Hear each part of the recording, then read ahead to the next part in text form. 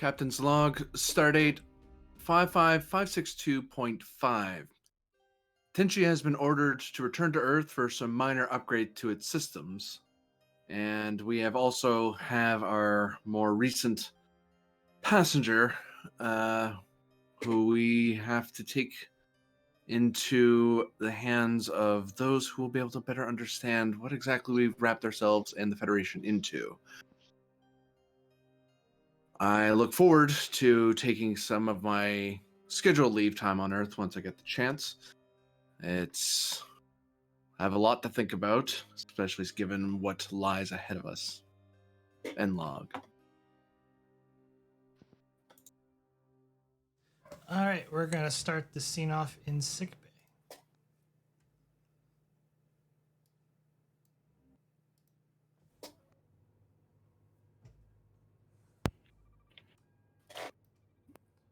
Doctor, you're currently in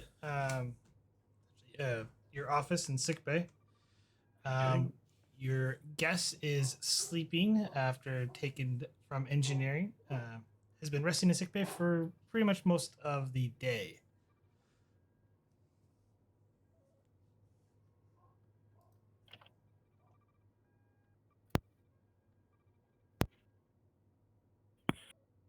All right. What do I know about my guest?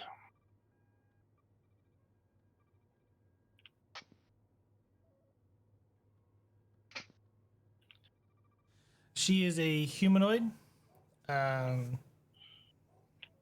similar in human genome, very similar to the species your other guest that is currently in the morgue.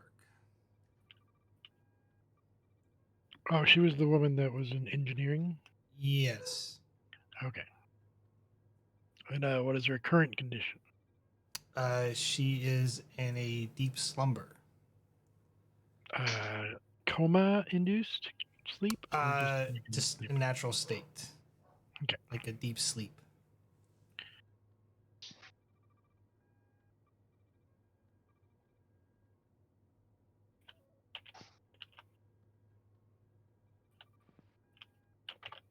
All right.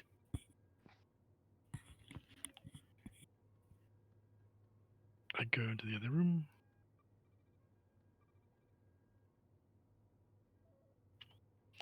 Ah, yes. What is our patient's status currently? Nurse?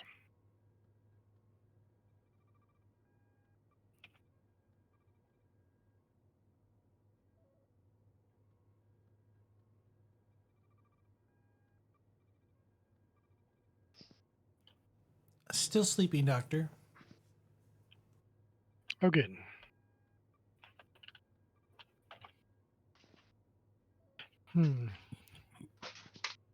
Has she shown any signs of strange behavior since coming here? Or should she be mostly asleep? Nothing out of the ordinary. Her vitals match similar to the other individual that is no longer with us. Indeed.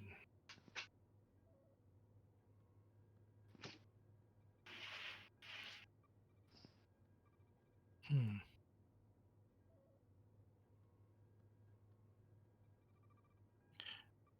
What do we know about where she's going?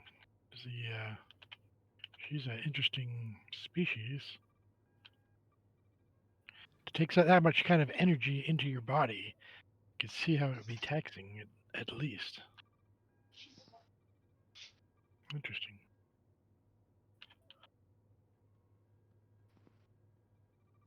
To put in context for you, she did not beam with you from the ground. She magically appeared in sickbay, or not sickbay, in engineering, and Yeah, was and brought to here. right, and when her body was collapsed in engineering, she came to me. Yeah, she was unconscious in engineering and then brought to sickbay. Yes. And that was her condition basically the whole rest Yeah. of her way. Okay. Well, does she seem to be fine physically, other than sleep? Maybe the captain would like to speak to her there. Do I think it's wise to Jim to wake up the woman if the captain requests it? I'll put it this way: you're unsure because even though she's very similar to humans, uh, you're not sure if this is a natural or induced state. It's a new species, essentially. Well, I'll do the basic scans of determining your basic genetic makeup. They are very similar to humans, apparently. Um, did we ever? Do we still have the device? I think the captain prevented my command to get rid of it. I thought it was its power source, but apparently it's inherent in their bodies. Um, but is that a device still available, like the cryo chamber? The cryo chamber is in the um, cargo bay, Okay, it's still there. Okay, along with a bunch of other things. from that site. Okay, but I'll do scans on the woman and see if there's something I can do for her. If there's anything wrong with her, just something to wake her up, perhaps. As I said, as you go through, her vitals appear to be normal.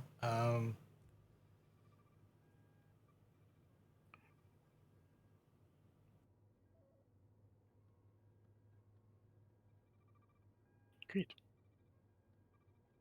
Doctor, the captain. Captain here, go ahead. How are you today? You doing Fine. Thank you for asking, Doctor. well? Well, our guest here down in sick bay seems to be doing well. She is available to speak with you at any time, I believe, but for the most part, she is doing well. I just wanted to give you a quick update. But to draw that much power from the warp core by any physical being, that's just extraordinary, sir.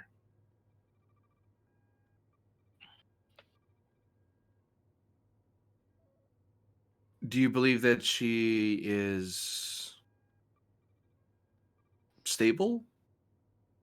Her vitals seem stable. She is humanoid, but to be able to draw that kind of power, that's not something a human or Cation could do.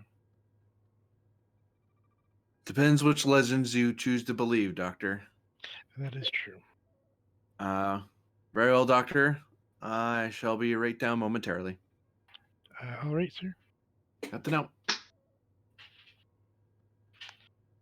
Now go over to the woman. Let's keep a good eye on her. If we do need to wake her up, the captain is coming down. Then perhaps we should be ready for just in case. I'm not sure. I mean, she seems friendly. Do we have a security personnel here? Captain Lieutenant. wouldn't have ordered it unless the doctor felt it necessary. Oh, okay, yeah.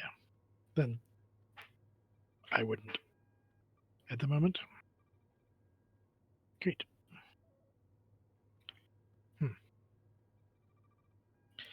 Can I begin to theorize what could be causing the what would cause or what be the ability to absorb in her physiology that kind of energy to draw Okay. that? She did not take human form until after after the whole incident was over with. Like no one saw her except for Vogel. Okay. Oh, so this isn't her native form? Interesting. Doctor to Lieutenant Vogel. Go ahead, Doctor. Yes, I would like to pick your brain a little bit about what you saw in engineering when my patient became unconscious and came here. Wonder if you'd have a moment to chat in my office. On my way, doctor. Oh, thanks. Curious. Nurse? Sorry, I don't know the Cardassian's name. Good to see you. Nods.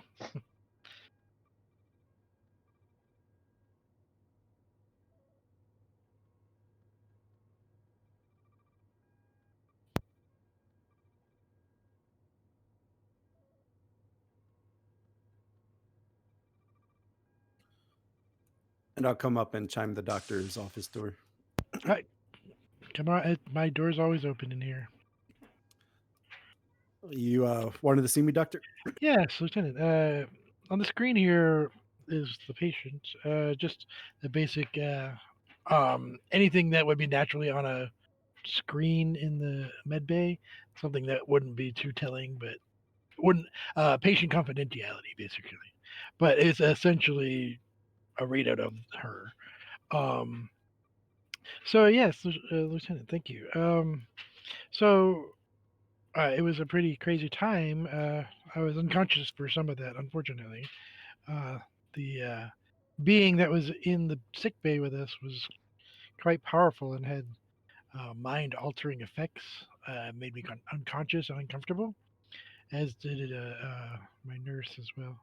Um, and so, in relation to that, um, the being that is in sick bay right now had a different form I see in your report, then became humanoid. Is that correct? What can you tell me about the situation? Well, she started Have a seat. to, and I'll take a seat. Well, she started to appear to me, I guess, through some of my residual psychic abilities. Really? I guess it's the best I can explain it. Okay. Seeing as though no one else was able to see what I saw. Okay. So people were, I assume, um, noticing nothing but an electrical discharge from the warp core. Am I to understand? And but you are saying that using your psychic ability or latent psychic ability was triggered in a way that you were able to visually see her or sense her somehow. To the best of to how I understand it, doctor, I think that is correct. Interesting. Was Commander Solon with you? I know Vulcans do have a psychic um, potential. I I think wonder. it was just Laren, right?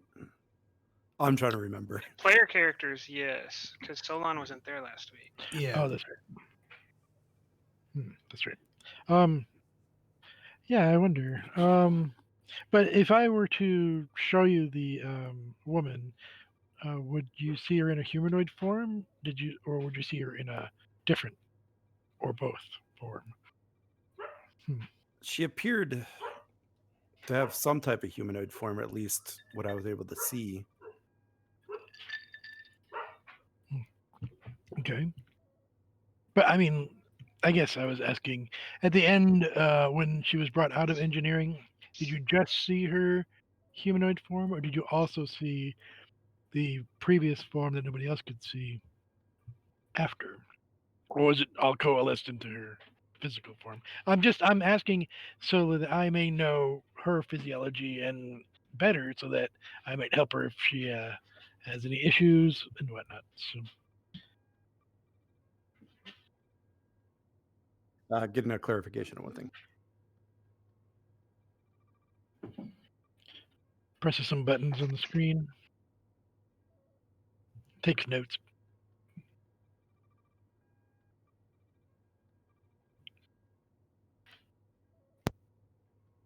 The way she appears now is how I see her currently. And I guess it started after the incident with the warp core. So she took a basic solid humanoid form after she absorbed that energy. Lieutenant Laren also was present, you said? Yeah. Yes, she was helping regulate the power in Um, sickbay real during all quick, of this. I'm going to clarify some things. So during the engineering portion, you saw her sort of like in her physical form, but somewhat translucent, like a ghost. Like you can Yeah, yeah, vaguely. he was asking about after. When she started draining the warp core, uh, people could start seeing her. She was still somewhat translucent, but glowing in a way, like becoming more like an pure energy type form. It wasn't until her physical form, as you see her, when after the incident, after she essentially defeated Zara or Zaros, did she gain physical form. And we'll say we show the doctor that on the cameras. Yes, the cameras would actually see this sort of energy form while the warp core was being drained. So Okay, I'll so pull that up to the doctor. oh, great, thank you. So before that, you were sensing her psychically, and then once they were beginning to take power from the warp core, and that's when we can start seeing her as the footage shows. Did she do anything before then, curiously, or did she just appear? I think she was trying to stop who she called the destroyer of worlds, which I'm assuming Oh, is that I other believe that. entity. I, having met them in person, I would agree with that statement. From I what would I not. gathered through our short communications, is the some of the effects on the ship she was trying to cause to stop that individual. Uh, well, to have that much power to drain the power of the ship, to modify its structure, not even without a tricorder interface. Thank you so much, Lieutenant. I very appreciate your candor. Do you have any other ideas or thoughts about this being? Your encounter with them? Do you think they're would they could they be considered a psychic threat to you potentially, or someone with psychic abilities? Without knowing too much about their species, it's hard to say. Well, obviously, I'm trying to gain as much as I can information about them, but yeah, There's I'll still just so much I don't understand about what happened to me with my link with Annika to begin with, to even guess at what my abilities are, if any. I, I understand. Would a session with the counselor help in getting you more attuned to that? I'm not sure if that's a direction you want to go, but if you do want to find out more about your latent abilities, perhaps that might maybe you get a meditative state or something along those lines that could help you maybe get a better handle or idea of potential abilities you may have. Well, seeing as though when I first came into my powers, I nearly destroyed the ship, I think it's something I best leave to be forgotten, if you know what I'm saying.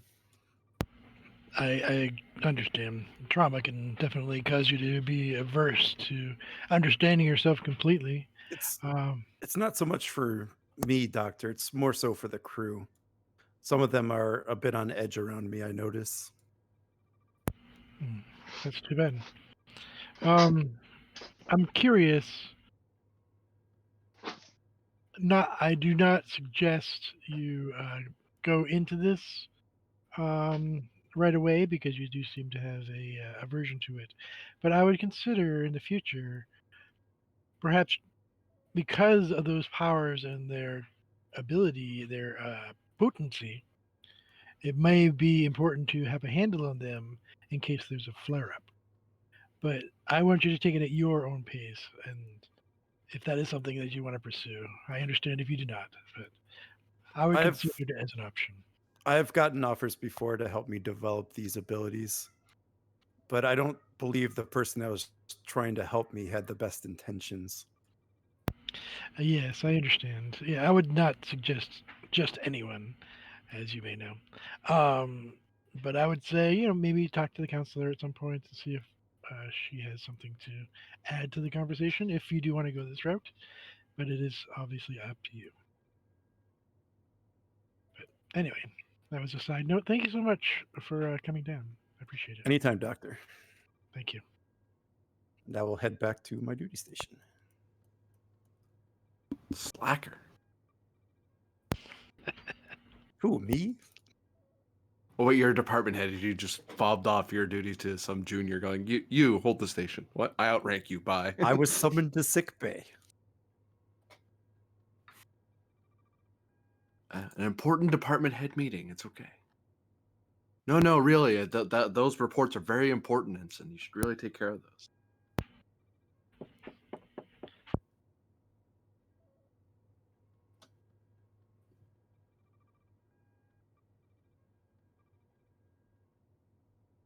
Yeah, once I'm freed up from my duties, I'll come down to sick bay, since the doctor felt my presence was needed.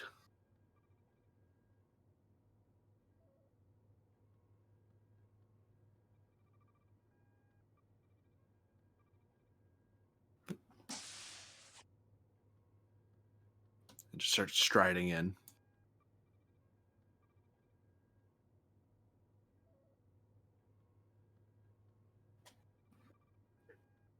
Oh, doctor. Captain, welcome. Stands up. Ah, yes. What can I do for you, sir? You ready to chat with my patient? Can I at least give you a follow up of some information I got from Lieutenant Vogel? So I will give you that. Apparently, the patient's fine, and I think it's safe. I would say to wake her at some point if you did want to talk to her, if that's your intention for today. But I would say just some information. This is a species we've never encountered before. So if they have the power similar to the one who's in the morgue, and I've known firsthand that power, then I would at least have a moment of caution. But aside from that, the interaction seemed to be positive for our ship. But for an entity who can drain energy from the warp core and be invisible before doing so is quite a potent one indeed. I just wanted to give you some information before we speak with our guest. Has the subject already woken up? She's not woken yet. She's still in a nice slumber. I mean, we can wait until they're awake, but I can also wake them up if you are interested in chatting with them, finding out more about them. But either way, it's up to you, sir. Well, if you feel it's not a medical danger to her to wake up now, it's probably best we figure out what her intentions are and what her next call is she intends to find. Indeed. So yeah, at your leisure, sir. We can head in there. After you, Doctor.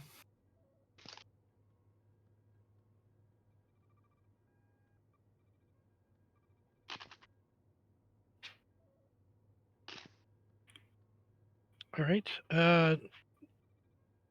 Still nominal.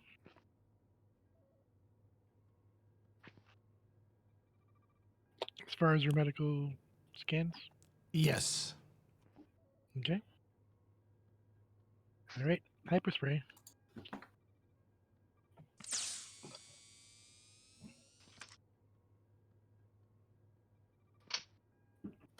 It takes a few moments, and eventually she just starts moving. Her head starts moving around and slowly opening her eyes. Well, hello there. You're in a safe place. You're in my sick bay. She's This, taken this, back a little bit in shock. this is our captain. She just kind of completely ignores the two of you for a moment. She lifts up her hands and touches something, and literally just touches you.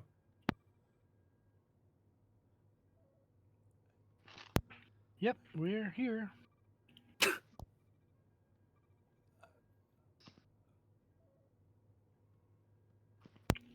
Does this seem a different sensation for you? I've gained physical form. This is extraordinary. Welcome. I thought I would be returning to the place of my ancestors.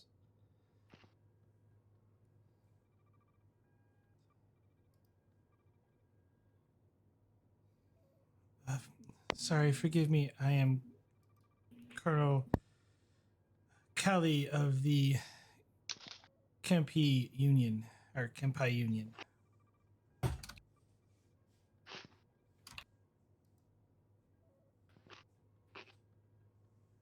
I am Captain Athaton of the USS Tenshi, loyal to the United Federation of Planets and a member of Starfleet. And you are aboard my ship. I appreciate your assistance in the crisis that we faced not long ago. And the risk I understand that you took to yourself for my ship and crew. I have many questions, but I know I will focus on what is most pertinent. Firstly, what intentions do you have? At present, we are heading toward one of our worlds in the Federation, but I can arrange for travel for yourself if you wish to go elsewhere, or if you wish to make contact with other amenities of the Federation. Are we still in orbit of the planet? No, we are several light years away from that planet at this point. There is a place, we, a dark nebula. My homeworld is beyond that. He grabs Than grabs a pad and starts pulling up a local star chart of his patrol area, basically taking off the classified stuff, but just a regular star map, and just walks it over to her.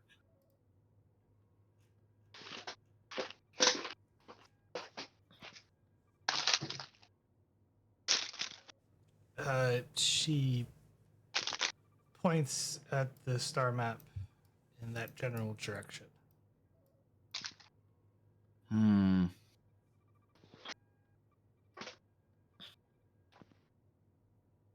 And that's your homeworld? Yes.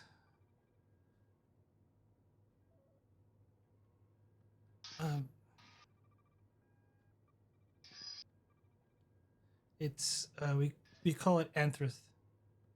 It's a small solar system composed of 6 planetary bodies.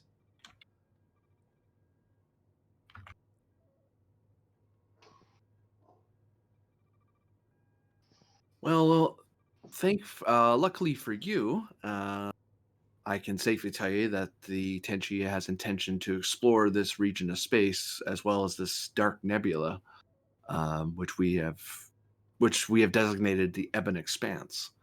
I could, once we're done with our upgrades and we're back on mission, we could see about heading that way to your homeworld and seeing if we can reunite you with your people. But at present, I have a crew that's been out for a bit and pressed rather hard, so I have a certain level of priority on that front. In the meantime, though, I am more than willing to give you passage aboard my ship in the meanwhile. I will not be able to return home. Why is that? Yes, why would that be? It would be considered taboo. Oh. Taboo? What do you mean? forbidden act that is even rude to even bring up in casual conversation due to It's some cultural or biological requirement. it is not rude to talk about it, but Oh, it's sorry, failure on my would translator.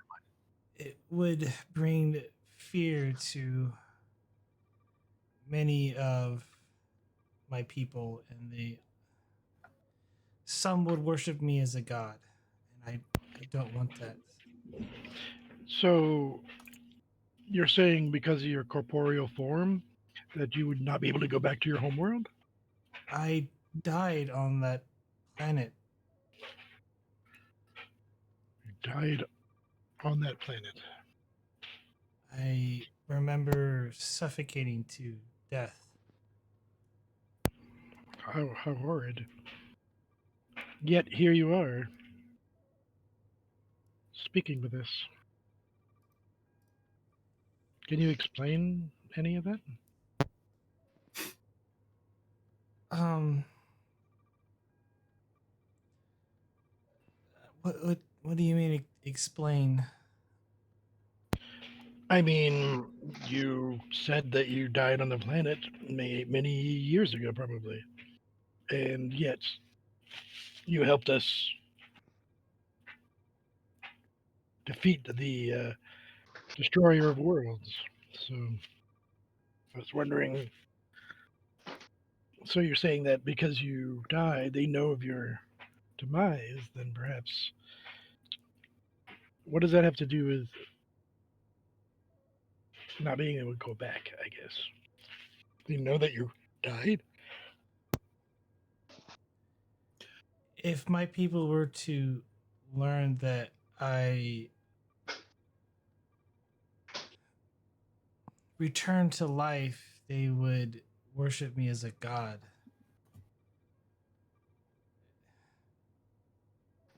I've heard of worse things.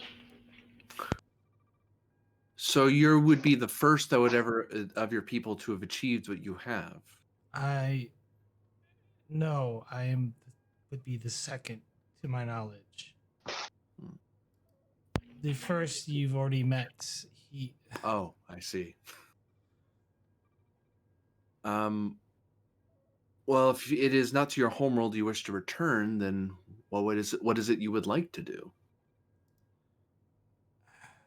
I really don't know. This is new for me. I thought after defeating him, I would journey on to the beyond, but Yeah.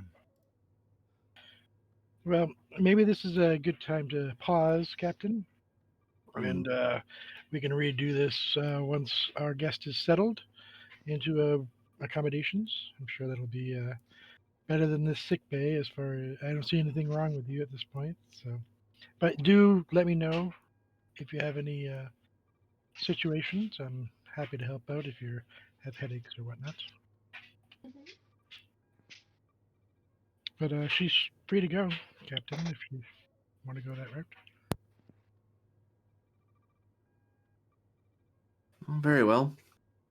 Um, until you have decided what it is you wish to do, you will shall be welcome as a guest here. You've done a lot for this ship and its crew, so I'll be sure one of my crew will be seeing to make sure you have living quarters and some orientation to the ship, so you can see what we have to offer. And should you need anything more, I'm sure our operations department will be of more of help to you. And of course, if you feel the need to speak to me, let one of my crew know, and I'll try to get to as soon as possible. thank you, Captain. Um, I appreciate it. And all the while, you can tell that she's kind of in a state of confusion. Yeah, that's why I assumed I was gonna give her a little break for that. I'll keep an eye on her for until she heads out.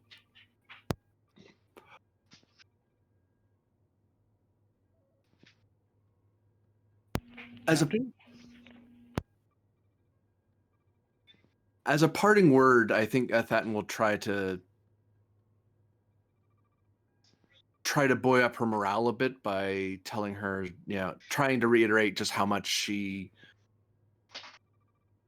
what a great thing that she did, and that that everyone aboard will be very grateful to get to know her, and she can enjoy the fruits of her victory, that sort of thing. Trying to parlay this into some sort of way to some sort of presence role to try to get her maybe not less confused, but at least less alienated and more like, no, you're the hero here. You're in a good place. Don't worry about it. Presence command difficulty of 2. Can I assist with, I don't know about persuasion, but at least. I'm thinking more like inspiration. So if you want to assist, it's presence command. Unless you have doctor's orders, but no. Inspiration focus. You tell me, GM. I don't think disarming nature kicks in here because it's not a matter of trust that's helping me here, or relax, I guess. I don't know. I'm having an eye on that myself. Yeah, I didn't think so either. I didn't have a good sell for it. Yeah.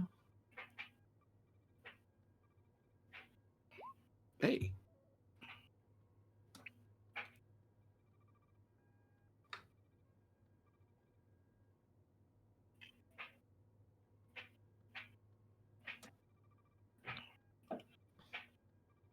Are you assisting, Doctor? Yeah, I'm just getting it on there, the correct thing. Uh-huh. Gain a momentum.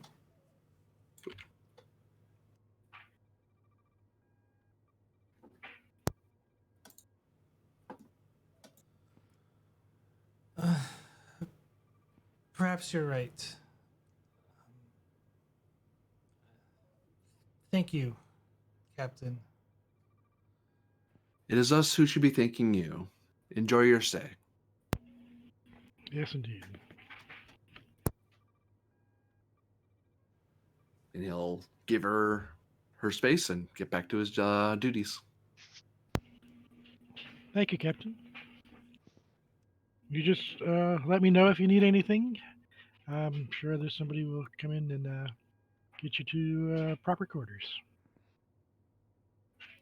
Yeah, I'll have Lieutenant Vogel send some of her people down to make sure she gets the kind of some good quarters and set all that. That way, your department can kind of ease up a little. Okay. And we'll want to pencil in a appointment for the next fitness test. I wanted to test the security team a bit, but we can get that tomorrow. No rush. I'll put it on the list, sir. He nods.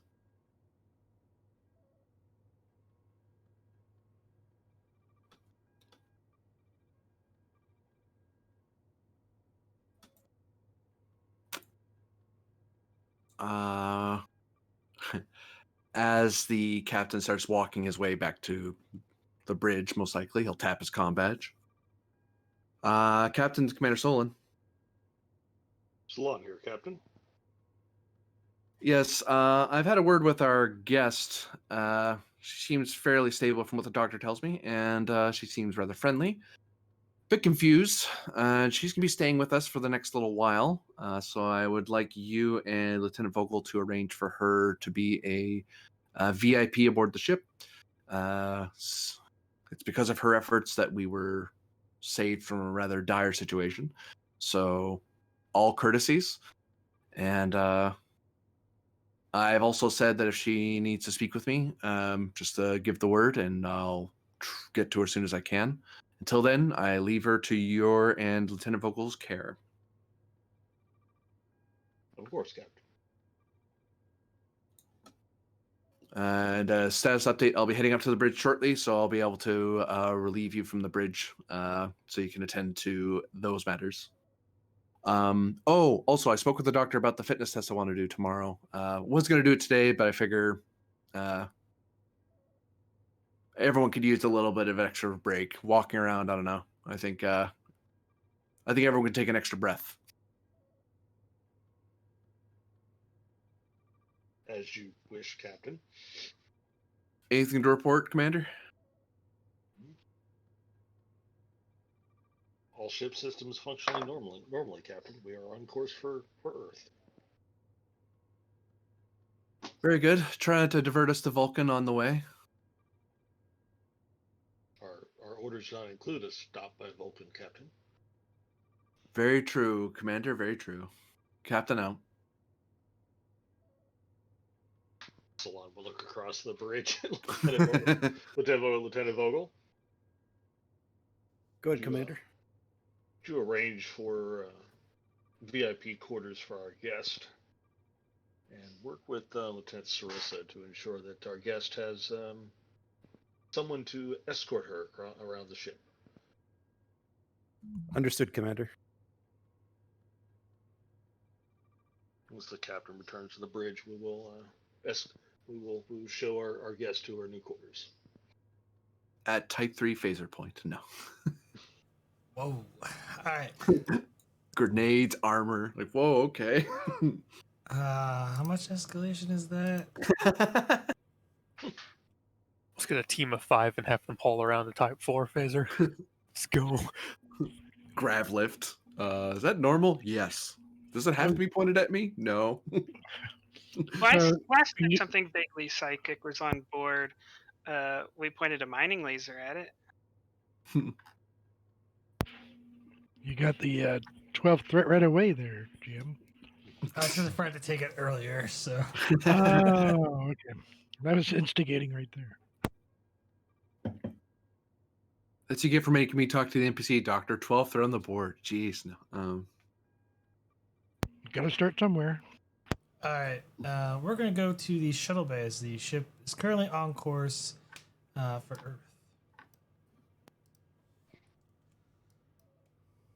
Laren, you have been working away. You have your blueprints all set and ready to go. And a couple of your engineering individuals have dropped several pieces of the begin construction of the frame for your new solar sail racer.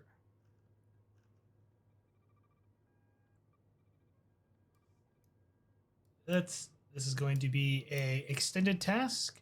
Control plus engineering, difficulty of 3, work 21, magnitude of 4, resistance of 0.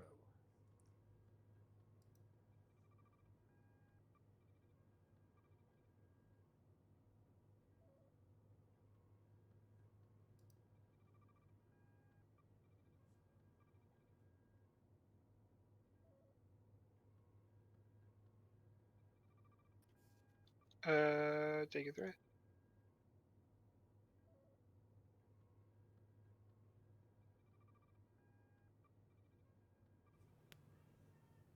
That succeeds, so roll 7 challenge dice.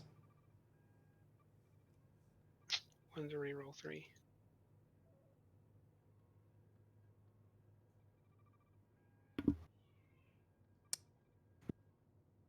Count 7, is that correct?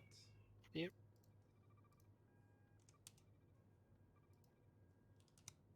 That will be a breakthrough. Difficulty goes down to 2. To 3? Difficulty goes down to 2. Again, got 1 breakthrough. Work 7 out of 21. Oh, the difficulty did not match the. So it just drops down to 2. It dropped down to 2. It's now difficulty 2 for the next roll.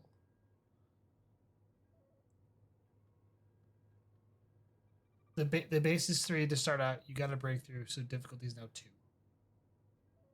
Okay.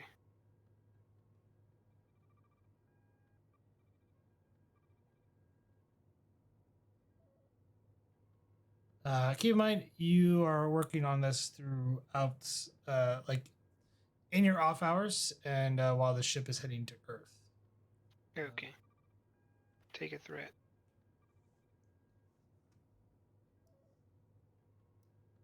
Two momentum was gained. Roll 7 challenge dice.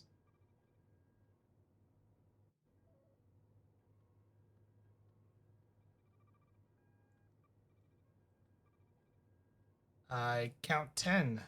Wow. Yeah, I'll...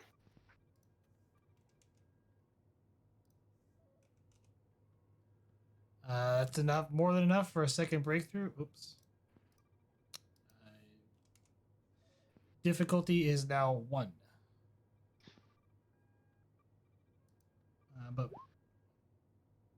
go ahead and roll 7 challenge dice.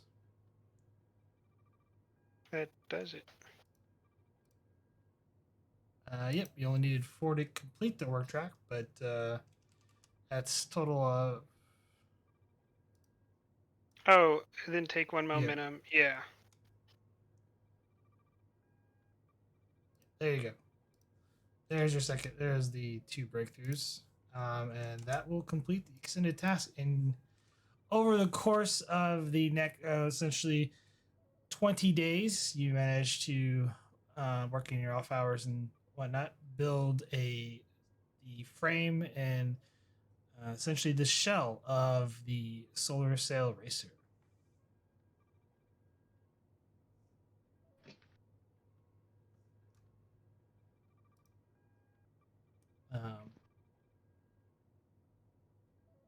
But during that time, we're going to do a little backtrack, head over to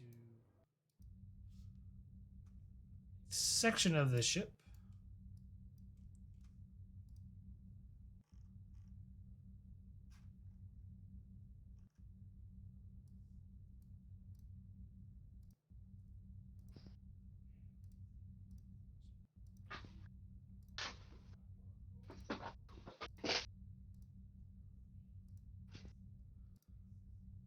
Sarissa was escorting, is that right?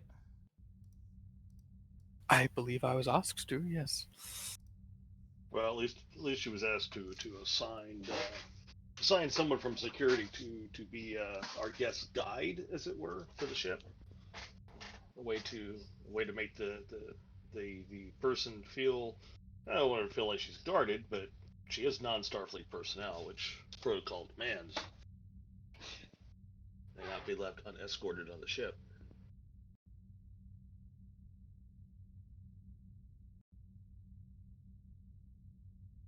If Sarissa would like to do that, that's her prerogative. I didn't think they had to be escorted at all times on the ship. That's if we were in a war. Or not. Seems illogical to leave. Don't we have civilians on Starfleet ships? Wander around. Don't we just have civilians on Starfleet ships regularly? Galaxy class ships. Ships in general, if they're extended duty, which we were. So I thought it was just a courtesy thing of, you saved our lives, let's give you a tour, and she'll do that. So regardless.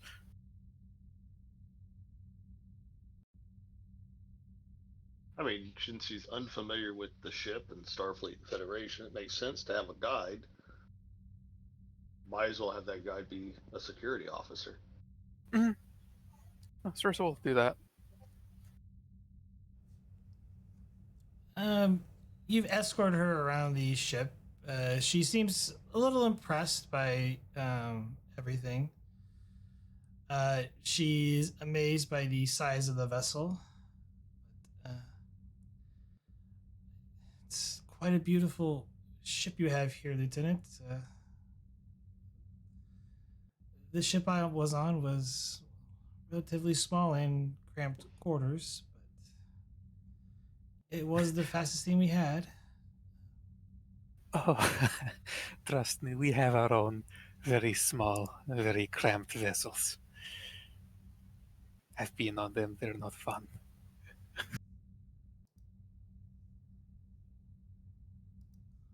But, yes, thank you. We've been making good effort to try and make these ships look as appealing rather than as threatening as some species do. Well, our designs are more for function rather than form. I suppose that is difference between us. We are, well, I'm sure you've been seeing all the different species and people around here. Uh, Massive coalition, federation. Well, we are actually federation. It's many different races and peoples together for one goal of exploring. I I'm amazed by there's so many species working here together. The Union would be pleased at a site like this. Had you met other species before? We've had limited contact. My world is. We are in a constant state of conflict. We do not really. That we can travel to the stars, we don't really honestly barely scratch the surface in development.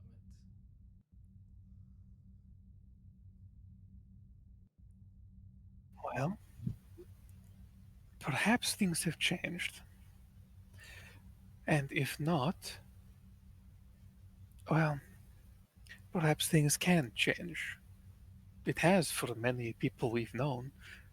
Uh, we've had enemies that are now friends, and are still friends for the most part. It has been that way for my people for many millennia. Change is a very hard thing, especially when only a small fraction choose to rule over the entire populace. And even that small percentage uses that to declare war on others that they don't like. If you forgive my skepticism of my own people, it's rooted in history.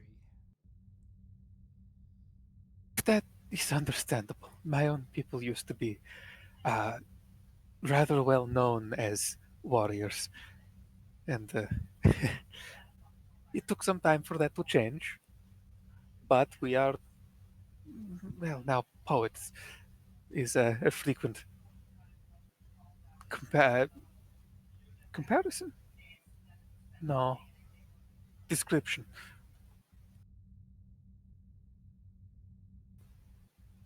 I wouldn't say everything is worth being too skeptical over.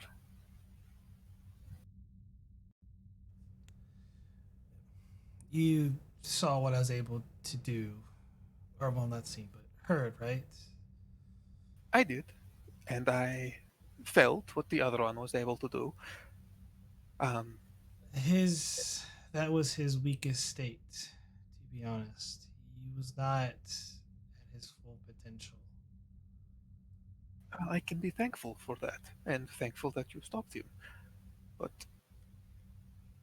you have a lot of potential in yourself, and I suppose within your entire people, if they're like you. As I stated, a small percentage of my people rule the planet, and that small percentage are people like myself, all striving for control and power. What little advancement we make, it's only due to for self-interest, not for the greater good of my people. Though there are some that think like me, but not all. It only takes a few.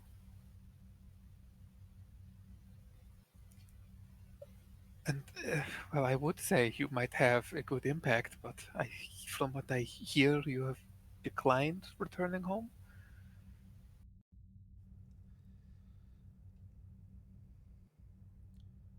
That you're still There are with us. stories, at least one in recent times. The man you fought with, at least was the first in our written records of returning from essentially death. the some of the populace around his homeland, his site of his resurrection, worshipped him as a god, and he only sought to gain more and more power to reinforce that. Millions were killed in his wake.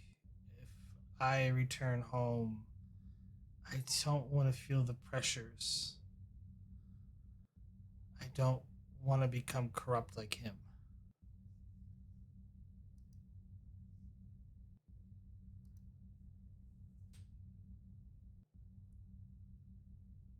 Well, I can't say I understand that, just because I've not ever been in your position, nor have I known someone who would be.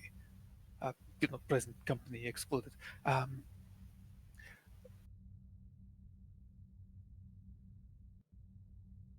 but perhaps you are stronger than you're giving yourself credit for. I do not know anyone else who could have been in your condition and fight someone named the Destroyer of Worlds and win.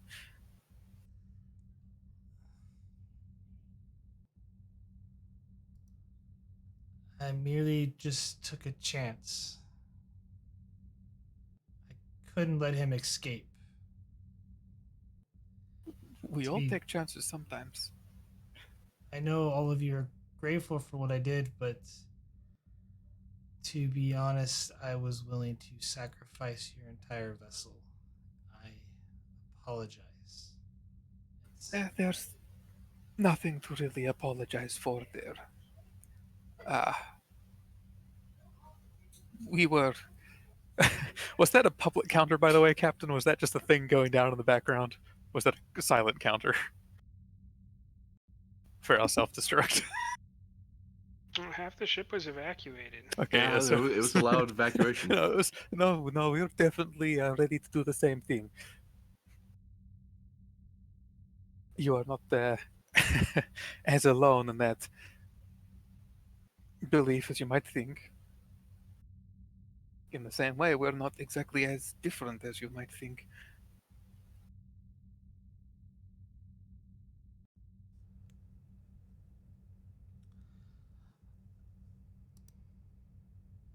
It would seem so.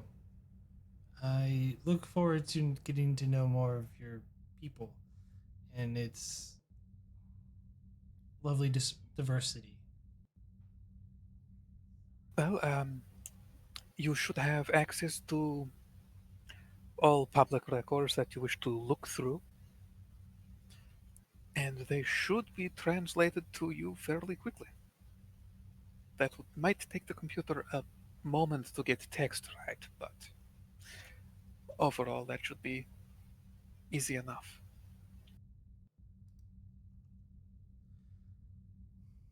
I thank you. You're welcome. If you feel like burning time, uh, you could write down something about your people.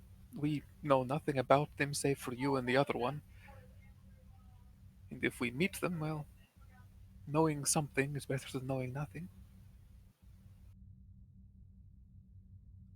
Of course, I will put together a document for your captain and others to read.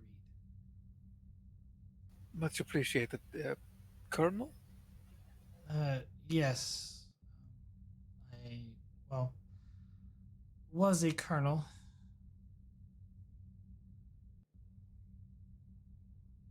Well, I can call you Colonel or anything else you would like. Kali's fine. Golly, then. If you need anything, let us know. She gives a slight nod. Thank you. And if you need something to drink, well, I think you know where the bar is now. Yes, and These things you call replicators are quite interesting. They make many things more accessible than they ever were before. It is true.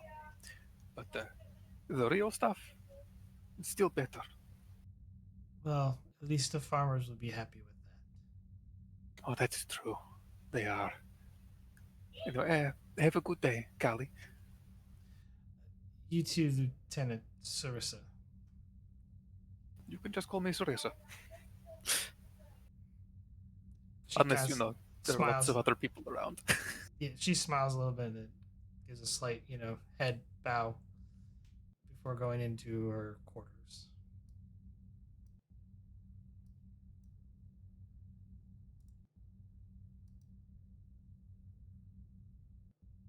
Back to wherever I need to be, and if I'm not on duty, well, I've got other places to do things.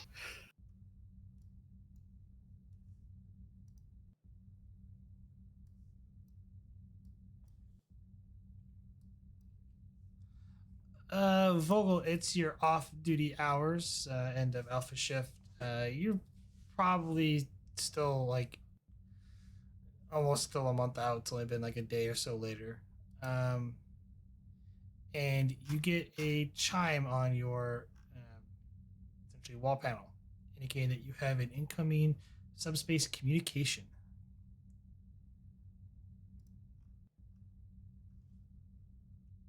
Oh, I'm up. Yep, Vogel, you're up. Sorry, I was looking at memes. So I'll go to the desk wherever my little communicator thing is, or my computer thing is, and open it up. It's indicating private personal channels from Earth. ID indicates it's from your parents. Yeah, I'll open it up. You open up, and on screen is your mother, and she seems a bit teary-eyed. Sarah, it's well, I would say it's good news, but it's good to see you, but I have bad Mom, news. What's wrong? It's your father.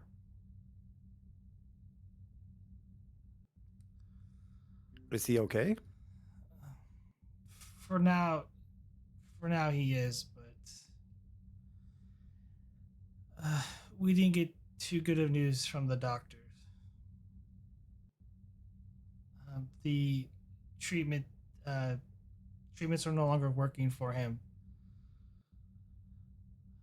And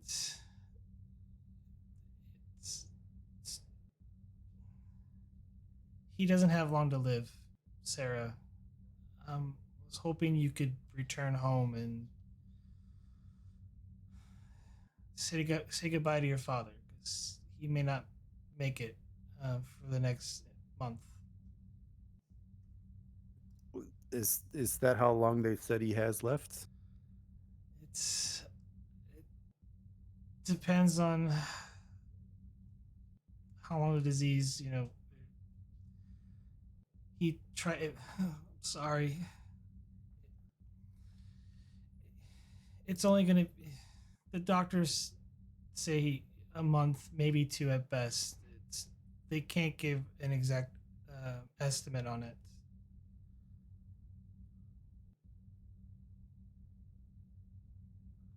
I thought the treatments were working. I thought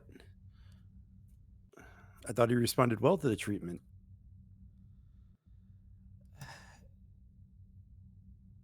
He's been plagued with this all his life, but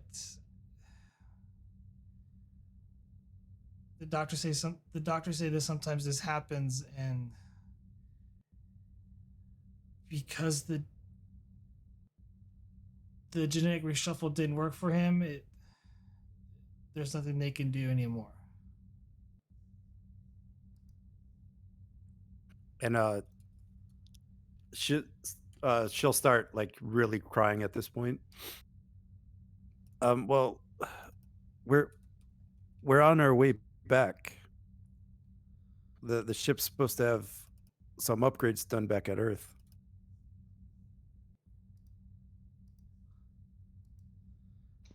Do I know how long it'll take before the ship's there? Currently I should know that. 22 days. Um, it That's should it. be back in about 22 days or so, but I'll see if maybe we could. I'll ask the captain if maybe he could speed that up a little bit. Do whatever you can, Sarah. He'd be grateful to see you again. I mean, he talks about you all the time. Boasted about you and your career on Starfleet.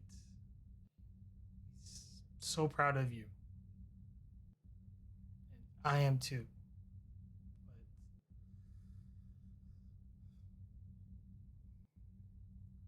And she'll just stand there in silence for a little bit, crying more.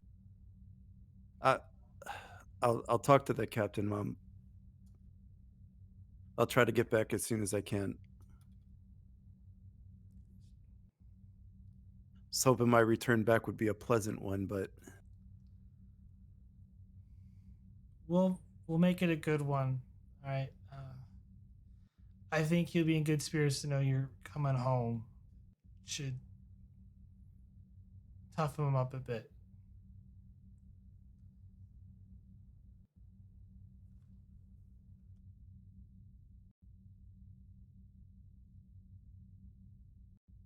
who's taking care of the ranch while he's down? Honestly, he's as stubborn as always, but he's still working the ranch with your uncle and um, Kate. Luke comes by and helps every now and then, but of course, Mitch is busy with the clinic.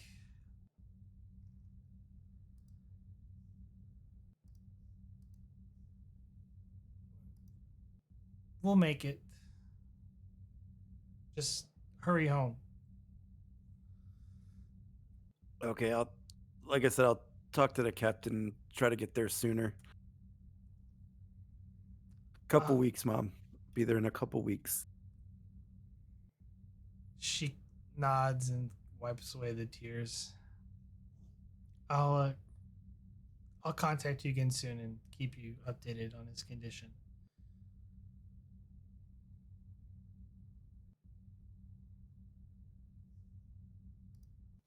Okay, Mom. Tell him he needs rest.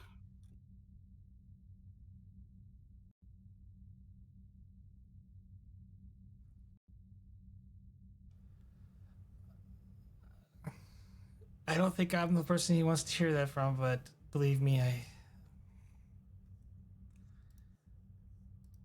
I'll let him know.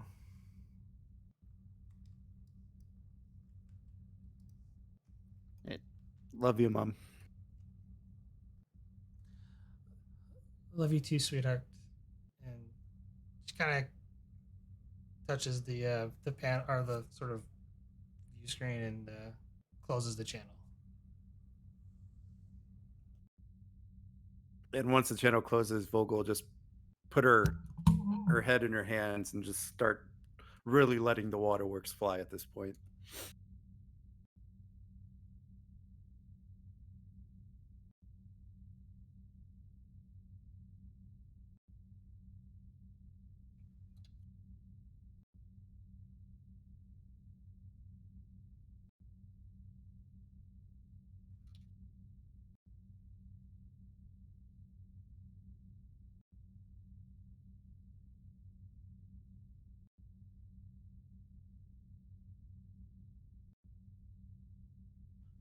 And then once I'm able to pull myself together, I'll head up to see the captain.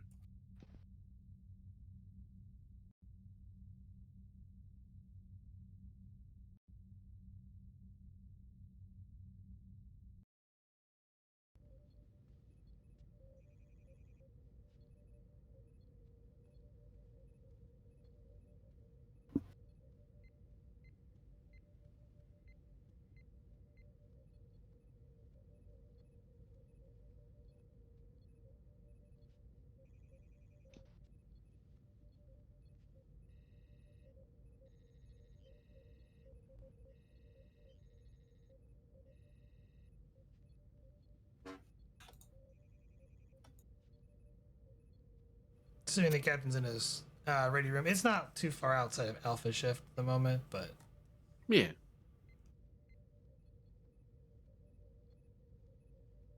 I'll go chime the ready room door.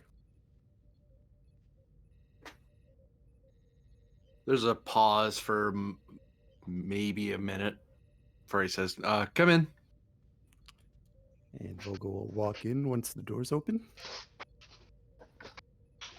And you can see Ethan's kind of leaning over at his desk and kind of staring at something on his computer, kind of tilting his head like he's trying to get, like somehow that will make what he's looking at easier to understand. Are you all right, Captain?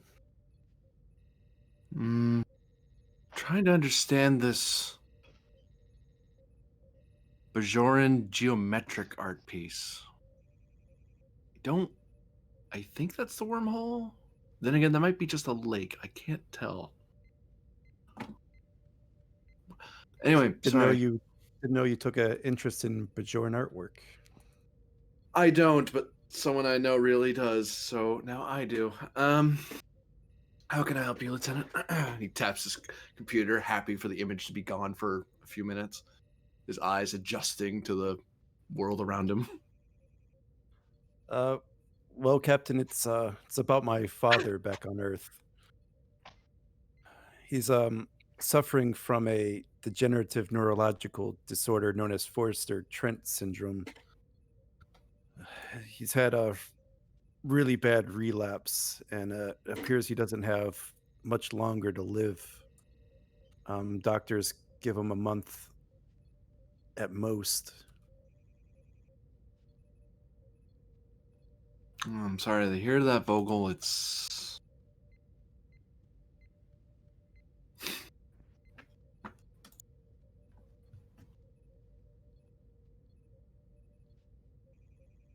hard when a family member's sick when you're on duty like that. Yeah. Captain, I know we're heading back to Earth for the upgrades. I was hoping if I could get some leave to go visit him while we're on Earth. Oh, certainly. I was going to be as a sort of surprise. Although not much of a surprise, but I was going to be giving people a chance to take their shore leave on Earth, since we're going to be letting Earth Space Docks folks crawl around the ship for a bit. I was going to go down to the planet myself, so if you want to go down, feel free. And she'll kind of just give a half smirk, even though you could definitely tell the sadness in her eyes.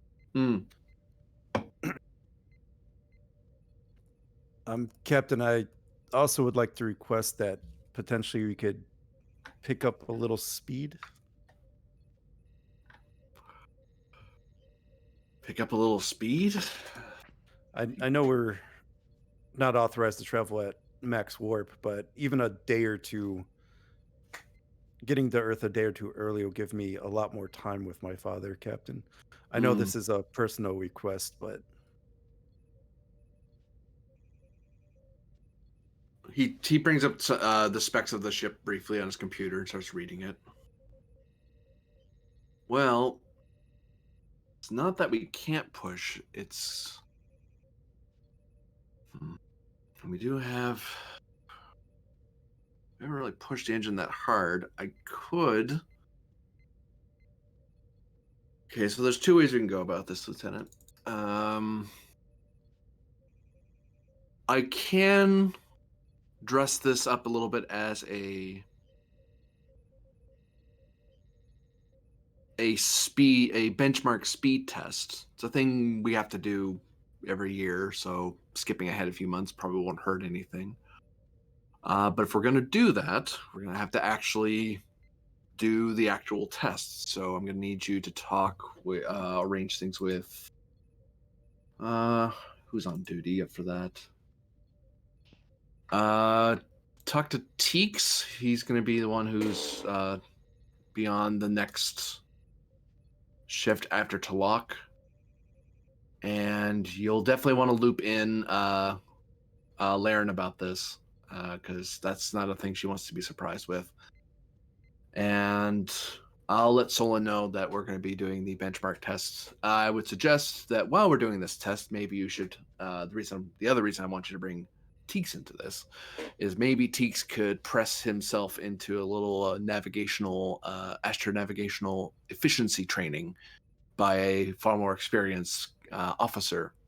He nods at her pointedly, and perhaps we can combine our tests with a bit of shaving time. I can't give you max speed the whole way, but hopefully that buys us more time than we had. Any even hours are great, Captain. Thank you. Believe me, if I thought I could somehow wrangle Captain Prax into giving you a boost on the expedition, I'd offer it. But I, unfortunately, for all my years, don't have quite that much pull in the 10th.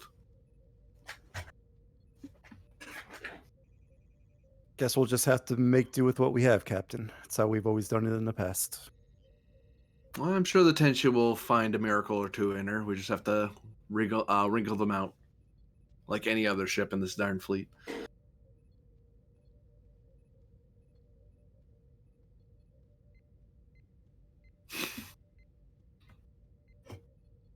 Perhaps when his ship is mentioned in other games. Come on, the expedition could just jump on over real quick. They don't have to do anything. They're not doing anything important, right? They could get back to Earth in 2 days. Yeah, it's just 2 days out of your way. What are you worried about? Admiral, you don't mind if I commandeer the sovereign of the fleet, right? That's not a big deal, is it? Anyway. Yes,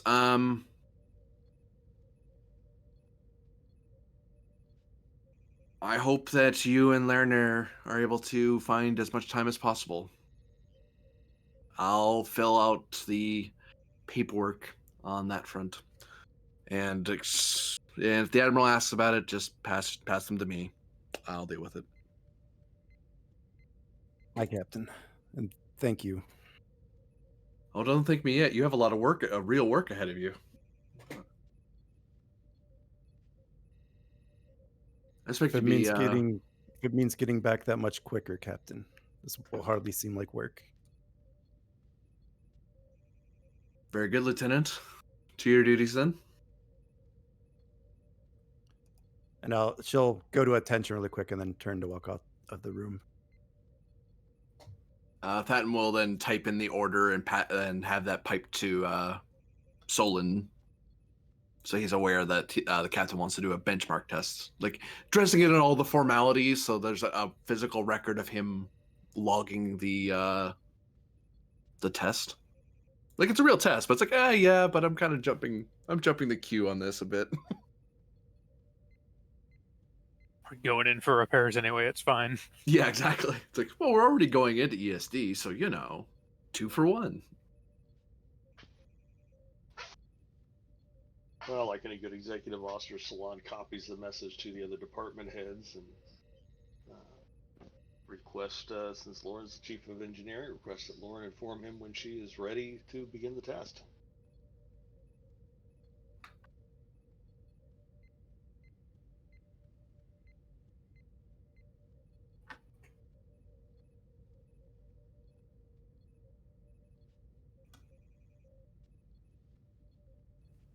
So, this feels like an advantage. So let's go with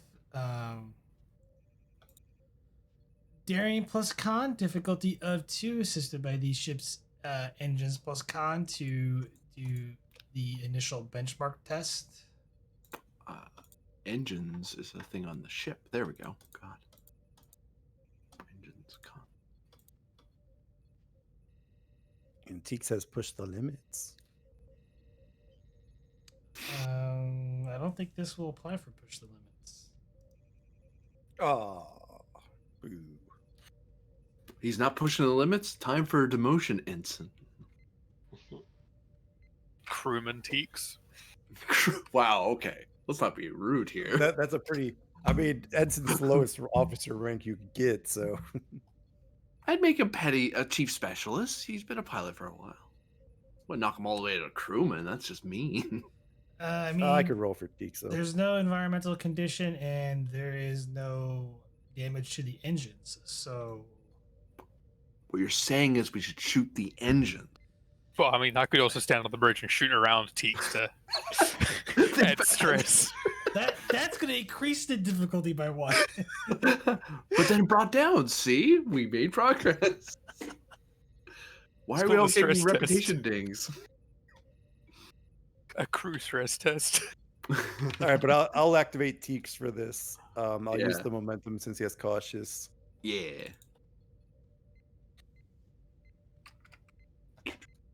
And away we go. Go Teeks. Da, da, da. That's not the complication range. There you go. That means I have to add something for him. 3 momentum Glancing gained. it. Glancing impact? Is that something we like?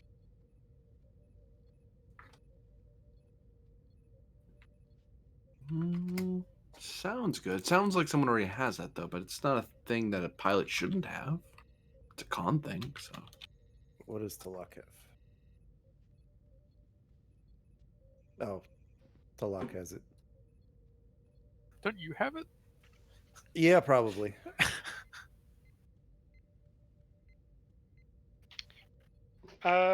Maybe multitasking. Sure. Yeah, that's a good one. We're always looking for someone to shoot the phasers. I mean, you could do the attack run one. Oh yeah, he is more shuttle focused. That might actually work. Well, it's not for shuttles. I know, but he's more. I don't know. He's cautious though. I don't know if attack run would be. Yeah, multitasking. We'll keep it that. I could be covering in advance. Talak already has that. No, covering advance. As in, you spend the helm officer sees an attachment who can block a single enemy vessel within medium range for going after a smaller vessel. Basically, take the bullet for somebody else. Yeah. I mean, if he wasn't gonna get attack run for being cautious, I don't think covering advance is more cautious. That's inherently less cautious than attack run. Well, here's the thing with the attack run, it's you spend 2 momentum. There's no difficulty increase for the ship. Yeah, but every time we do combat, we always get where we want to shoot more than one character is capable of doing. Multitasking allows that more efficiently. I'm just giving you guys suggestions. So Yeah, we'll go multitasking because Talak already has covering advance, glancing impact, bold con, push the limit. So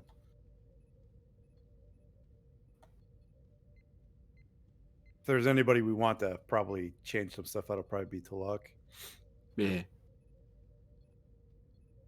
That, but we haven't used Teeks in a year at the buy, so maybe it's good we used him. That's kind of where my brain was at. I was like, yeah, you know what? He hasn't done anything for a bit. Let's make him do something. It made sense. Give the actor a contract again. Brought him on for another season. good news, your contract is no longer up and void. We renewed it for another season. You get exactly 2 appearances. He was transferred back. He was transferred back on the Tenshi. I mean, Teeks has been around since the MGen, so just yeah. Poor Teeks got pushed to the back burner.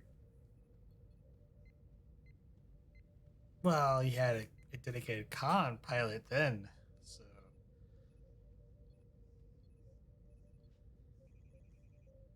He has gone up in the world. Yeah, Teeks is maybe the only character that has a realistic amount of time spent in grade across all of the games.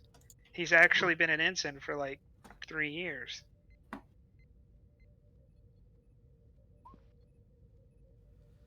Performing the speed test, you managed to skim off 3 days of your travel time.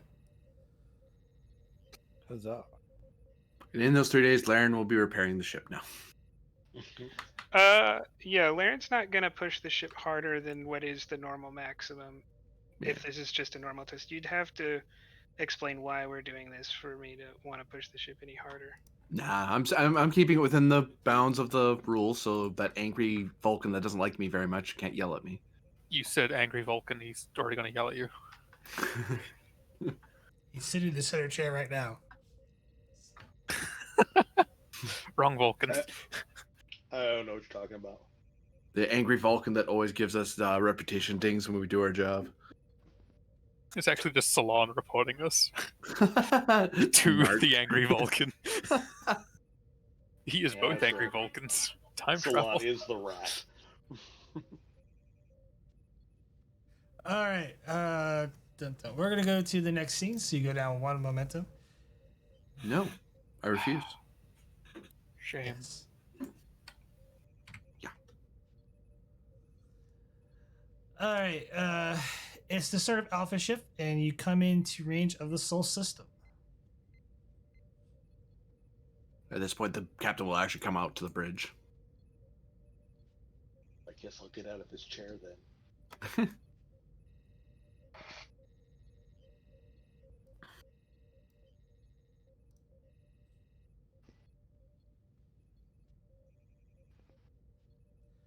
A few moments pass by as on the view screen you see Earth and Space Dock come into view, and you start to receive a hail. On screen? It's over Beep boop. audio. It's over audio. USS Tenshi, welcome to Earth. Please proceed to orbital docking facility number 7. Coordinates have been sent. Acknowledge flight control, will comply. Glad to be visiting you once again.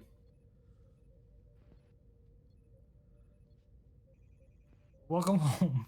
I was ready to go all Vulcan, but I was like, nah. Welcome home, Tenchi. And the channel closes.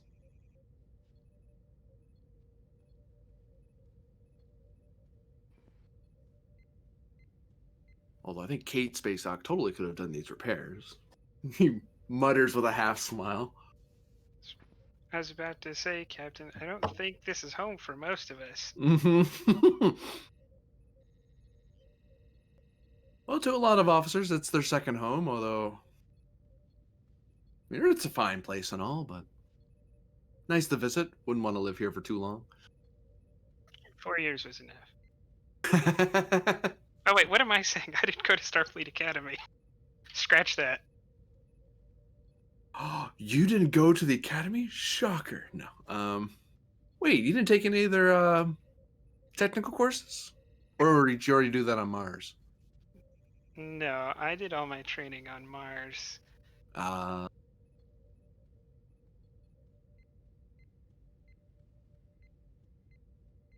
Air Mars is a nice planet. I hear some of the crews actually could be taking some leave time over there.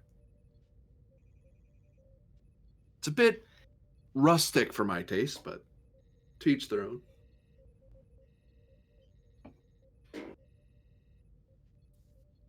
Yeah, I don't. It may have just been them not wanting to complain in your presence.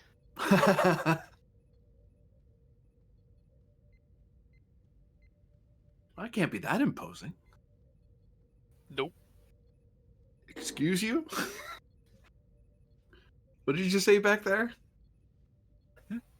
I believe the implication, Captain, was that you are not imposing.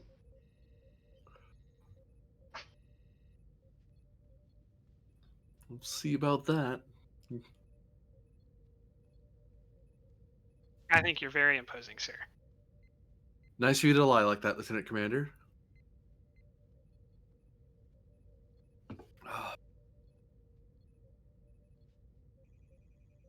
Hell, What about you, Commander? Do you have any plans while we're tucked into ESD? Yes, Captain. Several performance reviews and crew evaluations to be completed. You're going to perform performance reviews during a refit? Or upgrade, I should say?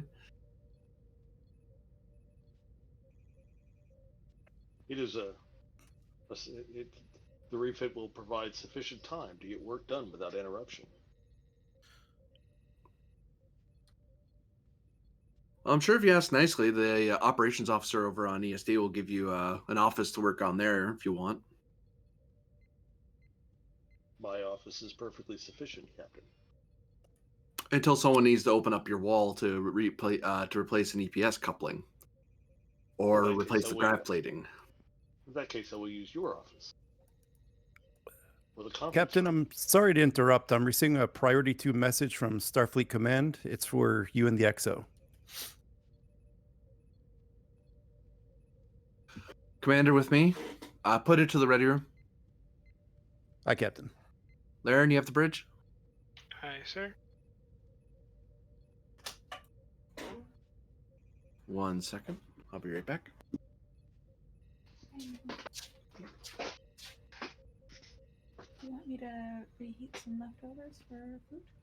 Sure. Would you prefer? Hi, Nadon. Leftovers sound great.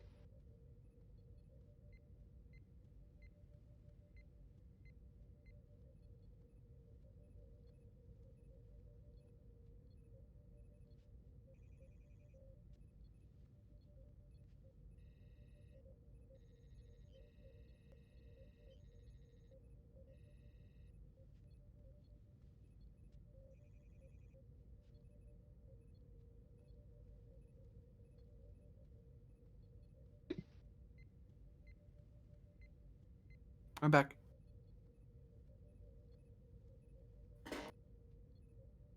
Where's our leftovers? You don't get any. Too bad. Well, now my feeling is hurt. Actually, a please eat Vulcan, our you have no leftovers. We have feelings. so many. I got the one, Only when you're hungry, though. but it's suppressed. So Fascinating.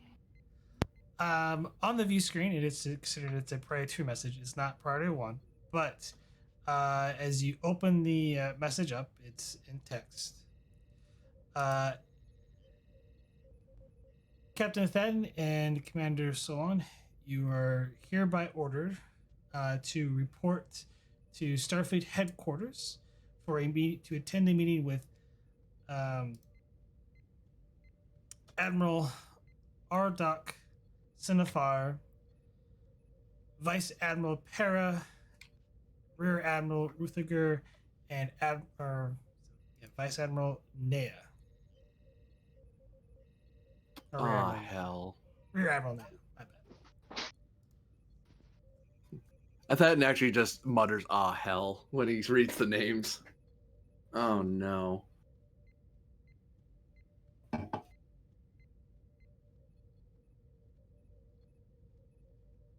I anticipate not having as much time to conduct performance evaluations as I thought. That's a pretty safe bet. We are being brought before basically our entire admiralty. Which, actually, now that I think about it, I don't think we're in trouble. Sorry, I was dreading this, but I just realized that we haven't done anything wrong for a while. Or at least I haven't. Not anything that anyone is aware of.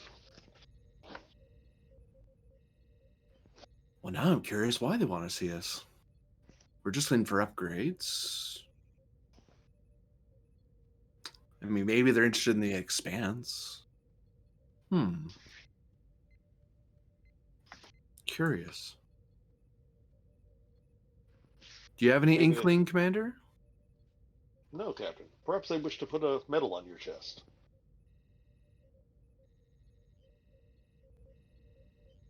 Or discuss starships that alter the timeline. That's usually a meeting with the Department of Temporal Affairs. That meeting they'll get to eventually. I can't imagine they're going to pin medal on me. I already have the Medal of Honor, unless they wanted to go through the ceremony there, which I'd appreciate, but it's ultimately it's on my record. I'm happy to have it. Ceremony is for the men, not for the recipient. Perhaps it is a priority mission, something that will allow us to explore more. That much brass in the room, though, whatever it is, this is more than just exploration patrol. This is something rather big.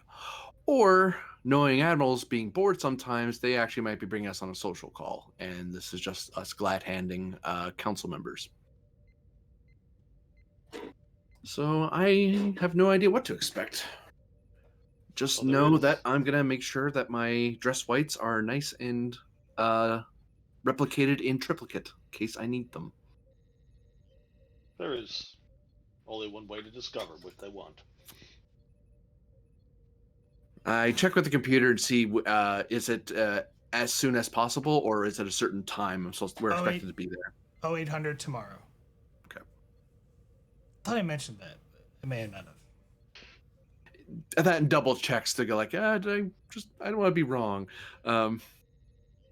All right, so let's get to the meeting. Let's say 0700, so we're a bit early and we can we have time for traffic or any other delays on the way there. Agreed. So I was thinking transporters, traffic. There'll be traffic problems. As if kind of sensing the confusion, Thatton chimes in with a. Sometimes there's a queue when it comes to the transporters on Earth, especially when the students are having a test week. So, and yeah, it can get a little hectic getting to and from headquarters. Although we're on Admiral's order, so we might get ahead of the line a little sooner. At least I really hope so. But just in case we're not, we're going to be early. It is better to be early than late. Yes. All right. He leans over, taps the computer to close the message out and save it. Let's enjoy what day we have ahead of us, Commander, before the bell tolls for us. Indeed. Let's begin working on all the things that I will not get done because of these admirals. That's the spirit, Commander. He steps out into the bridge. I mean, he's a Vulcan. You expect him to have a social life now, do you? Expect it? No. Hope for it? Yes. No. Get one of those once every 7 years.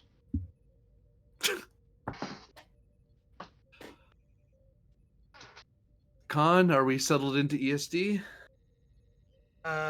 You're going to a dry dock in Earth orbit, not ESD. Oh, all right then. All right, settle us into dry dock. Make arrangements for those who are taking leave for transportation. Once we're settled in, give the call-out operations that people can be underway.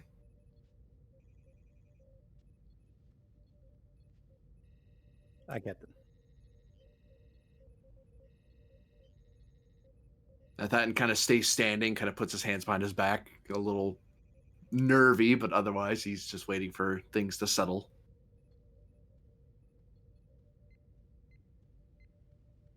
Salon is going through the crew roster, looking for all the crew that are not going on leave, and developing the skeleton crew roster for the next however long we're going to be here.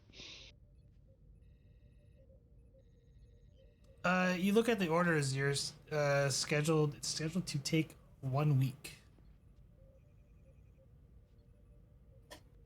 and that's at a minimum.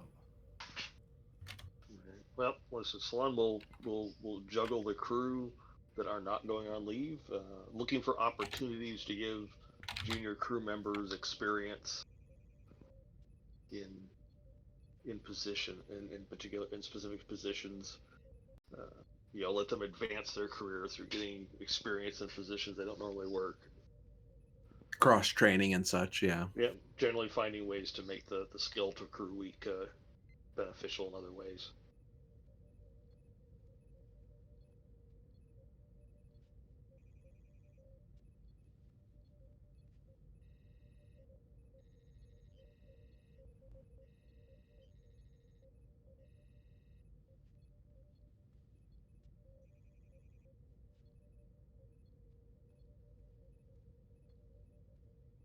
Captain, anything in particular you wish us to do with our guest while we're here? Incoming hail, Captain.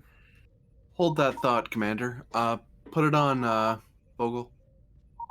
And I'll put it on.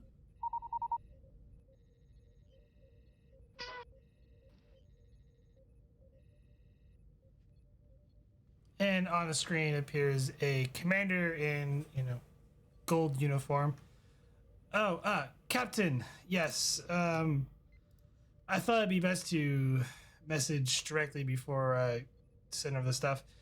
I would like your permission to use your shuttle base to store the needed equipment for your upgrades for the internal ship for your internal components that we'll be replacing. Oh, sorry. My apologies. Busy schedule. I'm Commander Noya.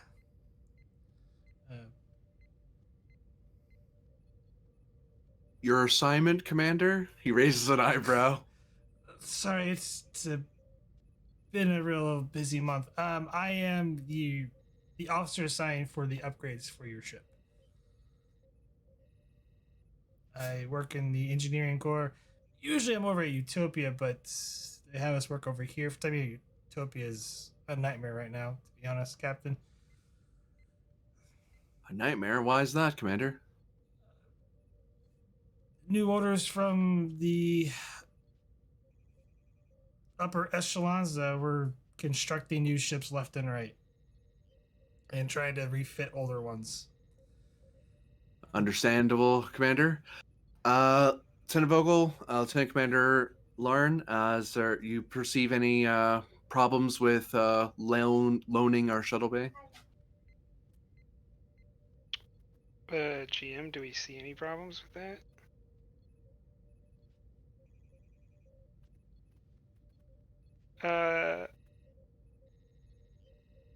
Can I not put the racer into storage with the other shuttles? Yes, it just means you won't be able to work on it during the layover. Needs of the service. Yeah, I'm not gonna ask the captain for that. No, sir, there's no issue.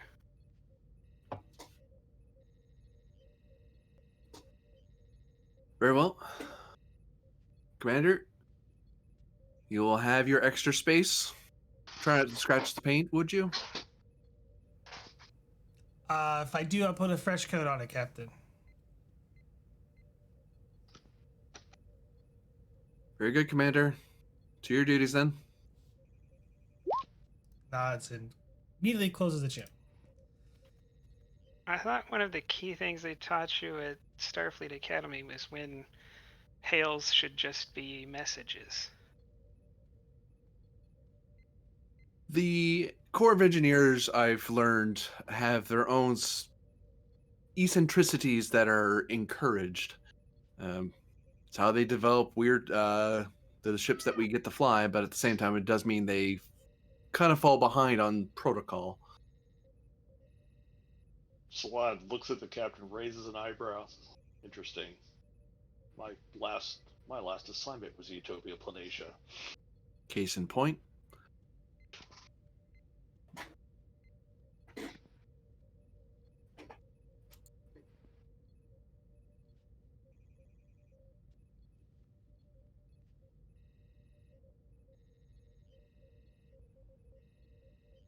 So, Lieutenant Commander, do you intend to oversee these these upgrades yourself, or are you going to take some leave time? Do you need them done faster than a week? I have a meeting tomorrow that I'm going to be doing. Until then, no. If I hear different, I'll let you know. I perceive not. I don't perceive a rush order because we would have just been told that on the way here.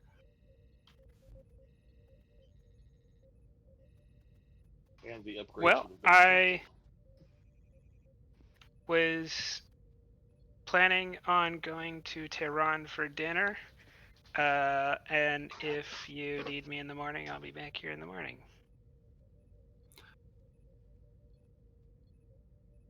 I'll be sure to give you. I'll give you a heads up one way or the other. I'll know by midday tomorrow, one way or the other, if we need a rush on this. I don't think so, but heads up just in case.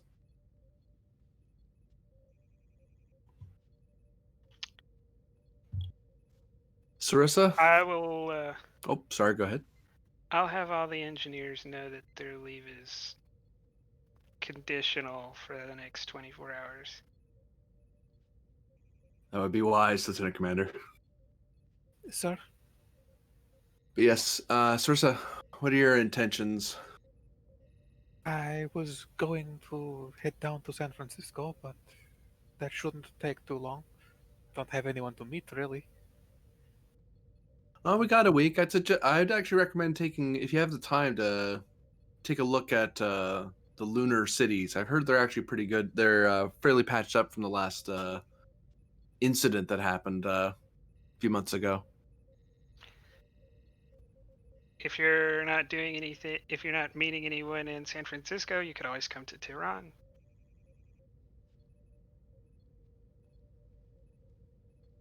True.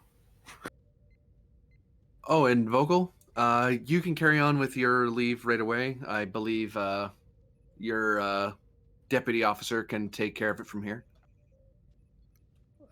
Yeah, thank you, Captain.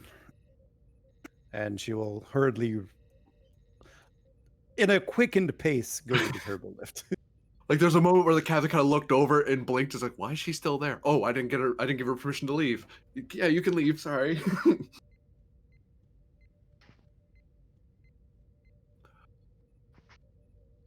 It is good that the crew will get some leave time. Rest and relaxation for most species increases their efficiency. It will be best if we're not circumstances do not force us to cancel it. Yeah. I've learned that you take what relaxation you can. Every moment is precious when it comes to moments like these. But returning to my earlier question, Captain, our guest. Yes. I'm gonna head down and have a word with our guest, see what she would like to do for the last while. Correct me if I'm wrong. I assume she hasn't had any requests to speak with me or any demands of us that we haven't been able to accommodate. No, she's been rather easy. You kind of forget about her at certain days because she mainly keeps herself, or she recently learned about the holodeck and begun exploring that. That's fair.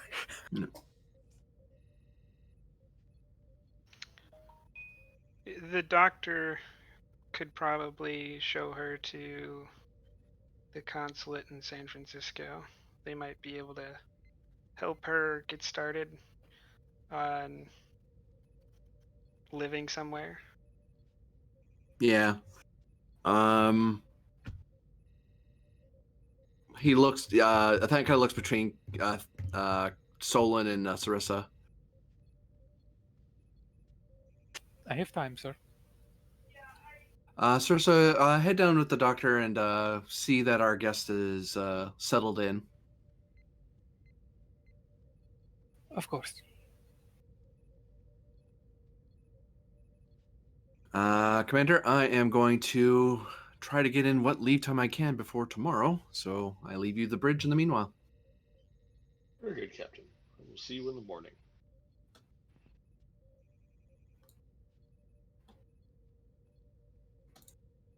And the captain will start off to try to get in what leave time he can get away with. Yep, I'm also going to escape because the captain's probably going to steal all my leave. So I give you the heads up, like, one veteran to another. Hey, heads up, we might be rushed here in a second. And yeah, Sarissa's got orders. Yeah. Orders to essentially take leave after a minute, but hey. You all just need to have a family member with Forster Trent syndrome. No thanks, I'm good. I'm Bajoran. Pass My on parents that are one. already dead. Oh Yeah. no. I have a mother and sister with missing syndrome. I see your terminally ill father and raise you two dead parents.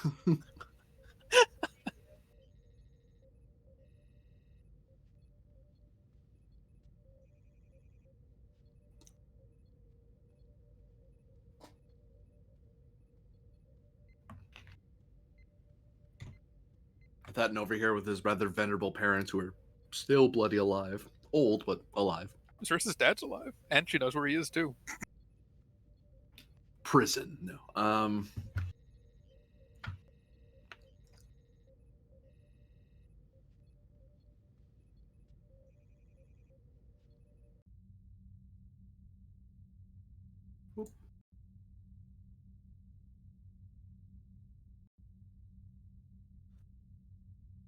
So, Sarissa, you meet with the doctor just outside the quarters that have been assigned your guest.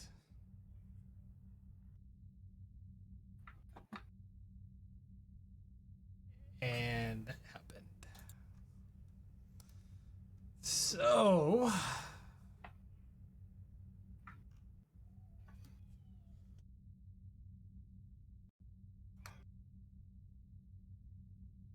Well, doctor.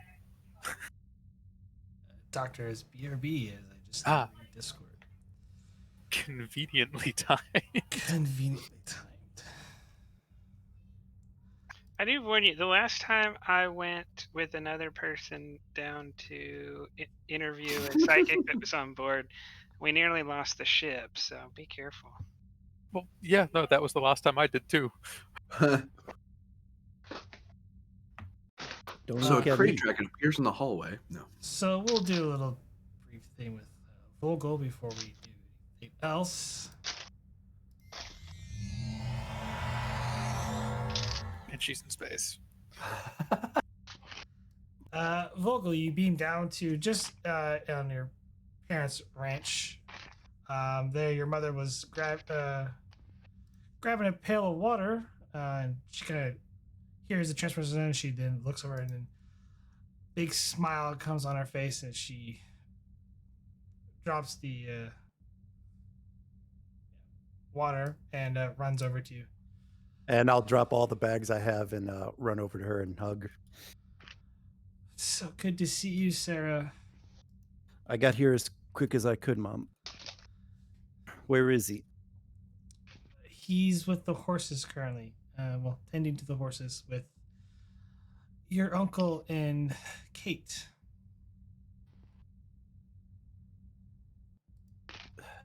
Still not taking the bed rest suggestion, huh?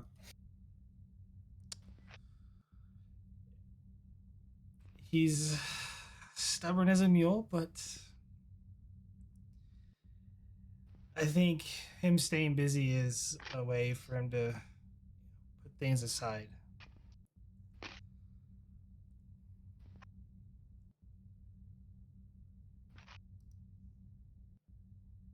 Cool. Come, let me help you get settled in at the house. And she'll reach down and grab her things. Doesn't look like much has changed. Your father wouldn't have it any other way. Of course, it's been in the family for several generations now.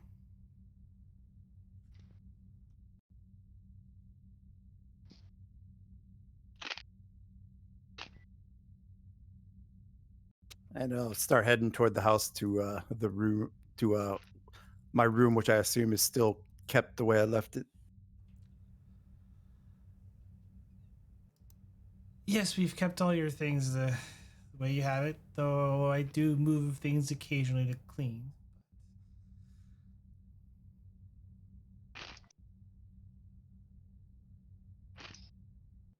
It's nice to know that should I ever need it, my room's always here.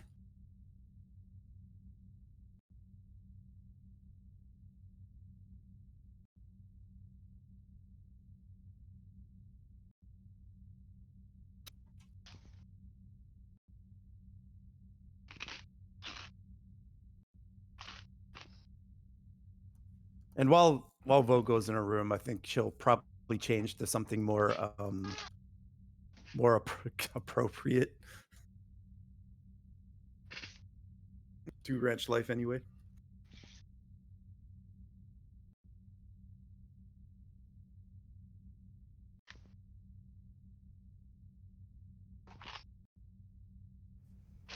Okay, she kind of nods as she helps you take your things up to your room, and then I'll make some tea.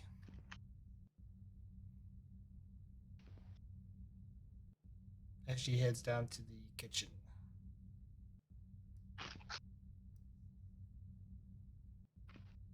And like I said, Vogel will basically change, just throw her bags on the bed, and then head to the barn.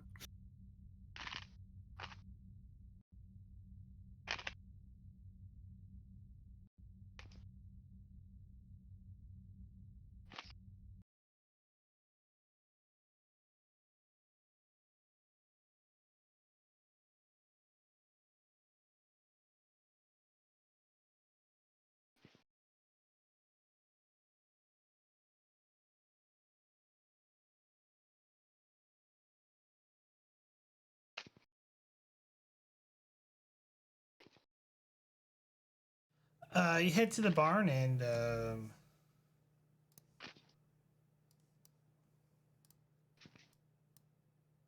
Sorry, what was that?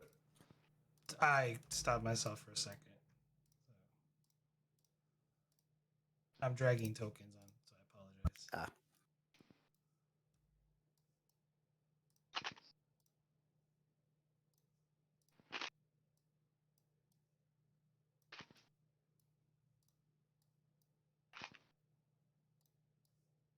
And go into the barn. All you see is your father currently brushing a horse. Kind of not paying more attention to what he's doing than hearing you walk in. And he goes, Ethan, did you grab that feed? Ethan?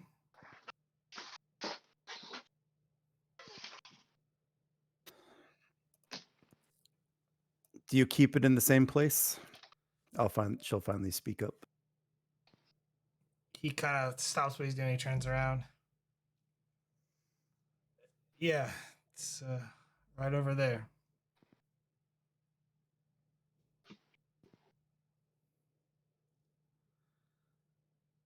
And I'll go over and grab the feed. Thought the doctors told you to stay in bed. Well, no doctor's going to keep me from working this place.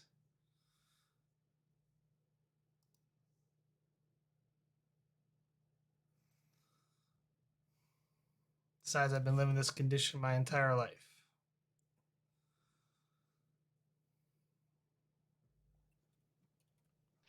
But don't you want to take it easy? There'll be plenty of time for that.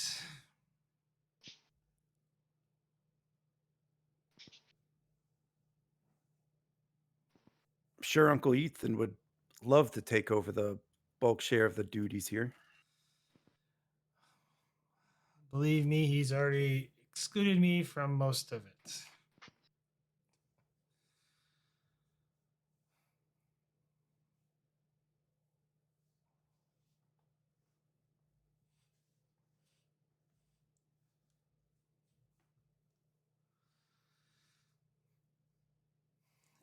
He kind of just stops. He puts the brush down, and it's good to see you. As he kind of walks over and gives you a big hug. And she will definitely reciprocate. Probably squeeze him hard, like she was like a small, like a small child used to.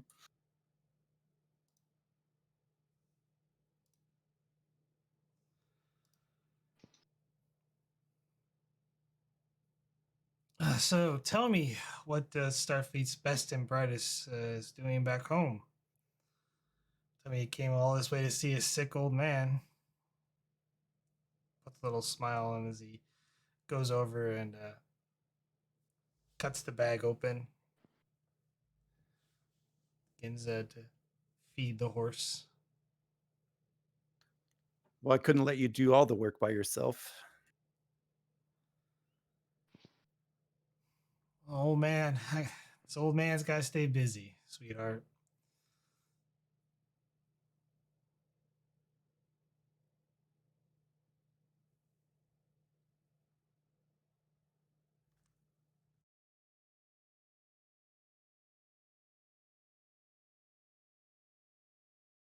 Well, I have at least a week.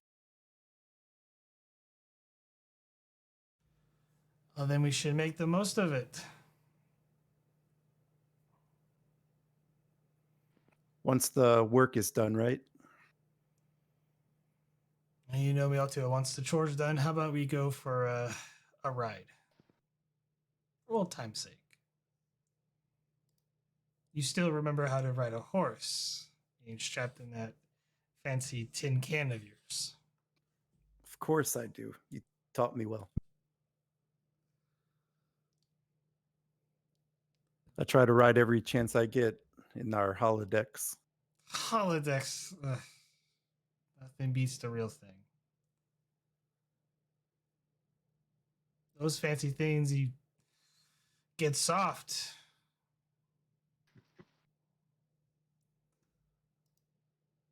And as he's putting the feet on the horse, you notice his hand, they're shaking as he kind of clenches a little bit.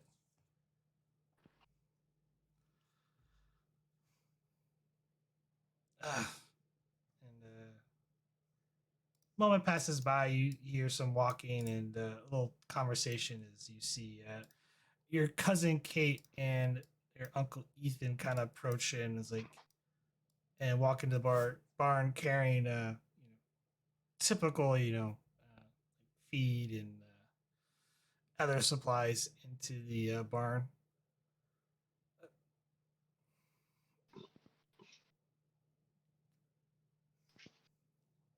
Your uncle puts the bag like, Sarah, it's good to see you. And your mother told me you weren't expecting you for at least another 3 days. We were able to get the ship to go a little bit faster.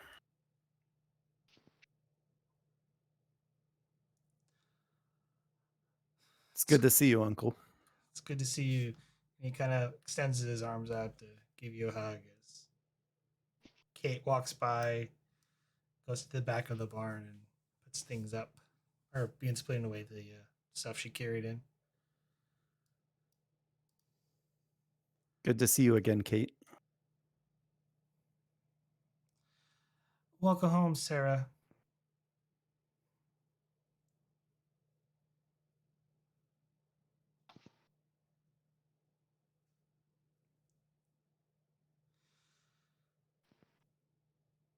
How have you been?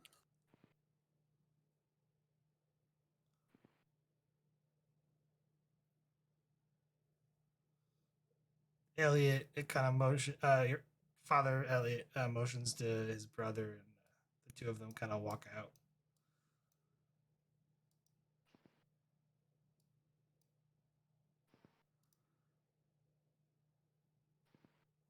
I'm fine. Just staying busy. You look good.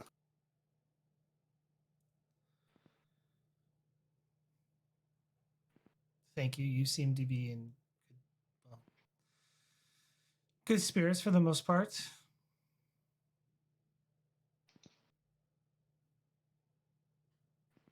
Not really. The last few days I've been crying myself to sleep.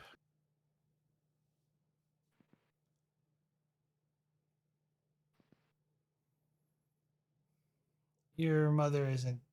She's been a basket case. So my mom's been helping her out when she can. When she's not minding the store back at town.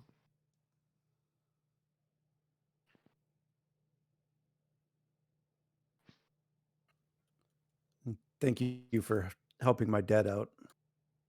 Sure, you've really done a lot. No worries. I've always liked coming here anyway. So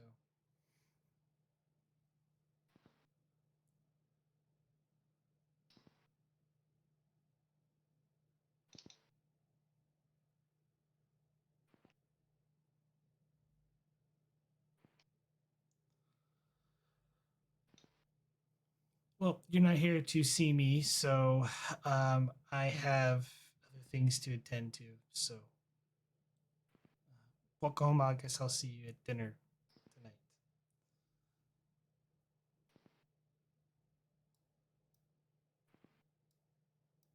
And as soon as she leaves the barn, she'll give out a big sigh.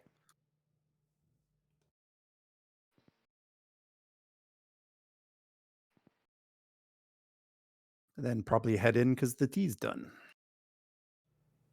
And with that, we will cut back to the Tenchi.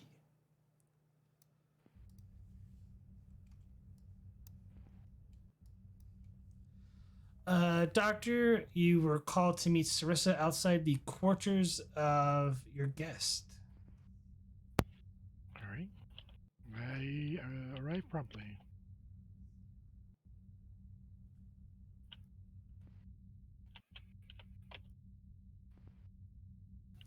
All right, Doctor. Lieutenant. Ready when you are. Um, sounds good. Will chime the door? You gonna brief the doctor on? Was he not there being told, or I wasn't on the bridge at the time. I don't Oh. think. um? The captain was talking about getting our guest here to the consulate in San Francisco. There are people better suited to inform her about her options and things like that. Oh, sure. Yeah, I can spend some time doing that. Could see a couple folks at Starfleet Medical that I haven't seen for a while. But yeah, let's head down to Earth. It's been a while. Well, with our guest.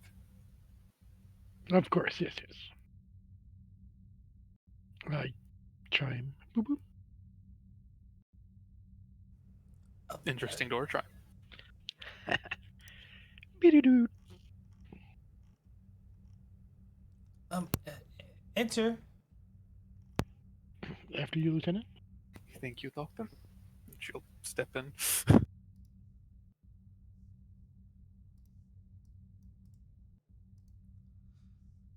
Hello. Uh, hello, doctor. Sarissa. Callie. Um, I see we finally dropped out of warp. Yes, we've actually arrived at Earth. We've been charged with bringing you to San Francisco. It's a lovely place on Earth, and you will get to speak with folks that can get you better oriented with the Federation. Any other thoughts, Sarissa? They'll be able to provide you with options for how you want to go forward from here. Oh.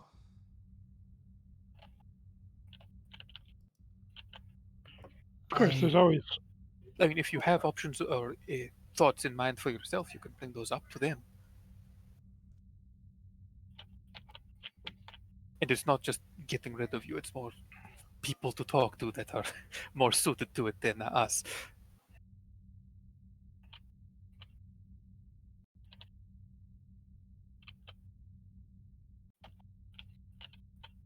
I see.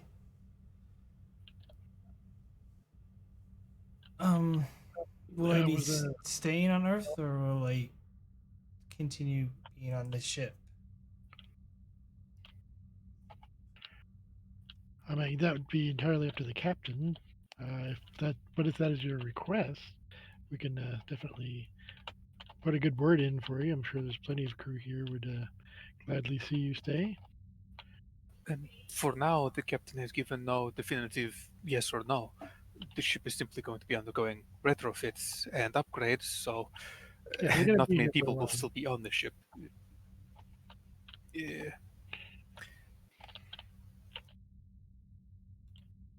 But Maybe you if have the option of returning until whatever other solution's been sorted out, or should you choose to stay. It's more of there are official things that need to be loops that need to be jumped through. It's nothing too unfortunate.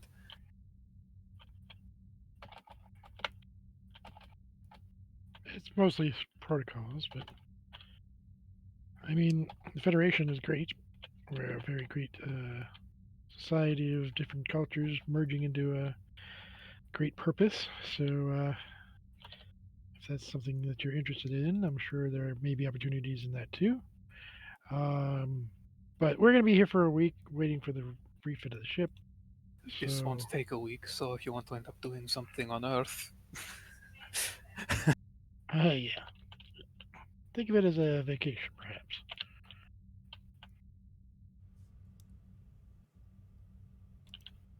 Vacation. I'm not. Oh, well. uh, relaxing. Like the holodeck, only on a planet.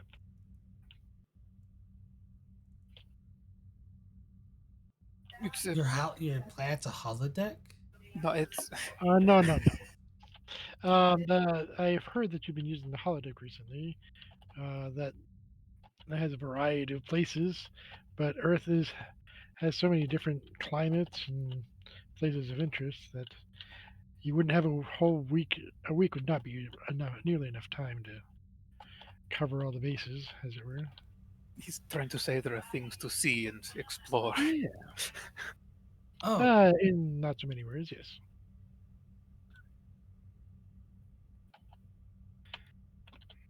But either way, the captain has requested that we bring you to San Francisco, and there's some folks there that can help orient you with the Federation and that kind of stuff. I see. I. You sound Well, trepidatious. no, I'm just hesitant to. I've been reading on your history, complicated history.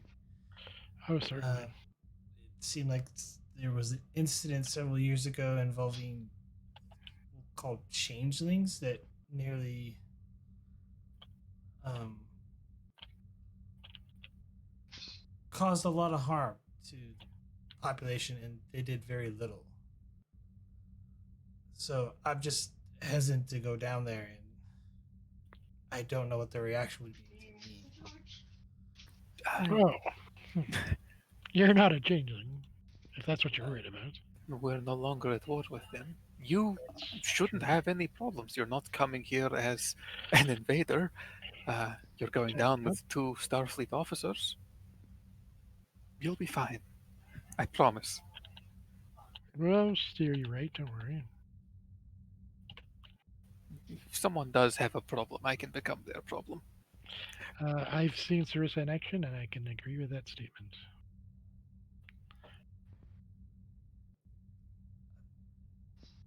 Um, when do we leave? Whenever you're ready, the ship's emptying up now, so we're probably gonna fast queue time. Whenever you are ready, we can get on the way. Do I need to pack anything? Am I staying down there longer, or I mean, obviously I don't have much. It's just whatever you've provided me, which I just. Well, you'll be provided with what you need when you get there. So if you need a certain set of clothing that you enjoyed or whatnot, but just a travel bag, I guess.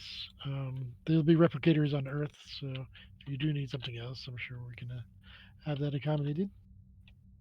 Well, right now, there are no other arrangements for you to stay anywhere else, so until then, you're staying on the ship. Basically, yeah. kind of like me. I don't live on Earth. So, Um. Okay, I will act lightly. I think it's the term that she kind of like looks back and forth at two of you, make sure she's getting certain things right. it's like extra change of clothes. Is anyway, uh, go back to the bridge.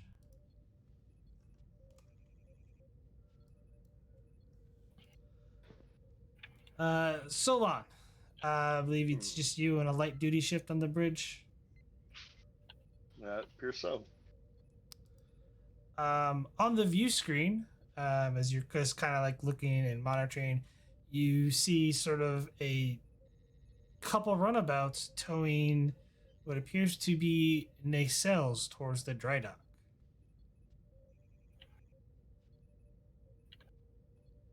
As long as they're not our nacelles. That would be problematic. They might be our replacements. I mean, are they headed towards where we're parked? Or are they going to another Yes, ship? they're heading towards where you're parked.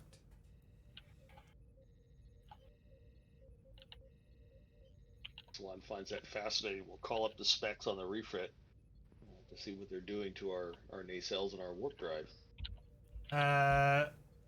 Reason plus engineering difficulty of 1.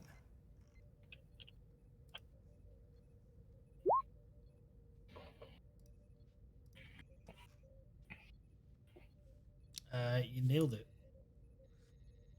Right on the head.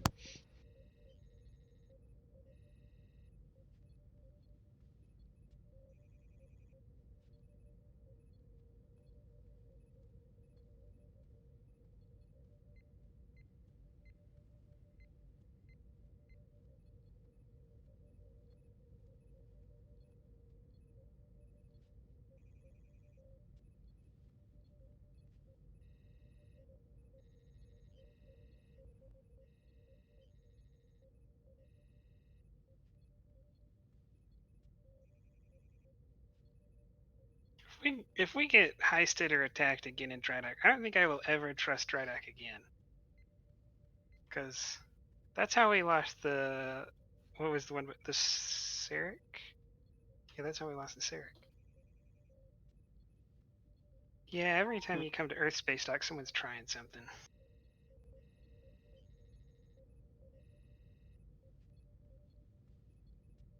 That's why we should go to Kate Space Dock instead. No, DS9 over Bajors, that's the best place. Nothing bad ever happens there. Uh-huh. It's a great tourist destination, I hear. Yeah, they have. The Cardassians especially loved it. They have some of them canon characters that can't be touched, so you're always safe when you're around because the GM can't touch you if you're in the general area of Deep Space Nine. They can. They just can't touch just them. you. Yeah. Yeah, yeah, but the closer you get to the ops of DS9, the more likely it is that the GM is going to have to deal with the other canon GM, which drives down the possibility of you getting attacked or something. It's just set up a tent and ops and you're fine. If you constantly stay within 1 meter of a named character on DS9, the GM can't touch you. But wouldn't you know it? They all took leave. No. That's when you make you get like Odo to make a belt or something out of himself, and then you can wear Odo belt and you'll be protected. You can take a DS9 He's crew member elsewhere. with you somewhere. He's not even on DS. Oh, that's right. He left.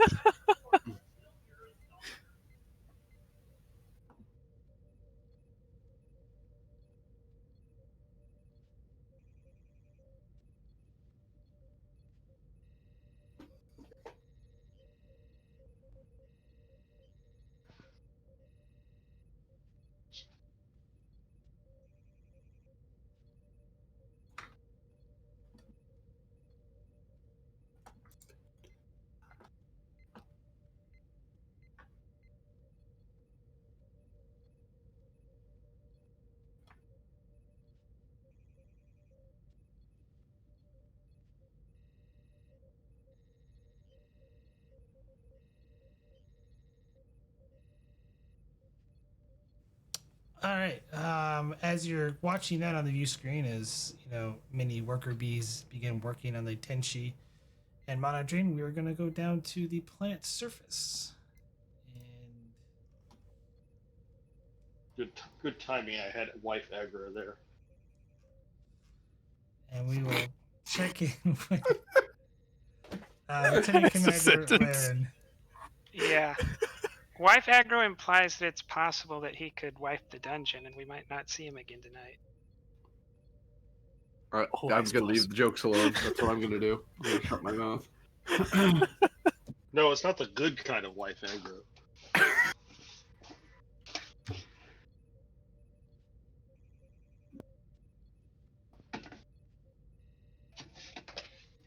Yeah. You want to mute yourself. Well, especially if it. We don't have to. We can end the joke there.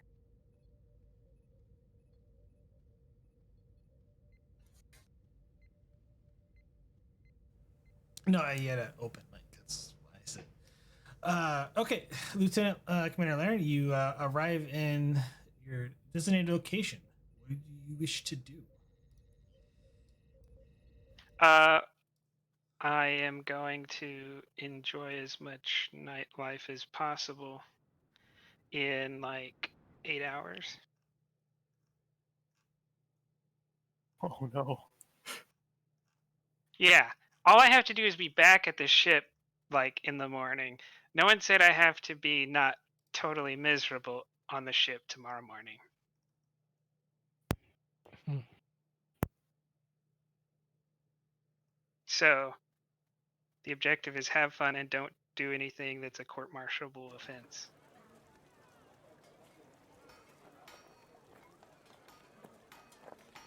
Are there random people doing blacksmithing in Tehran? No.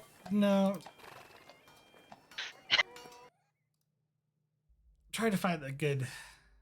Somehow I went back to like ancient Persia. That's the episode now.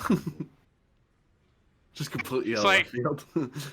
I read up on the city. I didn't know it was like some like ancient cultural preserve of like the old ways.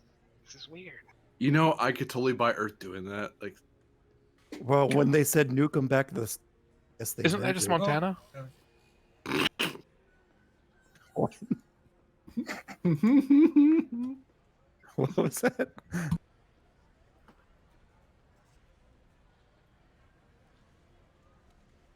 Don't worry about it. should probably stop I while know. you're ahead. I honestly didn't hear it. Is the problem? It's fine. Just type it out. that's basically what Montana is, right? I think we have officially reached happy hour, folks.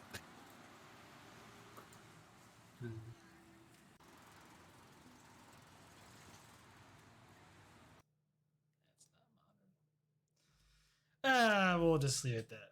Trying to find a modern city soundscape.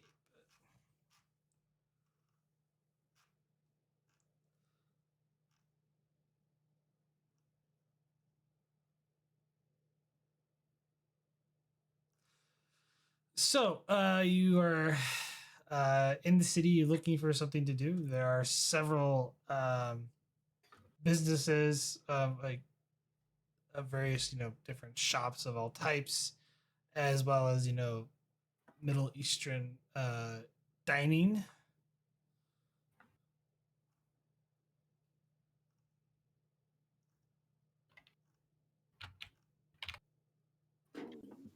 Yeah, she'll get something to eat and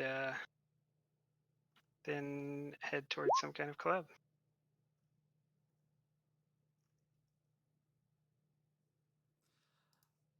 You find a place. You get a nice like what's that restaurant like 5-star or more of like the little hobble restaurant where the food is really good but it's unknown type deal. I don't know how I would find that. Rumors. Follow your nose. Yeah, and follow your nose.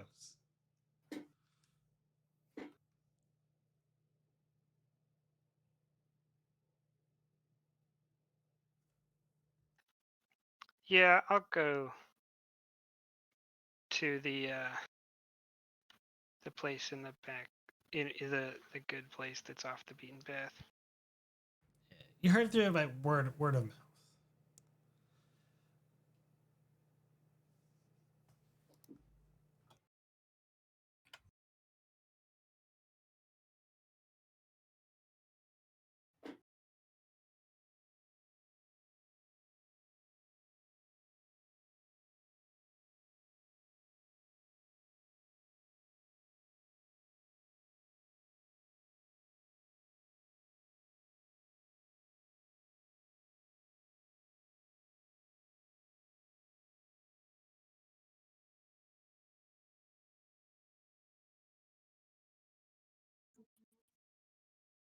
As you look at the various menu items, you find one that's very similar to Hasperat.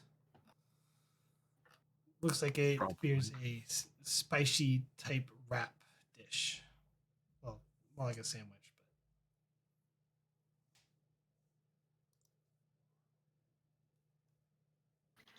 Yeah, I mean, I don't come to Earth that often, so I'm just gonna try to find the thing that sounds the most exotic.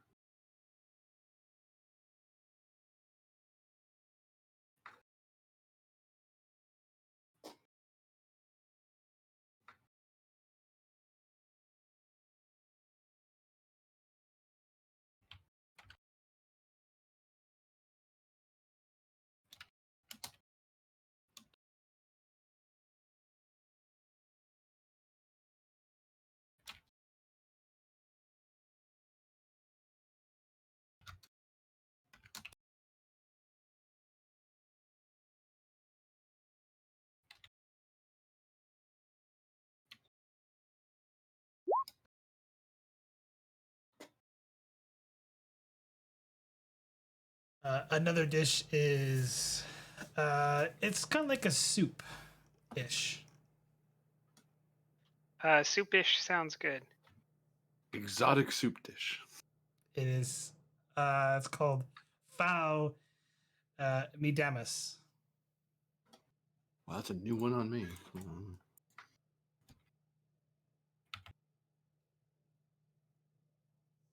It smells terrible. Hey now. Yeah, I think she kind of just assumed most human food would.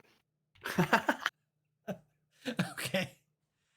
As you look at it, you see it's got like a bunch of different things like onions, garlics, lemons. I don't know if I know what any of those are. You would kind of you live with on a human starship, so Yeah, but we have replicators, so that's true. I just always replicate Bajoran food. Give me fitness plus medicine difficulty of 1 as you're eating the dish. It smells terrible, but it actually tastes really good as you're eating it. But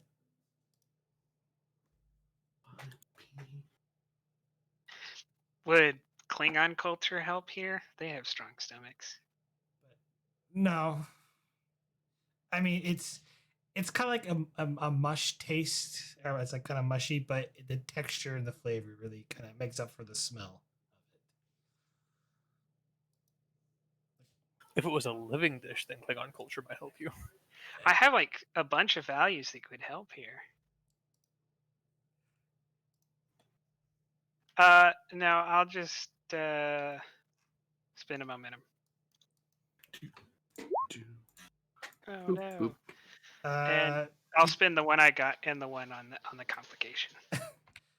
You eat it. You're like taste as you finish eating. You're like, and you kind of feel your stomach kind of like gurgle a little bit as it's not used to the food. It's just not agreeing with you entirely. You're just kind of like, little. It was good, but you're like, might not try it again for a while.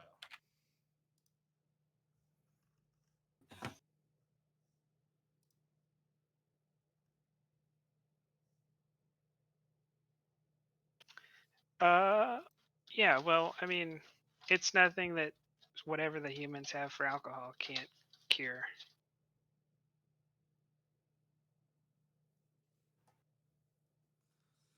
So you're gonna head to find a nightclub Yeah, and party all night. something like that. Give me insight COD difficulty of 1.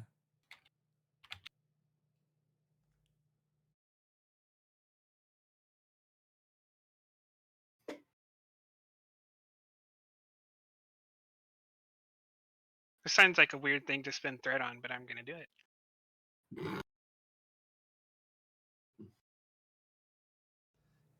Gain a momentum. And yeah, you find what appears to be a nightclub.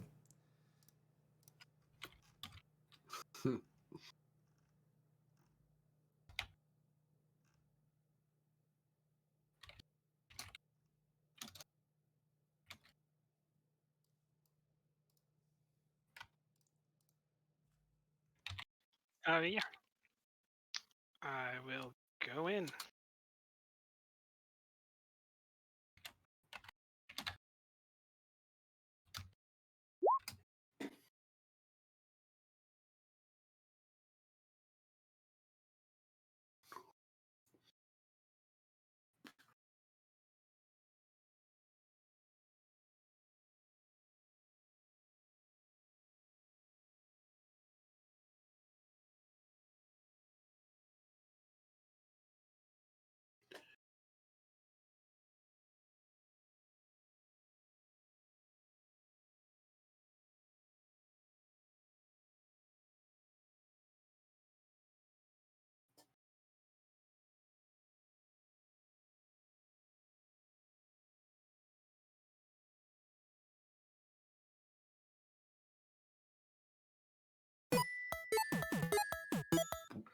What the? That is totally not the right. Okay, I'm not gonna find. That's an interesting club you got there. I mean, I'd go. It's really hard to find music when you don't know what it sounds like beforehand for a scene that you just coming up with. So I apologize. Yeah. After the blacksmiths and the horses in the street and the like Chip uh tune. I was about to say the Super Mario Brothers club. This is turning out to be a lot different Tehran than I thought. It sounds like a pretty cool Tehran. Horse rides. You get a chip tune bar. I mean, it's pretty neat. I mean, I'm not sure where you. No, there's nice horses there. I take that back.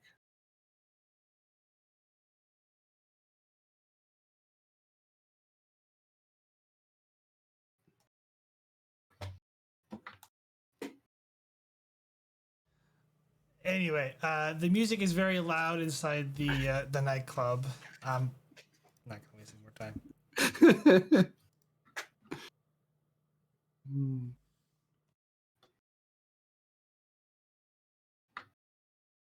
There are several people in the nightclub.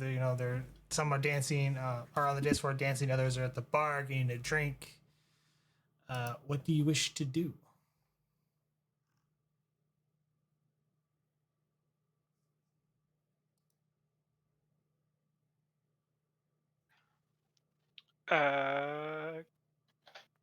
Probably go to the bar.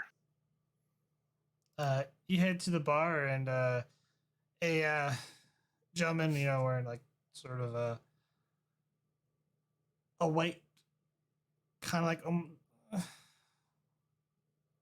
I don't remember what the term is, but a robe, walks up. He's like, "What can I get for you?" Or pick your poison.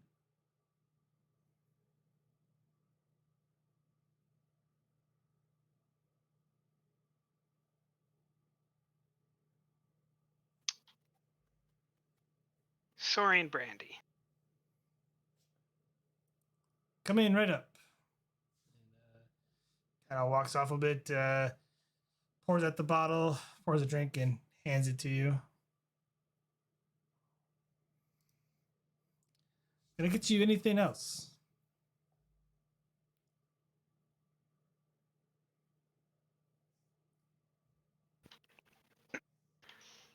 I will drink the brandy and then say another one of these. Pours the. He takes the bottle, fills up the glass again. It's like,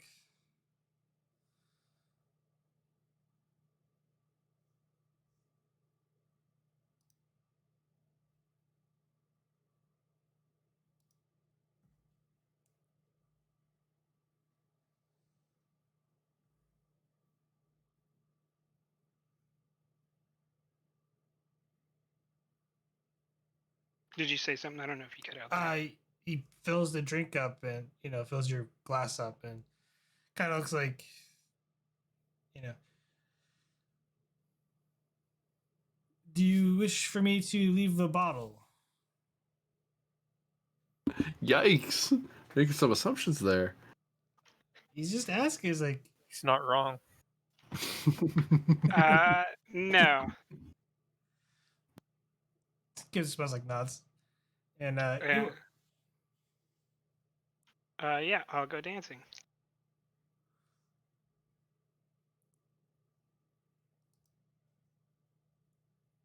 hold your drink and you start dancing.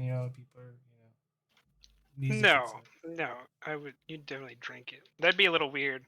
Okay. That's how you spell brandy on a lot of different people.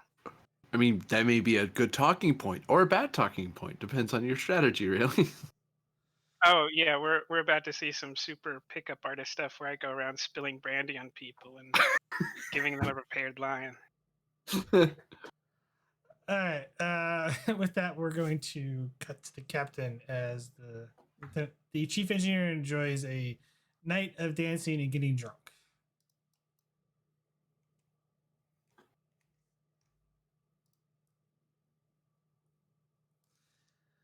Captain, where are you heading off to on the planet on Earth? San Francisco?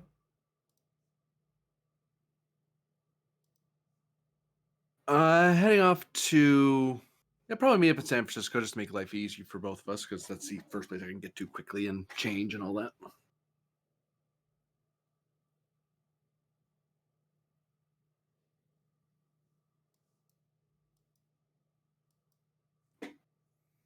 You beam down to the planet.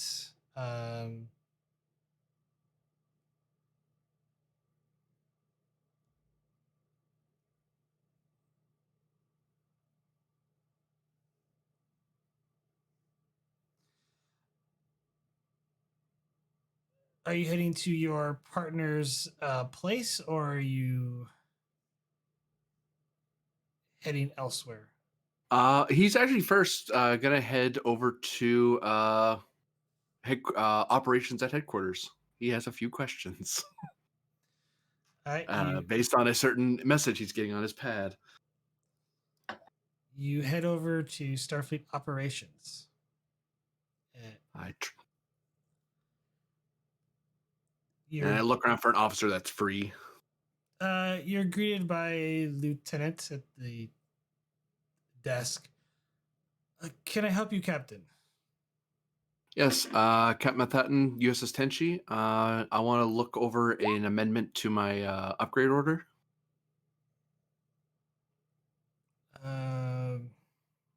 One second. And Capple's like, what is the amendment about? I've just been informed by my XO that there's going to be a swap of my nacelles. That I only just discovered that now when I touched down on San Fran. So if I can find, and I'm informed that Admiral Cinefar approved it. I just wanted to see if you can get me more clarification on that. I indeed confirmed the order from Admiral Cinefar, and as to the status to why, it's not listed, but the note just says that briefing held at 0800 tomorrow morning will discuss matters on USS Tenshi. Very good. Thank you, Lieutenant. No problem, Captain. Is there anything else? Bit of a heads up. They might have already gotten to Earth, but there is a new first contact species that's going to be coming down. It's probably in the file on the Tenshi. not sure if I'm not used to bringing aliens here, so I didn't know if I need to give you guys the heads up or if I should give the diplomatic corps the heads up. Or I'm supposed to talk to the civilian government here on Earth. Depends on the business that they have, Captain. I mean, it would usually fall within lines of your jurisdiction because you're out when you're operating outside. But Mm-hmm. Well, this individual seems to be the sort of lost soul type of alien. They can't really go home. They're not sure where to go. So I brought them here for lack of a better place to put them. But for now, I have my crew showing them around and seeing if there's any services that can be done through the Federation consulate. But I wanted to check in to see if there's anyone in particular I should check in with. But if it's within my reconnaissance, then I'll just leave it at that.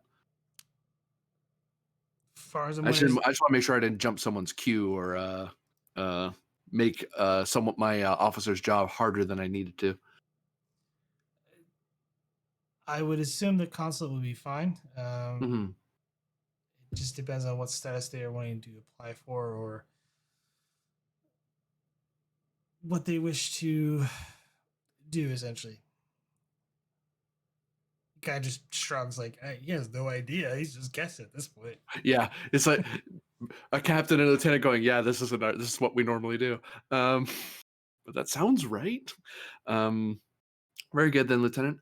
Well, since I have your ear, could you secure for me a transportation ticket from nearest transporter hub? And I'm going to Marseille. I just have to get changed he gestures, out of service uniform. And if you could arrange that for me ahead of time, that'd be appreciated. I can get you a shuttle if you like. That would be immediate departure. It's a little longer than transport, but you arrive there in about an hour. Yeah, I'll take a shuttle. Taking the sights, why not? Which pad? Pad 5 or 7 today? I assume the other ones are being used by the academy graduates or academy students at this point. Shakes his Pad, head. Actually, pad 15. 15? 15? Bit of a walk, but no. I'll let. Thank you, Lieutenant. You have a good day, sir. And that will take a bit of time to get some decent new clothes locally, and then head over to the pad to fly out. He's not thinking too hard about it. It's just something different. He's just buying local to get to relax and try to unwind a little.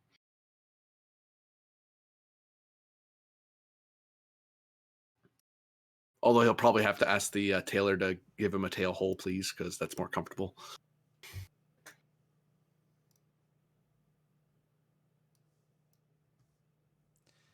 You do that. You manage to find some clothes, and you get your shuttle ride over to your destination or to the location you designated. Sarissa and the doctor, you beam down. Callie is carrying a small duffel bag with her.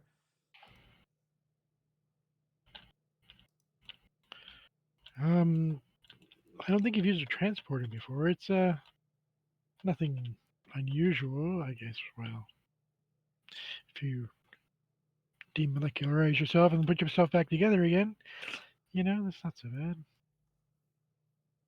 Don't think it needs to be described, Doctor. Ah, yes. Well, sorry, it's a habit. Well, yes, here we are. You're gonna love San Francisco. Do you have like open water in your world or oceans, that kind of thing? We do. It's a little bit more warmer on my world, but it's about the There's warm same. places.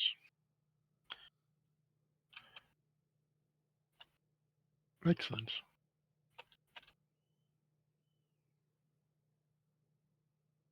Let's take a. Wait, where did we transport to? Exactly. San Francisco. Okay, One so of from the transport hubs. headquarters. One of the transport hubs near the Federation consulate. We can probably take a scenic route to the consulate. Sure.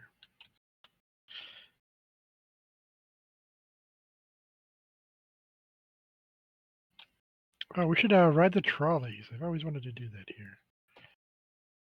Never made a You- point to. Never spent much time in San Francisco, Doctor?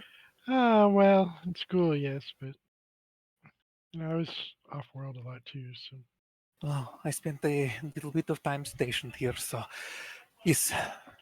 you probably know it better than I do. You know, trolleys are a good way to see a lot of things and get where you're going.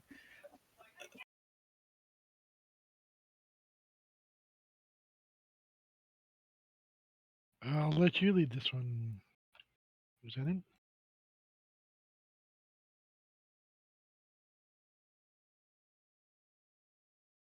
I tour guide light, let's go.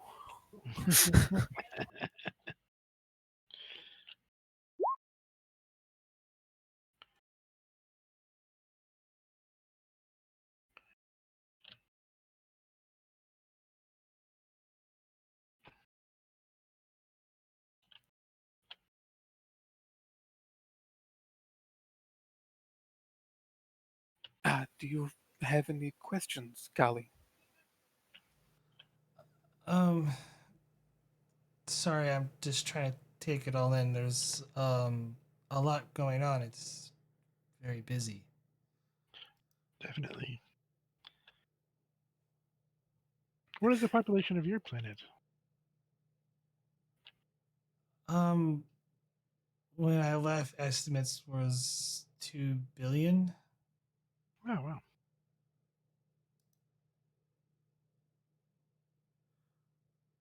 What's Earth up to these days? Yeah. It actually hovers around. It still hovers around 7 to 8 billion. Yeah, remember so World War III, massive population drop, population regrowth, then colonization, so population drop. So yeah, population didn't has really doesn't fluctuate much around 7 billion on Earth in Trek. Okay. No, about 7 billion. Still probably more than you're used to.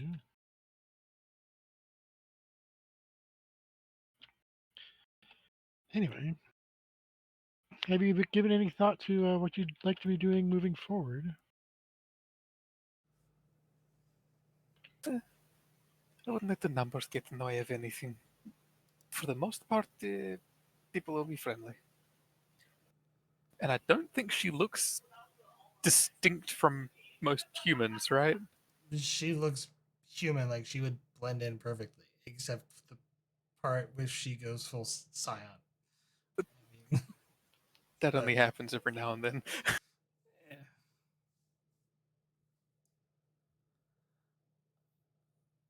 Um. Well, I was thinking maybe I talked with the captain about it. I had an idea, though. I'll see what these people you wish me to visit have to say. Oh, sure. Knowing your options is well important. It's vital, really. Can't make informed decisions without information. It's also kind of a Federation tenant. Certainly. But if you want me to stay while you're talking with them, I can. Yeah, I can stay for a little while. Have some colleagues I'd like to catch up with at some point, but I don't, Doctor, so if you have places to be, feel free. oh well, no, I don't want to leave you in a lurch, so I'll stay for a little while and see how it goes. Give some Uh, support to our new friend. so you enter the consulate.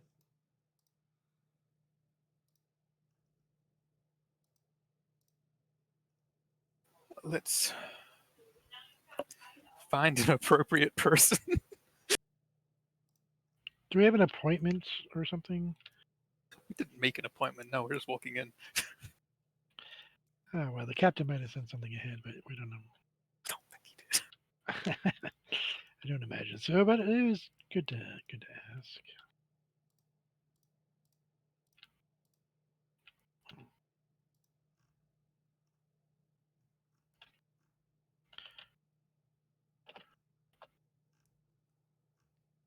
Yeah, let's find an appropriate person to approach about this matter.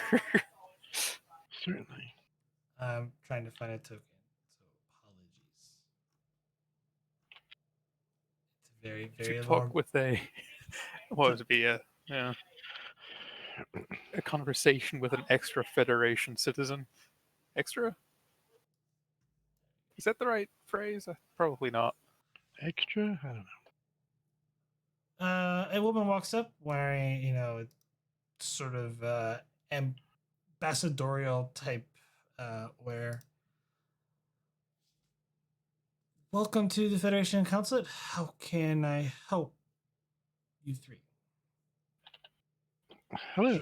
Kind of looks puzzled because like all of you look, Federation members, not aliens. Well, non-Federation, members I think that she's familiar with. So two of us are in Starfleet uniforms. yes, and two of you are Starfleet uniforms, and the one just kind of like looking all around, like confused, and studying. Our friend here, Kali, is a non-Federation citizen. We're here to have her meet someone about talking with potential options. She is better suited to describing her own situations and self as she feels fit to do so. Oh, We figured this was the best place to bring her. People that would know what they're talking about. Yeah, we just arrived from the Tenshi, so we'll be here for a week. But we met our new friend not long ago, actually. About a month ago? Is that how long we've been out? Just a little bit less than that. For sure.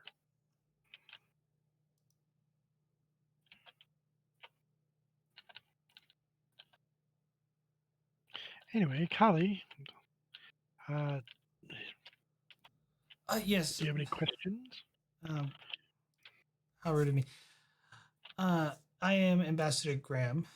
Um, welcome to Earth, Kelly.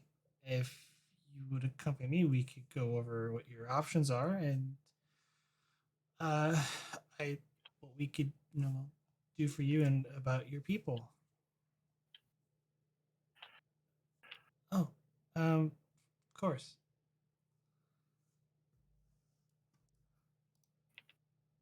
If you want one of us to accompany you, Kali, you can ask. Your friends are more than welcome to join us, Kelly. She just kind of looks back at the two.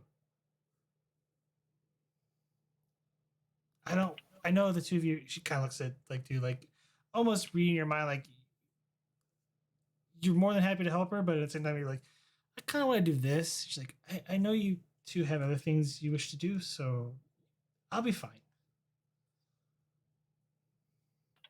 If you're sure. I have my comm badge on me. You need anything, you can contact me.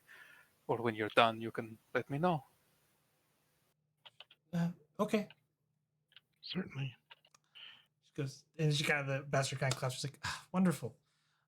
Kelly, if you come with me, I can show you around the consulate.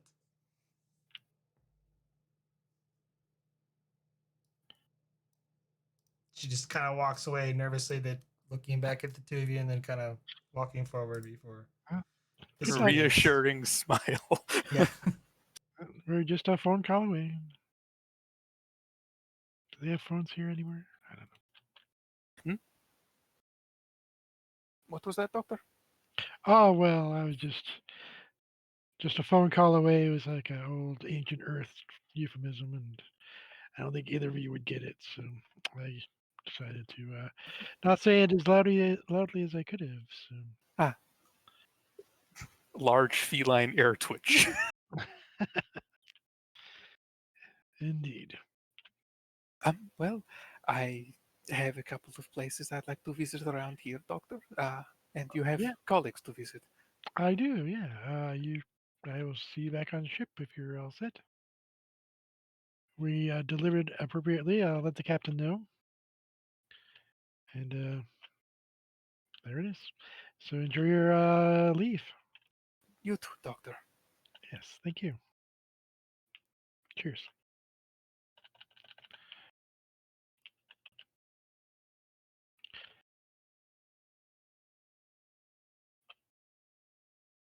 And separate ways, I believe. Yeah, we're going to. I'm going to go to one of the transporter rooms. All right. Two of you go your separate ways. Let's try to speed things along a little bit here. Captain, you arrive at your location. Change clothes and all, and I believe it's during the day, so she would be at the cantina. Yeah, Nathan kind of looks around the museum for a bit and kind of looks at some of the pieces he hasn't been by for a while. Kind of, and walks his way, meanders his way over, checks a pad briefly to see if there's any messages of, oh, by the way, they're changing it into an Intrepid, and then is relieved to hear that it isn't. So, And you hear an all too familiar voice. This piece of work came straight from Bolia. It's quite exquisite as you look at the marvels of these paint strokes over the mount lifts of their former capital city, which used to be a religious site. It's quite breathtaking. then just kind of politely moves up with the rest of their crowd and just listens and looks at it. And as not really an art critic myself, she goes on a spew of displayed and talking about the wonders of this piece of work of art.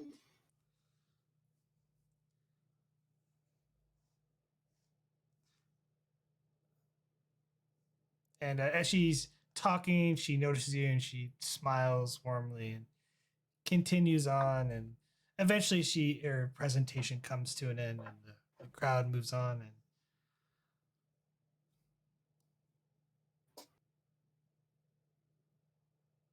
yeah, that moves up to her and kind of lightly grasps her by her arms, just kind of a subtle gesture of affection. It's good to see you again. It's been a while. I had to drag my heels a little bit to get leave on Earth, but I managed it. It's been an interesting tour so far. Have you gotten lunch yet, or? No, not yet, but I am famished. There's a nice little cafe not too far from here. Lead on. I haven't been to Marseille in far too long. And she escorts you to the cafe, noting like her assistant, like that she's taking a lunch break. And you start walking the streets of the city. Oh, Rama, I don't know what I'm going to do about this darn ship. We're running into some... I can't go into the details, obviously, but we're getting into some... Gotten into some scary moments. A little scarier than I thought we were going to on the kind of tour I said we were going to be on. I mean, it's not a combat tour, which is great. I'm not fighting, but still.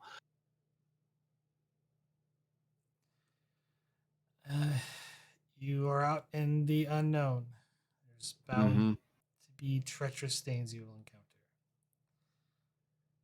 Some of the best literature were written in during times like what you're experiencing.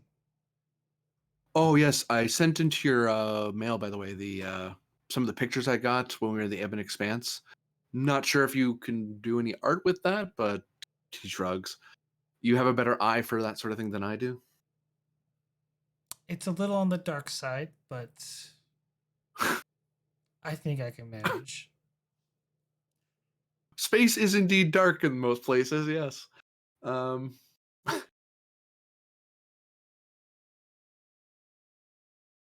oh, and you know that Sarah Vogel I was telling you about, the one from Montana? Yes, how's she doing? She's doing well. Unfortunately, it seems her father's quite ill. Foster Trent syndrome. That's terrible. Yeah. That's a rare disease, though. Yeah, I did a bit of light reading. It's one of the 1 in a million type diseases. And it can be passed on from parent to. Yeah, she probably knows about that. I mean, sort of thing that creeps up on you in old age, sort of thing. But it's it's one of those times where I want to help my pride, I want to help my crew, but there's only so much I can do, and it's I don't know medicine well enough to be of any help to her, and it's not appropriate for me to push medical care that she has perfect access to on her own, unless she asks, right? So, and she's not the sort to impose, so I don't know. I made sure she got early leave, obviously, so she could see him. I'm sure she appreciates that. I know I would. As for my trip, I know I said I might be here for a week. It might be cut short. I have a meeting tomorrow back in San Francisco, so with a lot of brass, and I don't know what they're going to ask me to do. And I don't think it's going to be a war order, but I don't know. It's been a long time since I've sat with that many admirals in one room. Well, whatever it is, it must be important. Mm-hmm.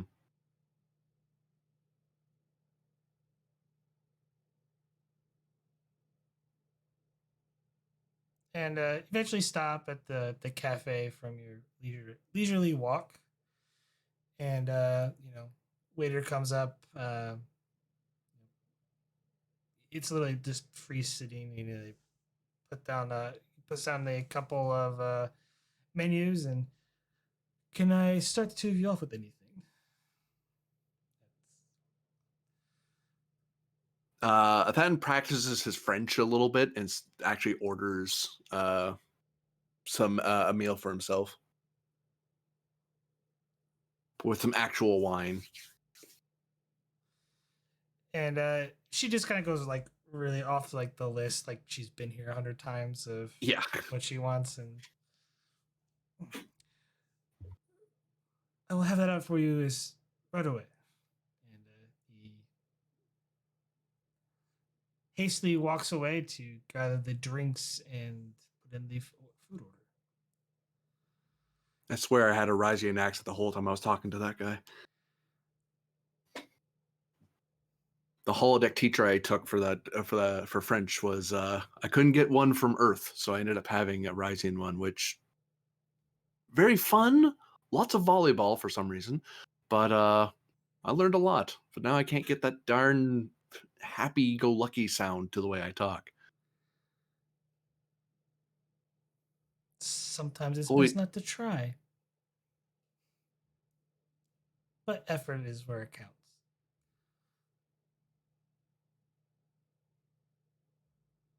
Just don't let them argue with you. no. I remember the last time. Good God. All the souvenirs they got me to buy the first time around. But I wanted to pick your head, actually. That's the other reason I wanted to talk before we went on our hike. Hopefully we can actually go do it. But actually thinking of stepping away from the Tenshi once I finish up my tour with her.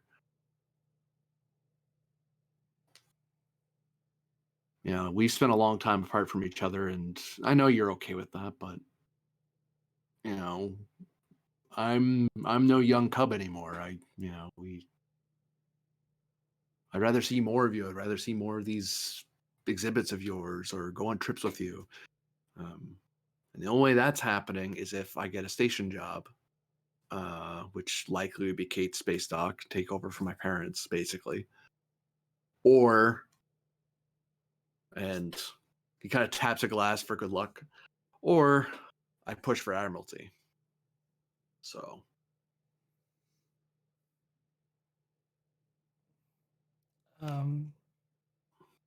I heard those positions were kind of rare to fill, though. They don't just stick anyone in the Admiralty program. no. I think I've gotten the years in, but with this tour, I think I can push for. I can prove that I'm not just another combat officer. I can prove that I can be a diplomat, handle a variety of situations, that sort of thing. Because otherwise, they're just going to stick me in Starfleet Security. I've already had offers to teach at the academy, but I'd be teaching combat tactics. I'd probably be going on training tours, and he waves his hand. I do not want to stand around with 100 cadets training them how to shoot a Type 3 phaser down a line. I'm perfectly happy not to have to ever see that range again. But that means I'm going to have to extend myself. So, if I'm going to have any chance of hitting Admiralty, I definitely have to finish up my tour at the Tenshi. I know I said I might cut it short, but I don't think I should, really. Otherwise we're going to go to Kate, which I know I love Kate. I wouldn't mind being there, but I know you would rather be able to move around a bit. So that's kind of where my head's at right now.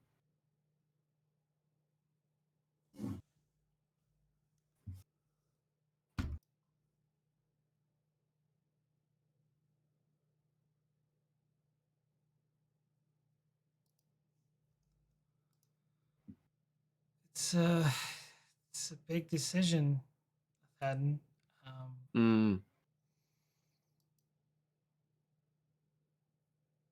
It is. It's just gonna be one of those times where I don't want to be one of those captains that clings to their chair for dear life. There's other ways I can serve the Federation, and I've put in my time for them. I think I can push for it to give me a little bit more back. Not too much more back. He waves his hands. I'm not aiming to be president or something ridiculous like that. Good grief. I do not envy that man's job at all.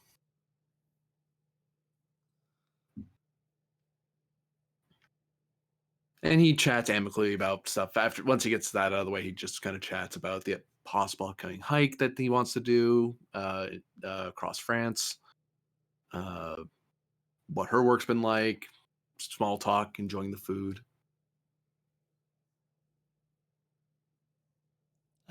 Yeah, the small talk, and she kind of states like, maybe they should talk about this more in depth. After the hike and whatnot, how long you have like here and stuff. So yeah, it's like there's plenty of time to talk about this sort of thing. It's like I'm just giving you the heads up so you know where my head's at, so you're not surprised like halfway through a hike. So by the way, I'm thinking of becoming an admiral. That's something you could have mentioned 3 days ago. What the hell? So yeah, and with that, we will finally go to the next scene. To the next day at 0800. I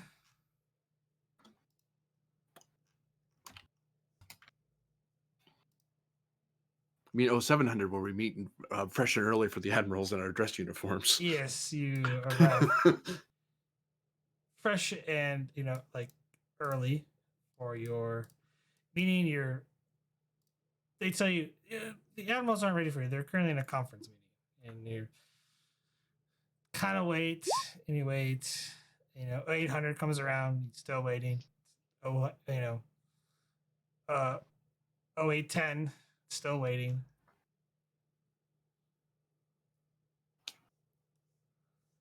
Right this way, Turbo Chef number 7. Number 7, thank you. Come along, Commander. Yes, Captain. You know, one would think that once we got to this rank, the hurry up and wait wouldn't be a thing anymore, but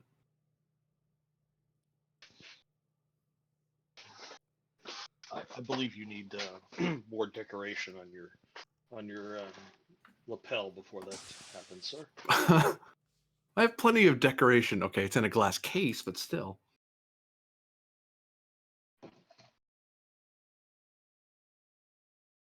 Or maybe I should get one of those little gold bars that the intelligence directors sometimes get.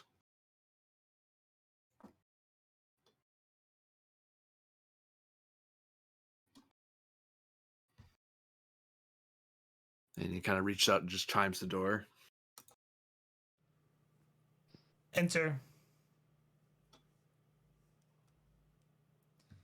And you enter the room. You see Vice Admiral Para sitting next to Admiral Cinefar with on the main console screen to Admiral Nea and Admiral Ruthgard on the screen. Captain Mathaden reporting.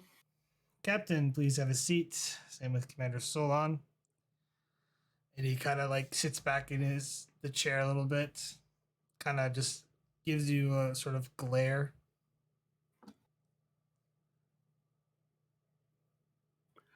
Admirals, to what do I owe the pleasure of this illustrious gathering? As he kind of stops glaring and kind of smiles.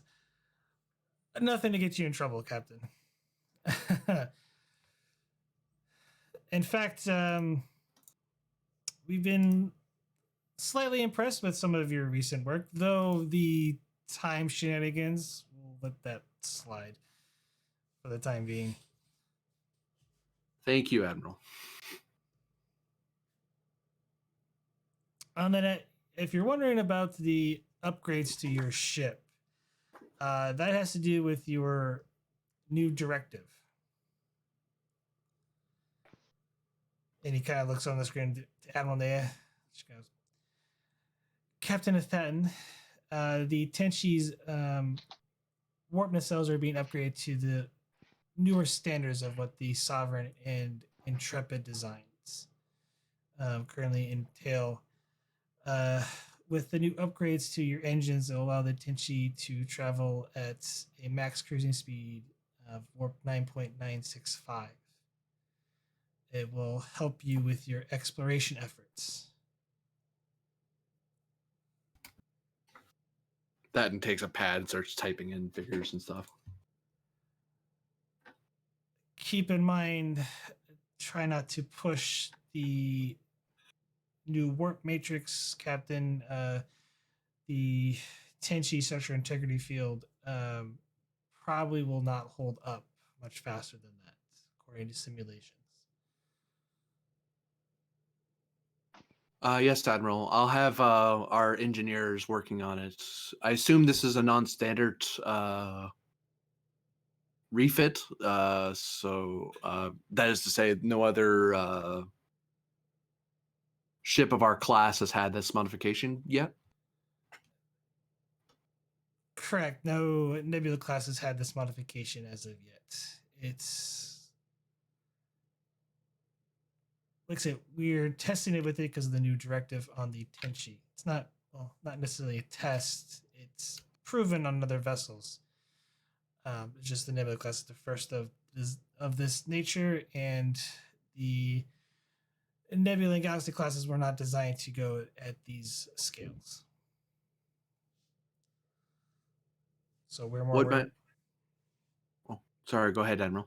We're unsure how the structural integrity field will hold out past warp 9.965.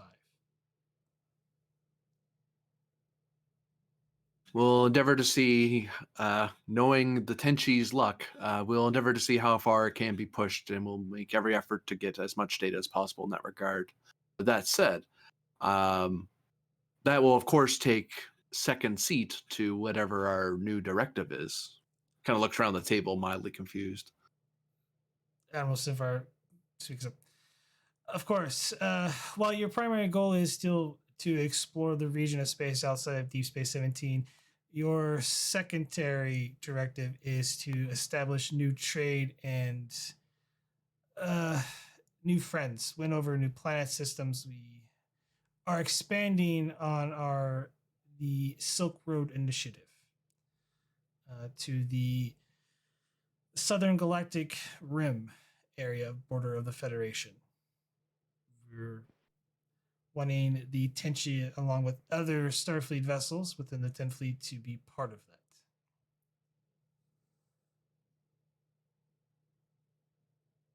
Silk Road Initiative. Looks over at Commander Solon and looks back at the Admiral. If I remember correctly, that's that program that Vice Admiral Ruthgar started. I didn't realize it was expanding as quickly that quickly. Guard nods. Indeed, it's a little bit ambitious for my taking, as he speaks up. Calm down, as the Admiral Sinfar gives a big smile. I have every faith in our captains within the 10th Fleet to be able to handle this endeavor that we're putting upon them.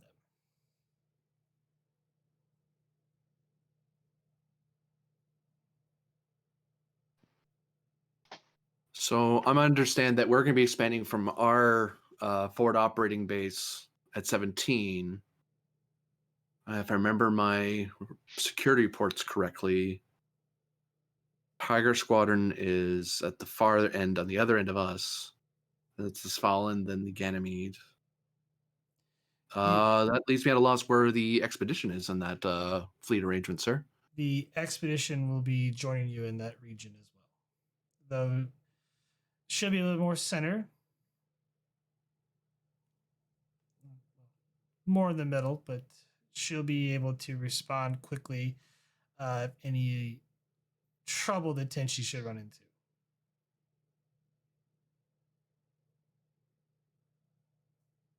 And likewise, I'm assuming with the Tenshi, with the upgrades, if the expedition runs into trouble, you should be able to respond in a relatively haste.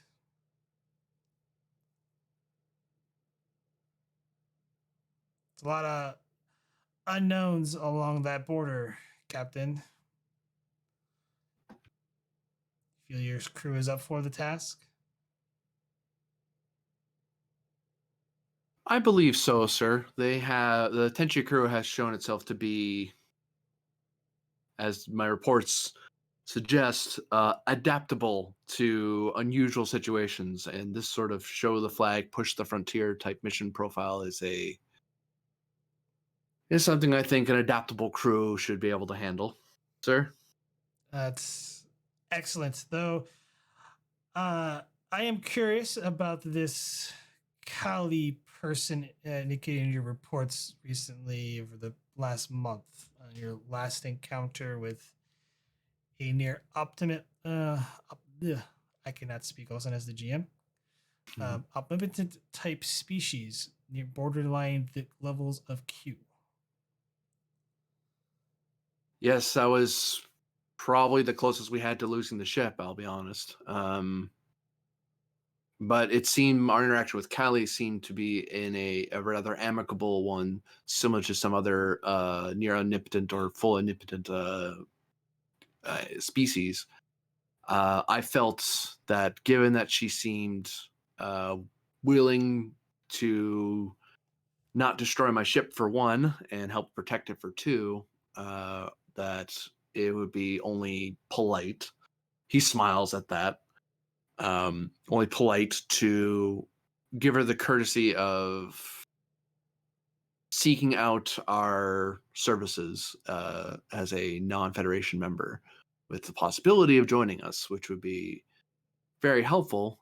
But I did offer to return her, as I said in the report, to return her back to her homeworld, but she seemed rather disturbed by the idea. I didn't feel it was right to push her too hard on it, since she basically died and came back.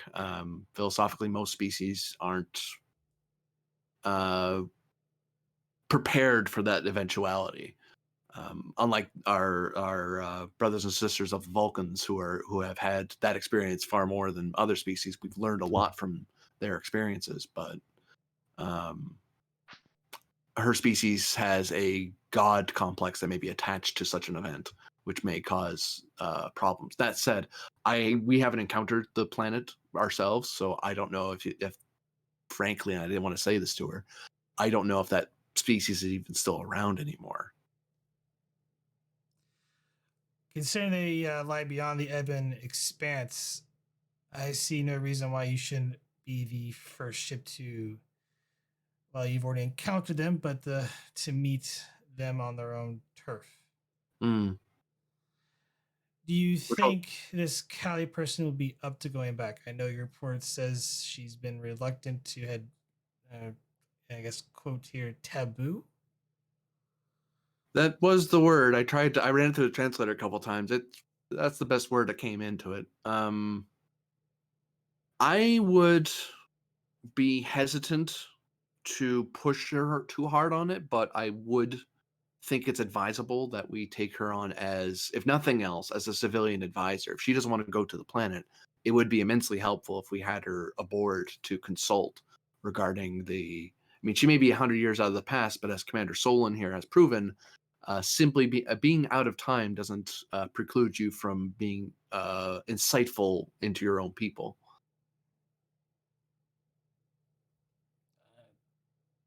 Sounds like a wonderful idea. See if you can't try and convince her on that. The more friendly faces we can meet out there, despite their strange abilities, the better off we are. I know Kirk's first encounter with the Organians was quite interesting, to say the least. Hopefully it's not to that level. But he smiles. One indeed does strive to exceed one's predecessors. That says hiding his disdain for the officer, but he's being polite. No, he doesn't talk crap about Kirk around the admirals, generally.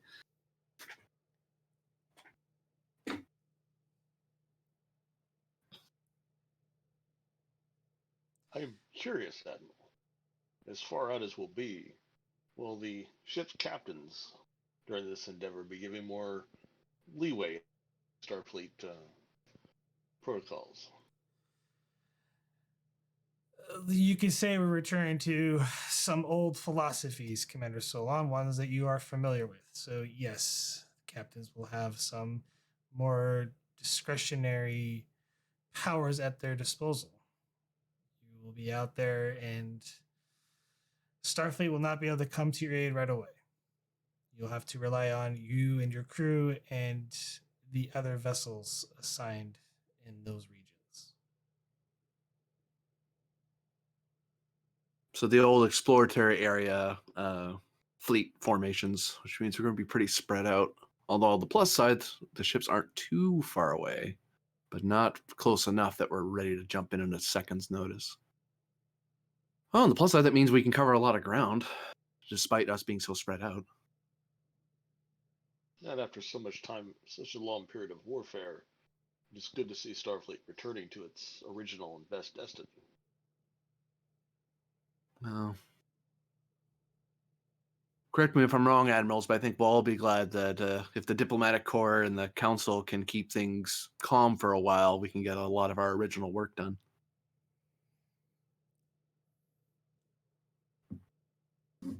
Vice Admiral Peregrine speaks up. There should be no problems with the Federation Council. They are the ones that improve this in its entirety anyway.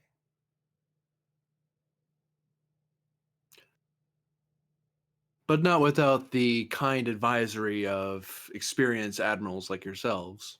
He raises an eyebrow at her. Indeed. She kind of like does the unsure Vulcan thing, like, I had no part in this, but apparently my colleagues did.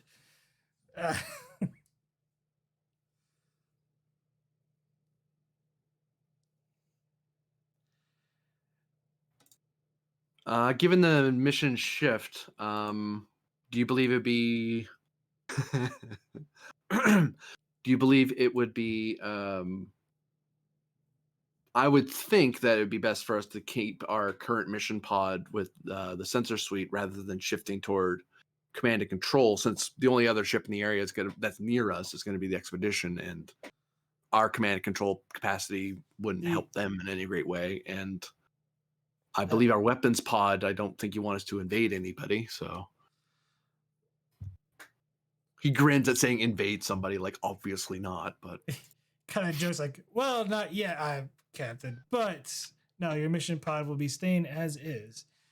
The only upgrades to your ship systems is really has to do with your warp core and the nacelles, along with enhanced EPS conduits. It just kind of goes off the list and goes yada yada yada. You know, the whole spiel. I'm sure my chief engineer will be very happy to hear the long list of new service manuals she'll have to familiarize herself with. Actually, she actually might be. She might actually enjoy that. Never mind. I was meaning that half as a joke. She will probably enjoy the opportunity to experiment with upgrading the structural integrity field as well. Mm-hmm.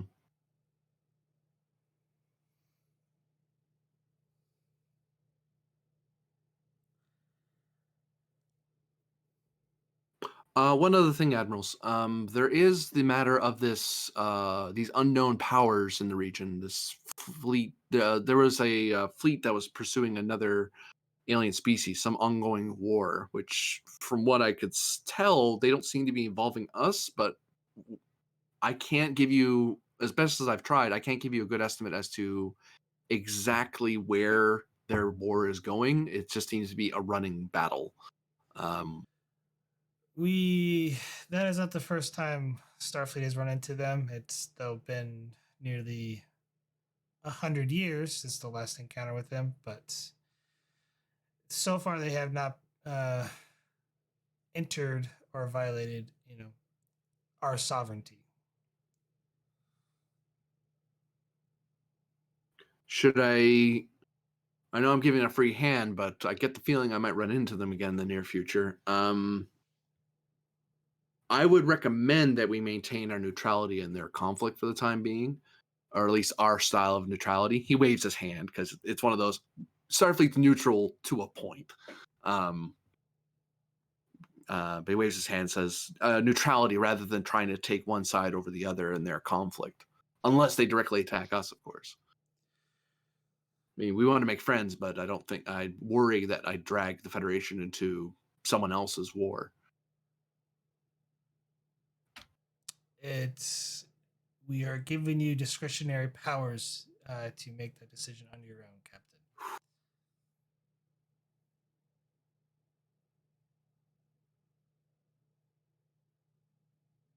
Very good, admirals. Any other directives, admirals? No, that sure your crew have enjoyed their shore leave here on Earth as much time as they or until the time of the ship is ready to depart, because you may not be back here for quite a while. Aye, sir. To that event, are we taking on a fresh contingent of civilian crew as well, since we're on no longer mission profile? Your discretion if you wish to allow your crew to have family members and additional civilian staff put in the proper request form. But we are allowing civilian crews back onto Starfleet vessels so long as it is the captain feels they are comfortable with it. I'll put out the directive to my officers and let them know that they can invite their family members. My concern was to bring on talent and knowledge of our civilian corps in the Federation, especially if we're going to extend our struggling for the word. Apologies, Admiral. Our open hand rather than the hand with the weapon in it, sort of thing. We've frequently been the one holding a phaser and telling everyone, don't worry, you can trust us. But with a civilian contingent, we can have an open hand and say, no, really, we're here in a diplomatic capacity rather than a tactical or strategic capacity. I'll tell you what, Captain. I can't guarantee something like that, but if you can convince someone from the Federation Consulate to have a volunteer ambassador represent the Federation on board your ship, you have my blessing on it. I'll certainly give it a try.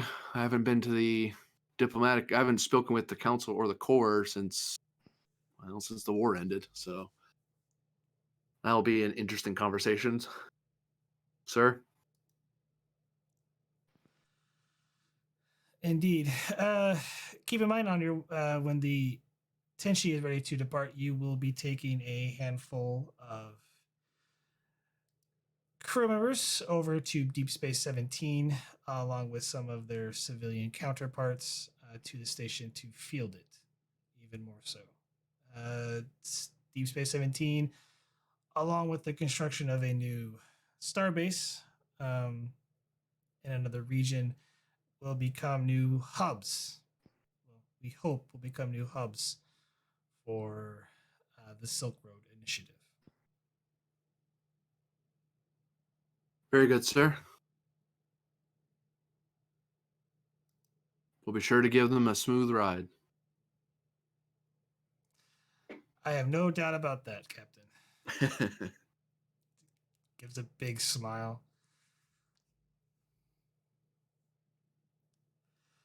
If there's nothing else, Captain, Commander, I think we can conclude this meeting.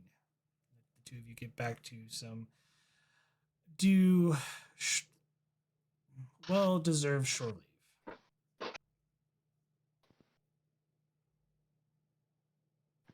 I do have one last question, Admiral. Not to presume the fleet and strategic machinations of my superiors. However, I am curious as to why the Admiralty of the 10th was brought together for this. It feels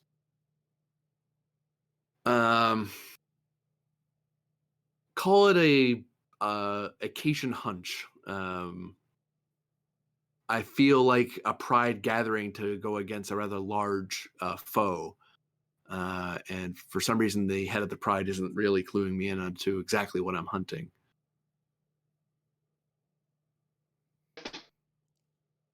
Unless it's just to see my beautiful mane, but I presume you're not quite that. No one's not quite that enamored with me. Not to see your mane, Captain, but this is important to Starfleet. We haven't been exploring past that region of space in a long time, and most of us here wish to get back to our roots. And showing the rest of the fleet what we're capable of will hopefully endure more further exploration in other regions of space. We've been on the defensive for a long time, fighting what seems like enemies at every single gate we come to. It's time to get back to our roots, time to explore, Captain. It's time to meet new friends and potentially not new enemies, but there is always that possibilities.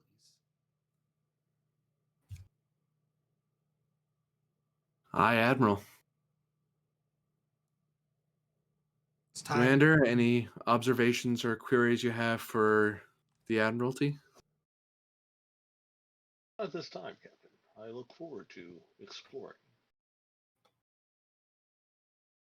It'll feel like old times for me.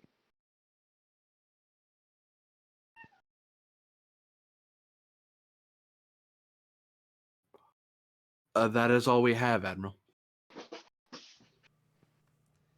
He stands up, I stand up when he stands up.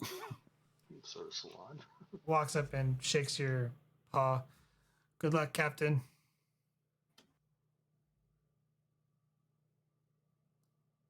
And you as well, Admiral.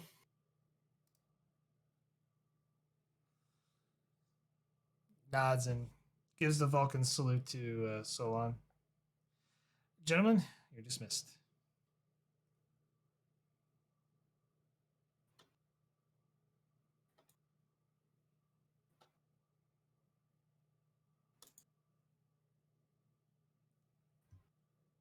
That finally just breathes out like he's been holding a breath the whole time.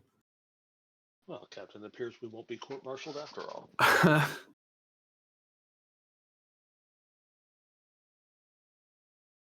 Exploration initiative. Raid initiative. Oh. I am confused, Captain. Is this not what you wanted, what we talked about when you retained command of the Tenshi? It's that Cation hunch again. Hunts don't go that easily. There's always something wrong. If things go right at the beginning, things go wrong in the end. So I want us to be prepared for it. No, I concur, Captain. I agree with you. It seems like a lot of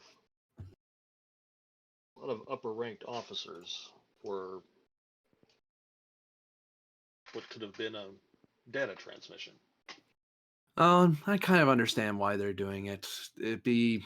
This is a major policy shift for the 10th. We've been in it, the 10th, for as long as I've been with them, have been an expeditionary fleet who were explorers originally, but they were constantly meeting one foe into another. The fact that we're actually shifting into exploration profile is a big shift for the entire fleet. I've been reading the reports of the other ships, and I don't know. It seems like it's something that's going to happen. But I don't know. Maybe I'm just getting a little jumpy at shadows. Could be nothing, but all the same, let's make sure everyone's on their toes. Let's get make sure our engine will be able to maintain that speed for as long as we can force the Tenshi to make it happen. Yeah. Who knows? Maybe we'll give the Starfleet Corps of Engineers something to write about. Well, Captain, when you return from leave, the Tenshi will be ready. Just remember to take some time for yourself, Commander. Even if it's some meditation time in the mountains or the forest, what have you. Of course, Captain. The service. We always give ourselves to the service, but we do this for the Federation, and the Federation lives for us. So enjoy what the Federation has to offer. Or enjoy is the wrong word. Slot raises his eyebrow at the word enjoy. Make the most of it, I guess is a better way to put it. Don't let the service consume your life. So that you may make the most of your leave time, Captain, do you wish me to issue the announcement to the crew that they may invite their families on board?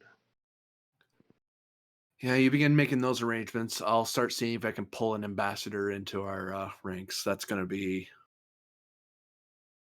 a conversation, but I think I'm more likely to get a yes than a no this time around, since I don't have the blood of the Dominion or the Cardassians on my paws. So,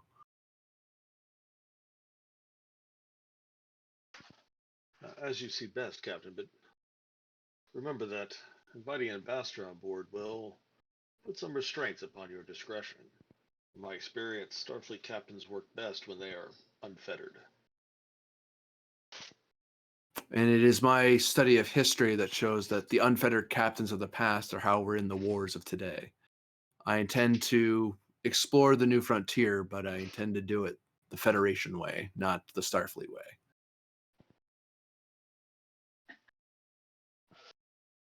Reminds me of As you will, Captain. Wolf Dog. Look.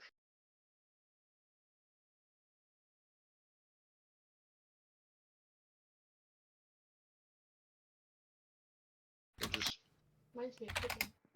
consider what I say, Captain. An ambassador can be useful, but we are not without those skills ourselves. No, but as I said, it's commonly it is harder for us to pretend to be unarmed and defanged when we are in fact very armed and very ready to kill if we need to. Diplomats, an ambassador, a civilian representative can be a strong note to show our sincerity that we come out here not only in the art of self-defense, not in the art of conquest or intervention. I mean, that's how we get situations more recently. That's how we get situations like what Tiger Squadron's been having to deal with for the last year, or the loss of the Andromeda, the loss of Andon's Landing. We've had many situations that could have been improved if there was a stronger civilian component. That now, will that make life more difficult? Yes, but our job is difficulty.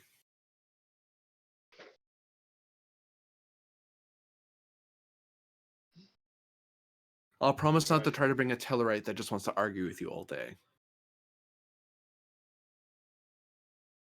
Tellarite ambassador, that would be unwise. Commander, it is more modern to say that a Tellarite is one that it will be a full-throated defender of the Federation. They were the master diplomats of your era and before, even if their reputation is otherwise. Perhaps. On Vulcan.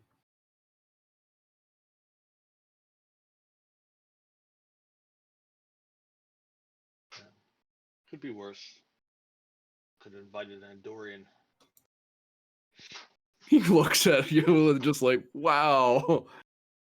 But he puts on a grin like, no, I'm just gonna let that slide. Is what I'm gonna do. I'm not gonna engage.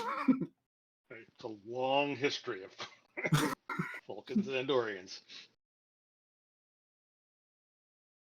There's a species the Vulcans don't like. And the two species the Caitians got to watch, catfight each other. It's like, oh, look, the Andorians and Vulcans are fighting again. Oh, that's annoying. Anyway. All right. Poor Andorians having to fight off a Vulcan aggressor. See? As we go back to the Theater of Mind with Lieutenant Laren, as you, before the meeting, and you're still at the club, dancing away, you notice someone in a Starfleet uniform approaches you.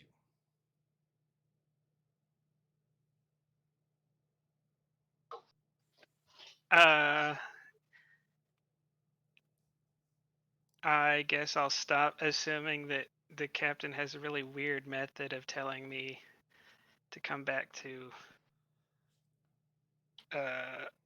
work. And he kind of yells at the back, like way off the Commander Laren. Oh shit! It's like no. I'm going to try to avoid that dude. I'm just gonna try to disappear into the crowd.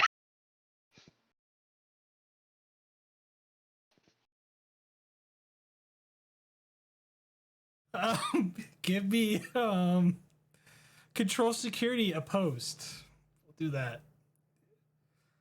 I will give you the advantage. I'll give you an advantage because there is a crowd and it's very loud. So.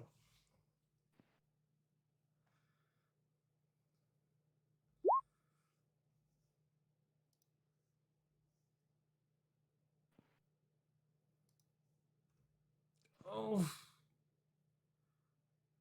As you break and duck away around in the crowd as he moves off elsewhere, yelling, Commander Laren! He just kind of throws his arms up in the air, like in frustration. As he continues to walk around the nightclub. I don't even know how he knows I'm here. I guess I'll go find another club. Don't you have your communicator on you? Oh, Yeah, because the captain might have recalled me. Yep. If you could track people with that.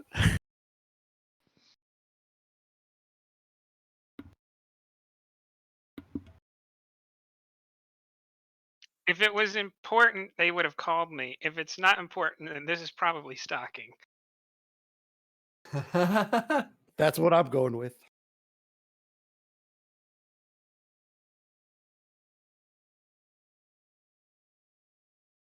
And if you're watching him, you see him go in the corner as he taps his communicator, you know, as he's like talking to somebody.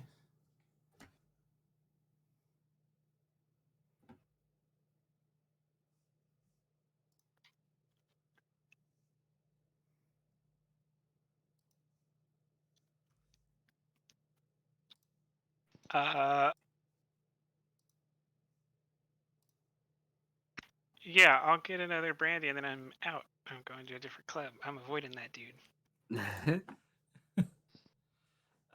You walk up to the bar.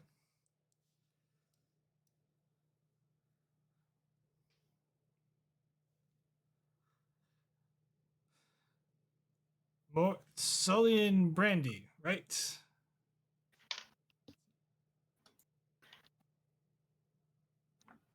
Yeah. Just one though, not the bottle. Sure. He smiles and pours the brandy.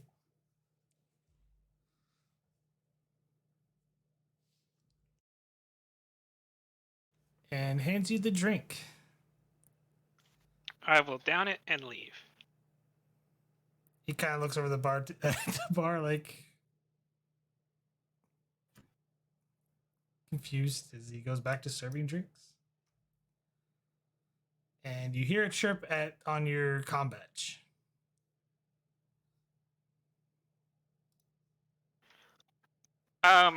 Realizing that if that dude's calling me, like, I guess you would hear the club music through the communicator. I'm gonna try to like get outside before I answer it. That way it doesn't sound like I'm like 5 feet away from him. Fitness security difficulty of 1. The hurry down, the alley or down the street essentially. No. With dudes like this, we're definitely not going down any alleys. Set that. Down the street. Sorry, misspoke. It's down the street.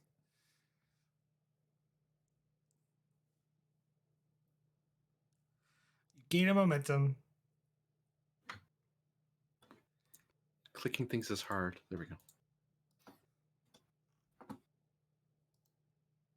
Yeah, I'll answer the communicator. It's Commander Lauren. Boom, boom, boom, boom.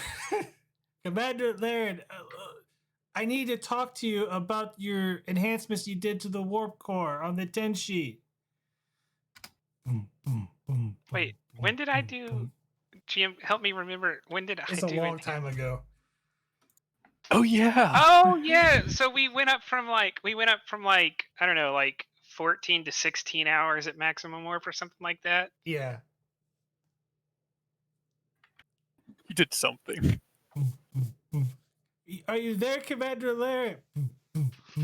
All that is written down in the ship's computer. We're completely redesigning the warp matrix. If you want those modifications, I need your assistance.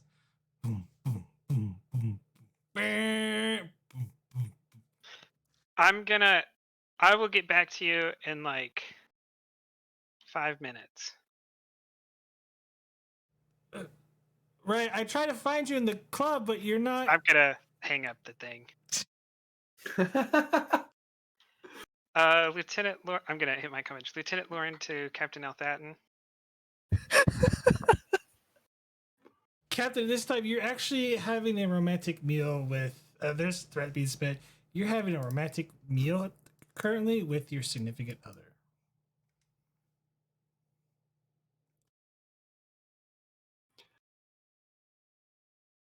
I kind of look at the comm badge where it's chirping inside my, because I'm not in uniform. It's like probably in my coat, like in a lapel or something. And I kind of look down at it and Sorry, Rama. One moment.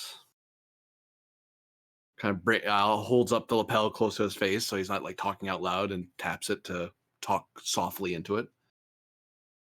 Can I help you?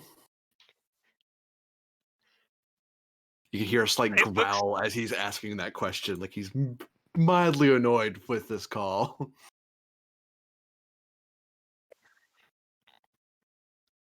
Captain, I wanted to inform you that we're probably going to lose our warp core upgrades. That extra speed I bought you. I wanted to let you know in case you wanted us to push to try to save it, but I don't think we're going to be able to.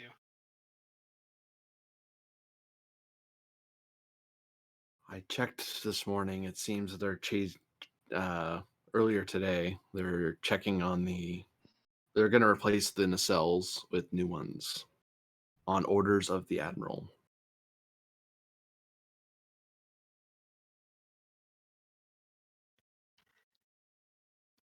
No bother, Captain. Just informing you we're going to lose that. Figured it's your ship, you'd want to know. Thank you for letting me know. Keep the notes on it. Maybe we can apply it to the new matrix. Understood. And then squeezes the badge to cut his end, and then gets back to the meal. Yeah, I'll combat that commander.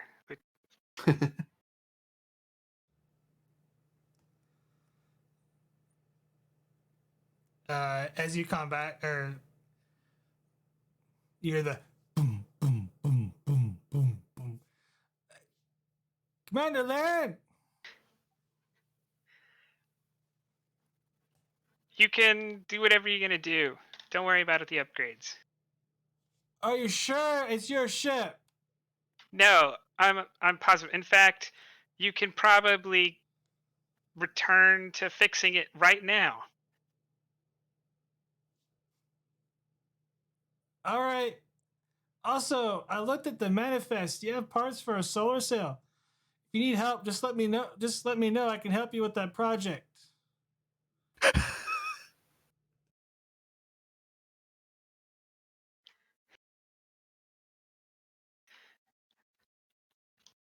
No, strictly Tenshi personnel only. Just thought I'd offer. Boom, boom, boom. Yeah, I'm sure you did.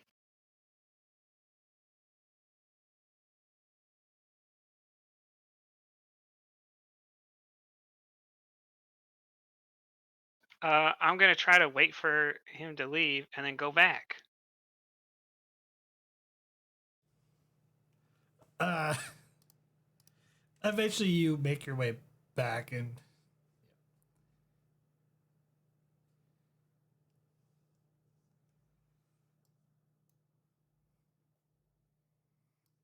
you head back to the club to try and enjoy the rest of your evening. And we're going to cut over to back to the Vogel's Ranch. Huzzah. It's later that evening, and everyone's kind of gathered for a lovely meal.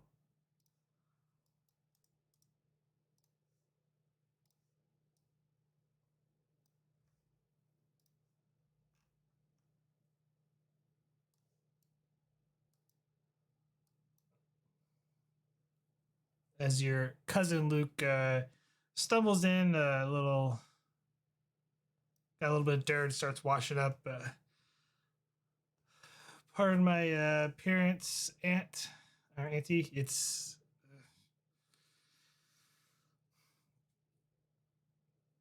been hard pulling that tree stump out all day. That mudslide is kind of was messing with the tractor. Mudslide. It's in the valley, over by near the river. Some of the trees fell and been trying to pull them out all all day.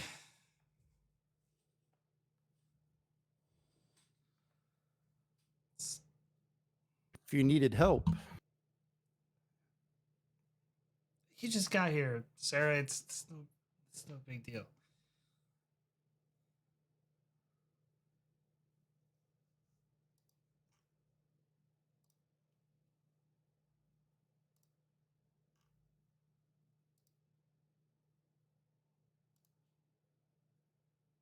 Besides, the Bergs, they down the in town, they came over and helped. So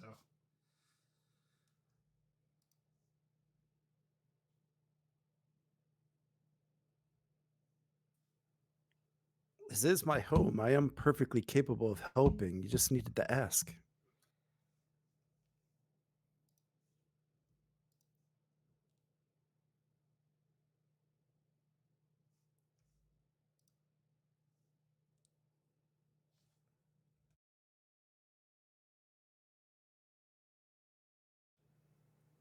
I, sorry, sir, I didn't know you even arrived today. So,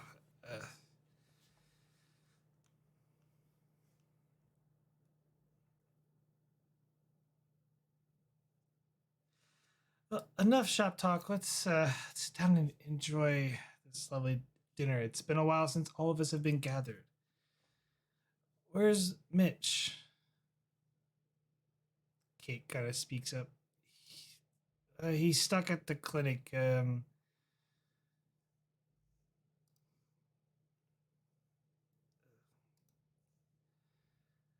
a couple horses that need to be monitored overnight.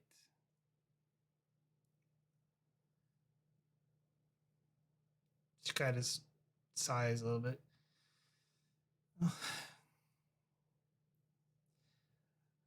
Be sure to save some for him. We'll send some over to him at the clinic. How's the buffalo herd doing? Ethan speaks like fairly well. Had a little bit of trouble with the little illness going among them, but Mitch took care of it.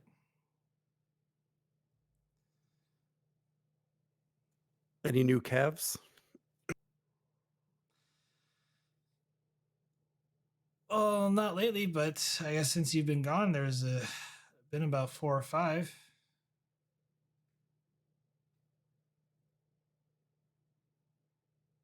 Well, that's good news. It's nice seeing buffalo roam in these parts of Montana again.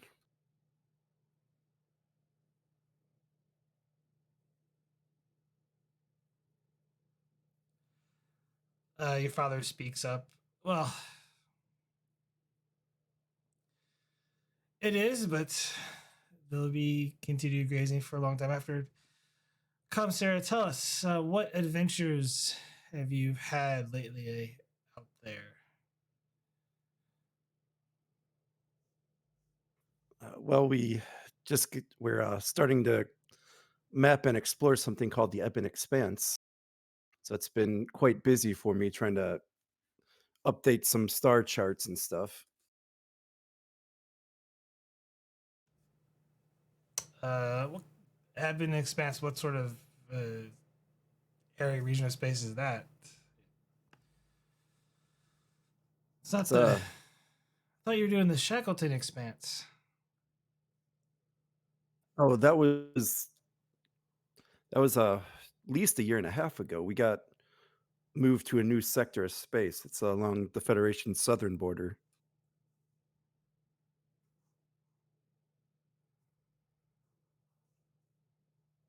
Past the Klingon Empire, past the Tholians. Oh. Well, at least you'll be out of trouble from Romulans. Need to say those, and then your aunt, guys, was like, well, at least you'll be out of trouble from the Tholians. They gave us a bit of scare not that long ago.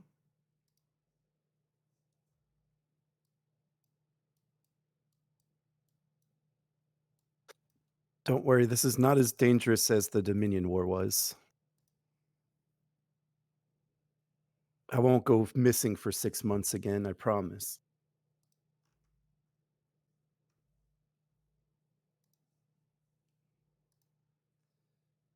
Kind of looks to you and just promise me you won't worry your mother too much, even when I'm gone.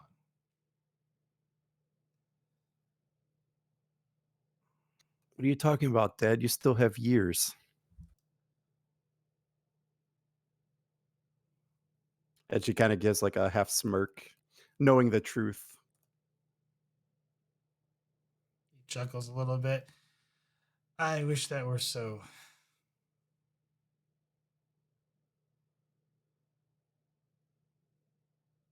Have you been checked out by the Starfleet doctors or just Dr. Michael? I've seen every damn specialist from here to the other side of the planet. It's the same no matter where I go. You traveling to see a doctor. I really don't see that, Dad. Your mother dragged me kicking and screaming like a 4-year-old child, if that's what you're asking. Gosh, he puts it lightly, but yes, I did drag him to see some specialists in Okinawa.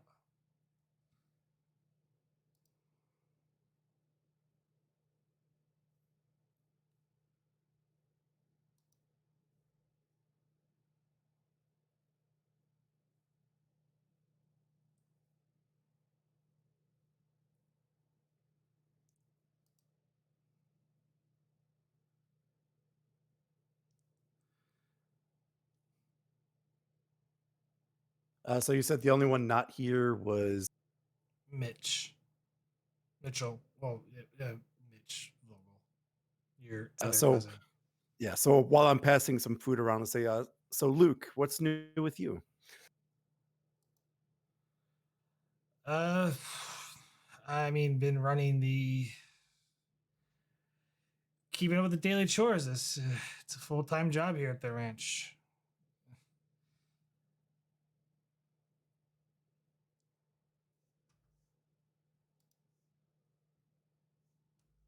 And your Aunt Chrissy kind of was like, "Oh, he's just being mindful. You should tell us about her sometime, Luke."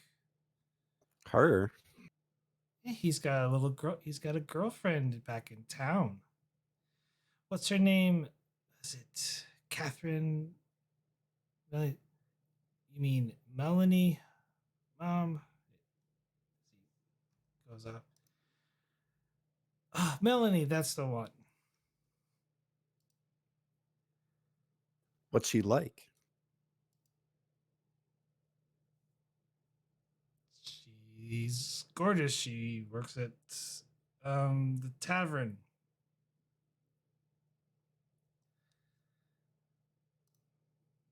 Gonna have to introduce me before I have to return to the ship. Oh, well, if you're free tomorrow night, we'll head over to the tavern. I believe she works then.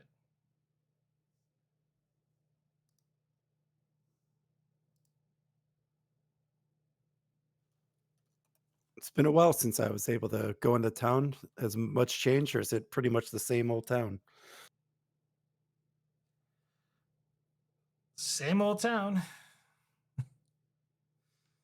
Nothing really changes at this place. That's just, and your father goes and serves himself some food and starts passing it. That gives it its charm, Luke.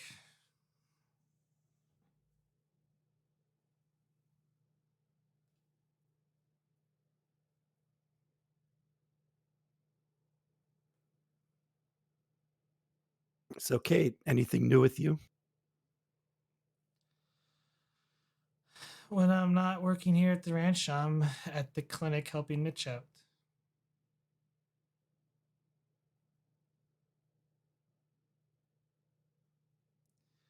know it's not as exciting as it is traveling the star, seeing new things, but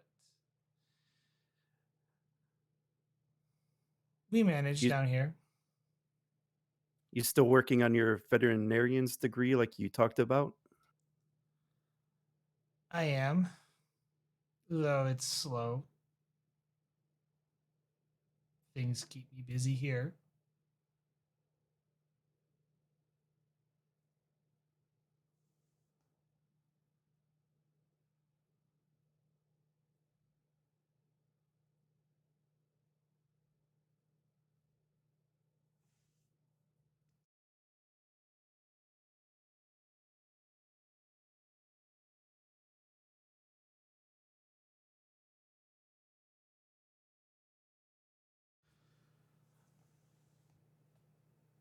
Tell me, Sarah, do you know what happened to Annika, your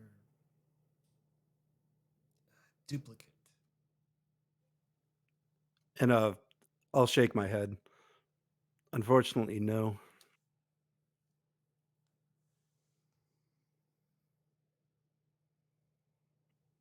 Only been able to see her once since the incident.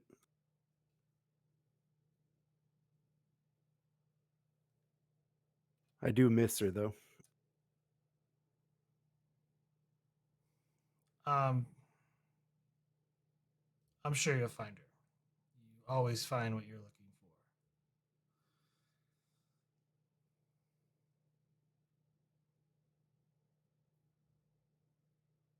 for. I haven't given up on trying to find her and bring her back. It's just our mission keeps pulling us further and further away from where I think she is.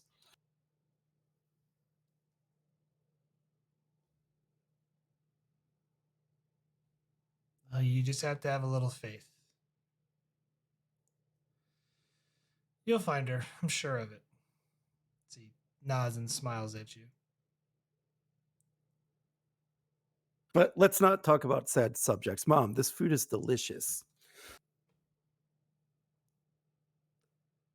Thank you, dear. Um, I made your favorite dessert. Should be almost finished out of the oven. Been looking forward to this all week. I miss these family dinners.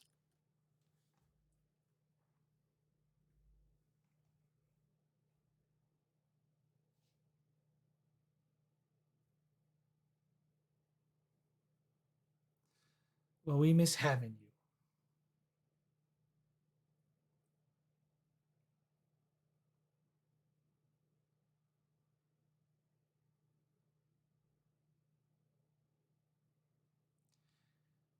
And just as you're going through the dinner and making small talk, and Kate kind of in a little bit of her own little corner, though rest seem to be kind of engaging in conversation with you. Uh, just as your mother gets up, and clears a bit of the table, comes back with your dessert. Your father gets up to get ready to, cut a piece out, and his hands start convulsing really bad, and he falls back uh, on his back, shaking. As everyone else gets up at the table in a rush, they rush over and put him outside. He's like, quick, grab the. Don't let him swallow his tongue. And I'll rush to his side. Dad, are you all right? Ethan, call the doctor.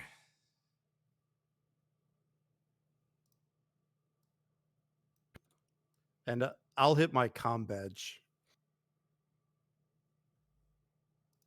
Lieutenant Vogel to Dr. Mountain?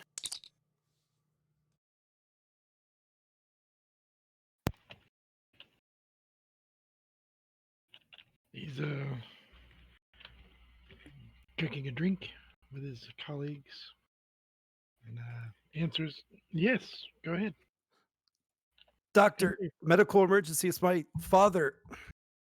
Oh, uh, tell me your coordinates. I'll beam right there. I'll send them to you, Doctor. Thank Please you. hurry. All right, And I'll send the coordinates. gentlemen, ladies, I have an emergency. Now, go find a transporter pad and put in the coordinates and get over there as fast as I can. Dad, just hold on. Help is coming. And as you relay the coordinates, the Sheezers stop, and he kind of is in a comatose state.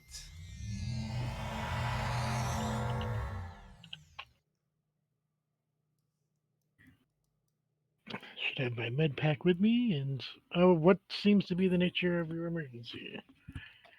Doctor, he just went into seizures. Ah, yes. Hold on one moment. I'll start doing a scan. Doctor, he has Forster Trent syndrome. Oh, yes. Okay.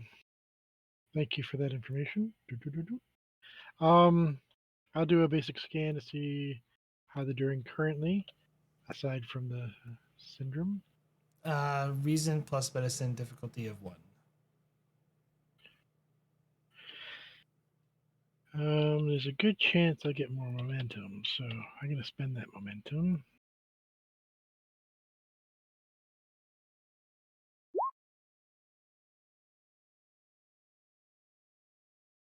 Um, let's see. I don't think I have emergency medicine as a focus. In this case, Do you have xenobiology? xenobiology. I do not have xenobiology. I do have genetics. Genetics would actually sort of apply in this, so I'll take that at an increased complication. Okay. By 1. Yes.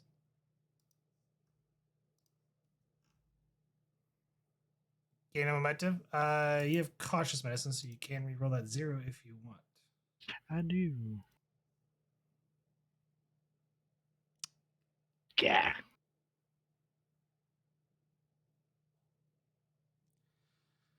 Oh, increased complication. Ick. Yeah, that stupid 19. It is a scan, thankfully. Complications, you're not gonna get a lot of information from this because you don't have proper. He's not like in a proper medical facility, but Yep. you'll get some rudimentary details.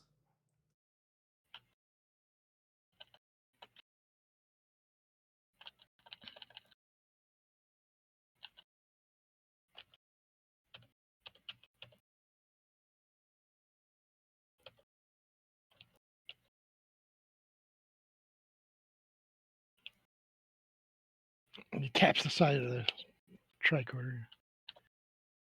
I was just getting the data.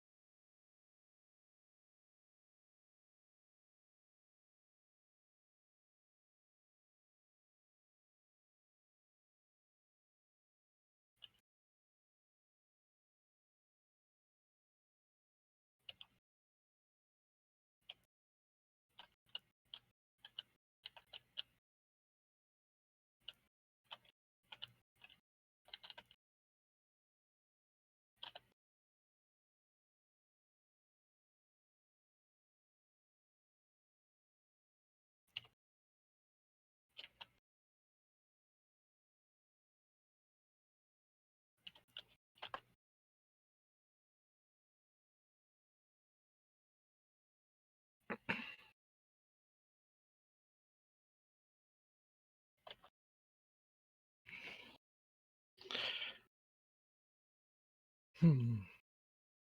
How are you feeling, sir? Mr. Vogel? He's the person you scan on him. He is unconscious currently. Oh, he's unconscious. Oh, okay. I need to take him to a medical facility. He seems to be suffering some nerve damage in his brain. You probably are aware of the implications of this syndrome. Um, Forrester Trent syndrome is not a pleasant thing to have, as you all know. Dr. Mountain to Starfleet Medical Facility. Where are we? Montana? Montana? Yep.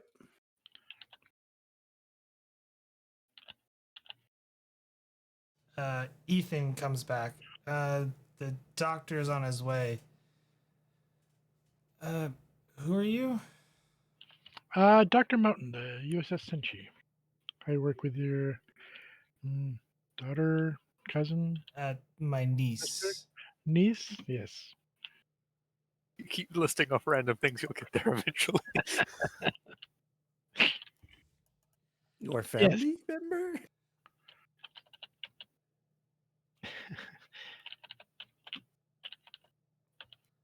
Yes. Yeah, I'd like to talk with your doctor. I am familiar with the syndrome and the results of it. It is seems to be a genetic thing. Yeah. Foster-Tenet syndrome. We're Yeah, aware. yeah. You've probably gone through this more times than you'd care to recall. I am sorry I can't do anything for him right this second, but we will do the best we can. You said there was a medical team coming? The family doctor. He's Yeah, I'll chat with them. there's a knock on the door, and Kate goes to answer, and then comes by. Returns with the doctor in question. Kind of walks over to Elliot. This doesn't look good. Pulls out a scanning instrument and begins taking his own readings.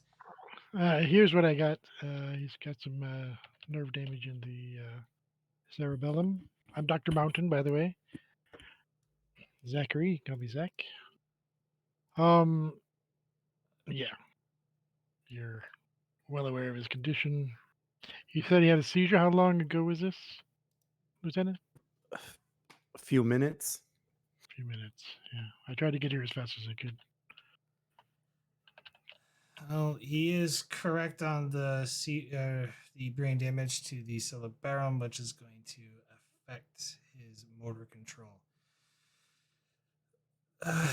We should probably help him into his bed. I got one arm. Please just help him. I'm not ready to lose him yet. As I tears start pouring down Vogel's face. Dr. Mountain the other doctor kind of like, he kind of motions. Sure. Ethan, Luke, can you get your brother and uncle up? Oh, can you get Mr. Vogel here to his bed? Make sure he's lying in a position on his, the position we talked about earlier when the situation happens. They both kind of nod and take him up to his bedroom.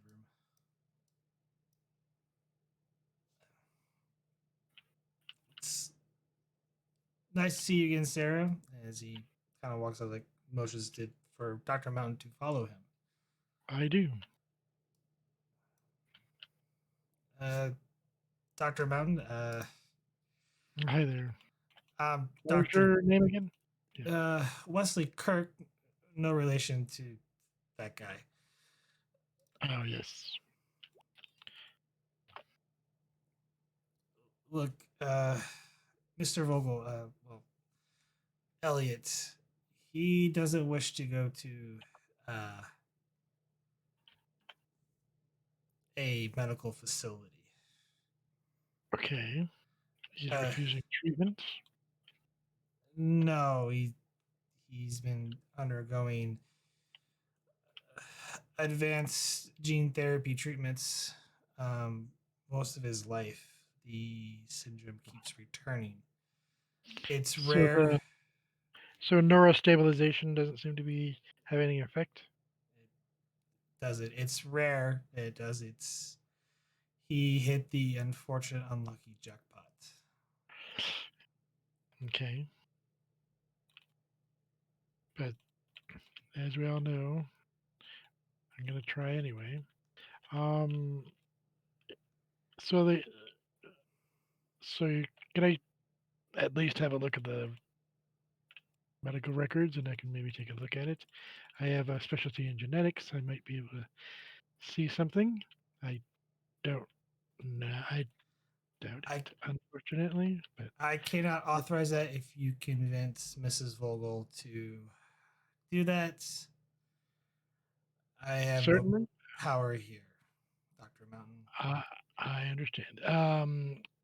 If I do get permission, then I'm sure you allow me to see the records.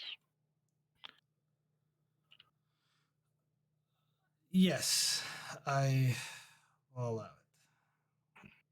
Yeah, I just, I don't know, I feel obligated a little bit to help my crewmate's parent. Um, I know if I would be in the situation, similar situation, any help would be greatly appreciated if I was able to give it. So yeah, if I will see what I can do, and hopefully, I don't know, we'll do what we can. But this syndrome is a bear, and unfortunately, it's the usual outcome. Seems like. But I do appreciate your candor and letting me know. Right. I will tend to the patient upstairs. Please do. All right. Kind of nods and heads up to the bedroom where. All right. Sarah, Dunnan, may I talk to you for a minute? And I'll look at my mother and then I'll join the doctor. Say in a hushed tone in the corner. Um, I don't know what I could do that your medical doctors aren't already doing, but I cannot see his information without your mother's permission. Do so. So I'd be willing to look it over. I do have a specialty in genetics that may see something that other people did not, but I cannot guarantee anything in this situation, as you know, and you probably heard so many times. The it is a degenerative disease, and he does seem to be having a situation right now. And I'll do what I can. That's all I can promise. But I need your permission from your mother in this case. Mom, I was Uh, kind of yell. yeah. She kind of motioned and she kind of trying not to wipes the tears away. Yes, dear. Mom, give Dr. Mountain permission to view Dad's medical record. He has a background in genetics. He might be able to help. I don't want to get anybody's hopes up, but I do hope that I can see something that the other doctors might have not. But I cannot give you a guarantee. I'm sorry. I can only do my best to get information and perhaps do something. But I have to at least try, if you will, Mrs. Sure. Vogel. It's that's fine. It just his wishes is he doesn't want to die in some medical ward. He wants to Uh, go. He wants to go here. I completely understand that and will respect that. I also want to at least give a chance to actually do something for him, if nothing more than to alleviate him from these seizures, if I can. Those are probably not pleasant for him at all. Um, I'm told that that's going to be more common for him until. I know. Yeah. Um.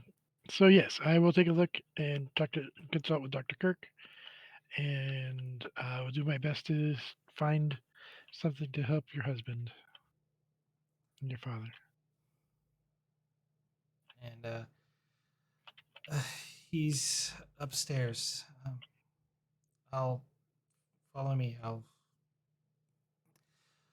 tell the Dr. Kirk to release the medical forms or his medical records to you. All right. Thank you.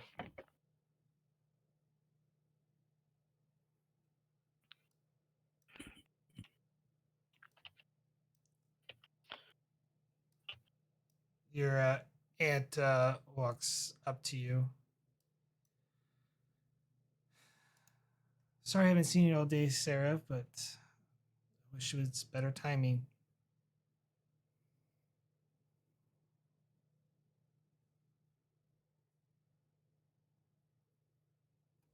Thank you, Aunt.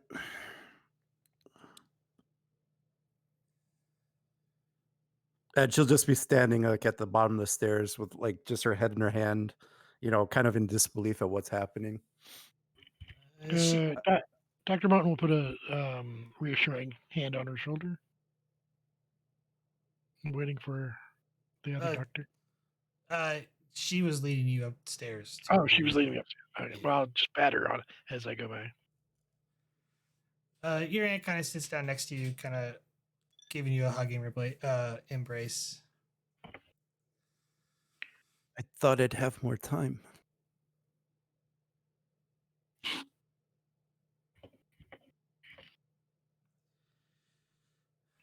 We all know this day was going to eventually come.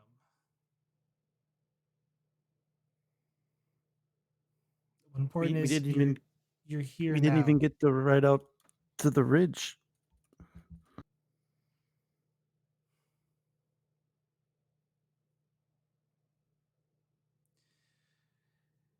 Maybe this isn't a bad spell. He's not the first time he's had a seizure like this. Maybe there's still a chance for you to ride out there with him.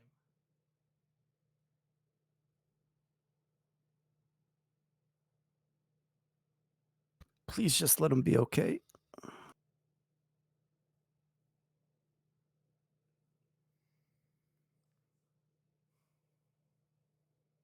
And Vogel kind of dig her head into her aunt's shoulder, letting out the tears. And it's sort of like a motherly's embrace a little bit. She kind of just rocks you back and forth to try to comfort you somewhat as your cousin Kate is just kind of standing by, kind of sulking a little bit, not really saying much.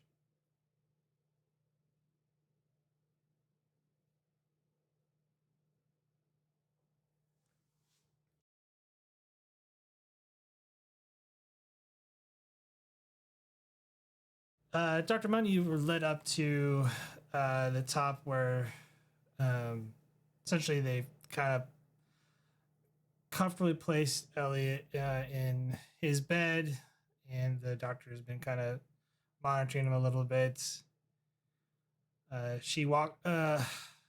Vogel's mother walks up to Dr. Kirk and informs him that to go ahead and release the medical records to you.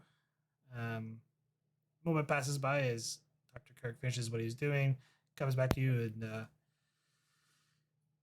opens up his device. And are you ready to receive, Dr. Mountain? Yep. I will open up my pad and receive the information. And he swipes over to send you the information. All right. And then I will go over it and ask any questions if I have any.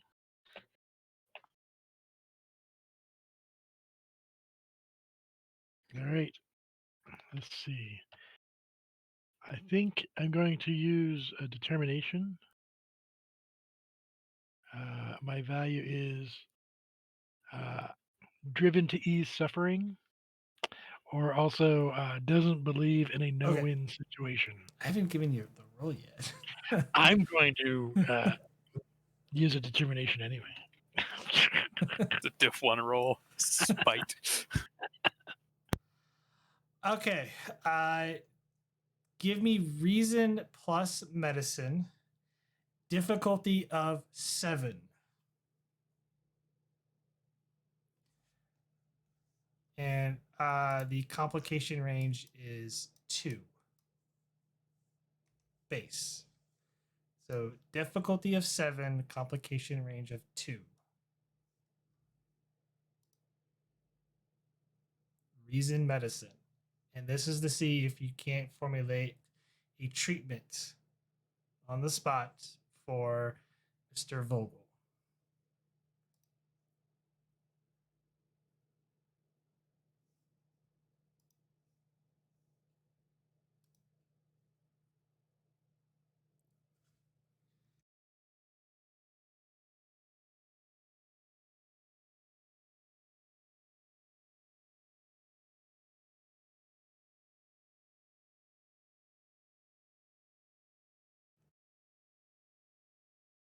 Did you hear me? Sorry. I thought I had my thing on. I'd like to spend. I'm doing a determination, and so then can I spend a momentum and I more threat? will take doesn't believe in no win scenario because this is no everyone win. has told it's told Elliot Vogel that he is going to die to this condition, that there is no hope. I will take a focus in genetics because this is a genetic disease. Okay. And I'd like to buy 2 additional dice. Keep in mind, this is difficulty 7. Might need to buy all the additional dice. That's what I mean. I have 1 determination, so that's 1 die. So And you're then I gonna can buy spend you're buying up Yep. to 4 dice. up to 4 dice. Yep. Okay. With That's- 1 momentum and then the rest in threat. Yes. Be 4 threat, I think. Yep. Yes. 4 threat. And genetics focus, complication range of 2, 4 dice. Does anybody want to assist? It is just you. Okay. Sorry, Doc. It's okay.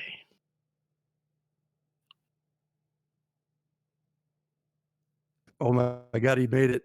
You got it. Just barely. You got it. Chinny chin chin. Wow. You I do not want to realize reroll. you realize in analyzing the data and all the treatments that they've given, they have actually gone through the proper treatments for the syndrome. It's like usually it's not 100% guaranteed that it works, but there is a slight variation in what keeps causing his essentially flare-ups, and why the treatments don't work. And every time they change it, the flare-ups continue because of this unique genetic marker that you think if you eliminate the marker, it would stop the condition, and he would have to go through regenerative therapy, but he might be able to regain some of the use of his body that he's lost, functions that he's lost already.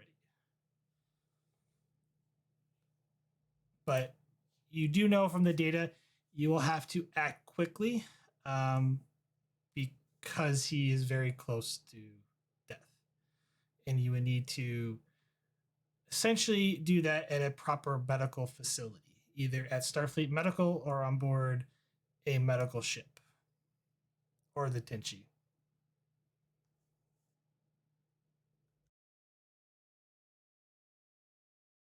Would the Tenchi be sufficient for this task?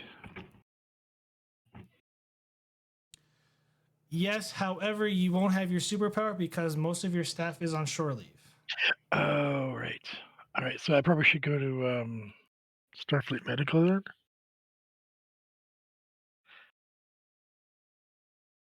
Would I not get the bonus for the Tenshi, or do it? You won't like so. It's if you go to Starfleet, I will give you an advantage if you go to Starfleet Medical Yeah, at let's their do that. facility. Like you would be able to do it. We need the best care, and so we're on Earth, so Starfleet Medical is it. I say, Dr. Kirk, I think I have something. We need to get him to Starfleet Medical stat. Dr. Mountain for emergency transport. Lieutenant Vogel, would you like to come with us? I'll run up the stairs 'cause I'm still downstairs. And Yeah, I'll you'll grab my mother and nod and move closer. She will be will go with you. Absolutely, yeah. She's like, she won't leave her husband's side. So Mrs. Vogel, come along. But we need to go Oh, I right grabbed now. my mother and pulled her close. Yeah, She's we not need to go saying right that. now. Yeah, you're both going. All right, and so the 5 of us, 5 to emergency beam out to Starfleet Medical.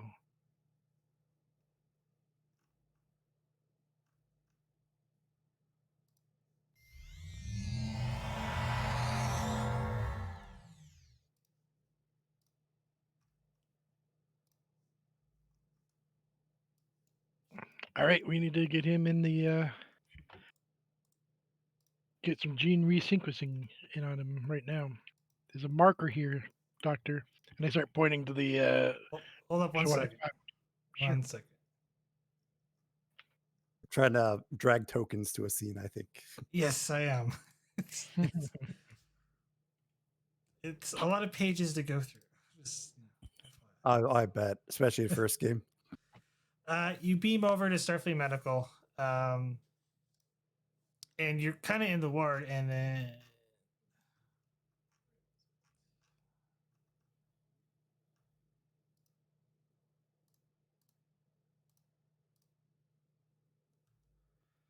a Starfleet doctor walks up to you.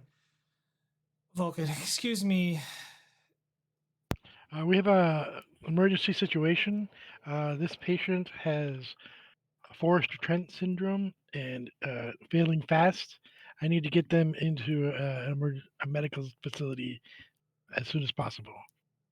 Under, I am assuming your authority, but this is a Starfleet medical ward for Starfleet officers. Is he a Starfleet veteran or? Is he a Starfleet veteran, Lieutenant? Oh, And I'll just yell, "He's my dad." I'm we'll Oh, just not deal a with that later. doctor, at the clerk. That's not a. I am not a clerk, Lieutenant. Well, I mean, I'll pay the consequences. Let's just get us into the room. We'll debate about his condition later. Presence medicine difficulty 2. that was I not also- in character, by the way. Just whoever that person is, I'm yelling at. Yeah. And I also have persuasion as a focus. I'll take that. Isn't that Salon's wife? Dun dun dun. In another timeline, sure. Okay, so what did you say? Persuasion, presence, medicine? Yes. Okay. There's no momentum to be had. Yeah, but in her mind, there are civilian facilities that will instantly tend to him. Just adopt your father so he's a dependent, and then he could go in. And Lieutenant Vogel could assist, perhaps. Sure. Oh, you don't want me assisting with medicine. Well, I'd be presence. Technically, it's presence command. I could do that. Maybe presence con for a legal reason. No, presence command. Yeah, mine's a 13, so I'm actually pretty good in that.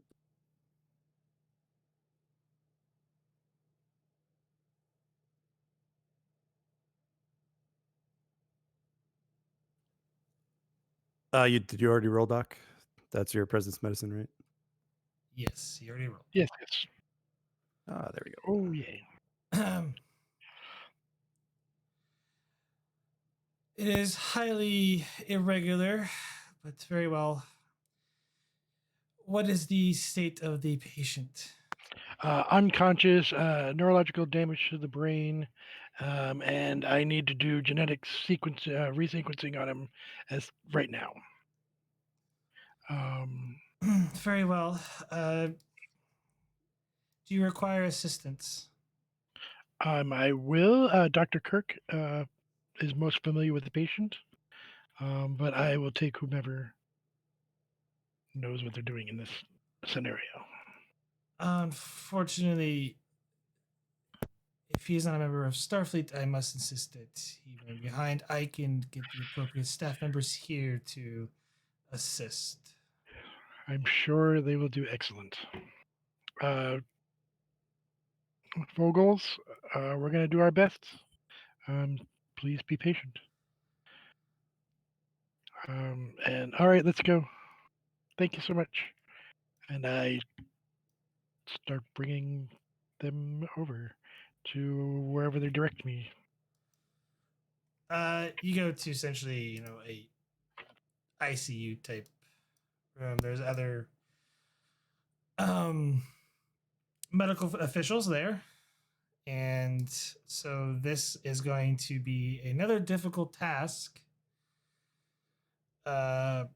Daring plus medicine difficulty of 4. And that's with your advantages. So, and there will be assist from this other Vulcan doctor who's currently working at Starfleet Medical.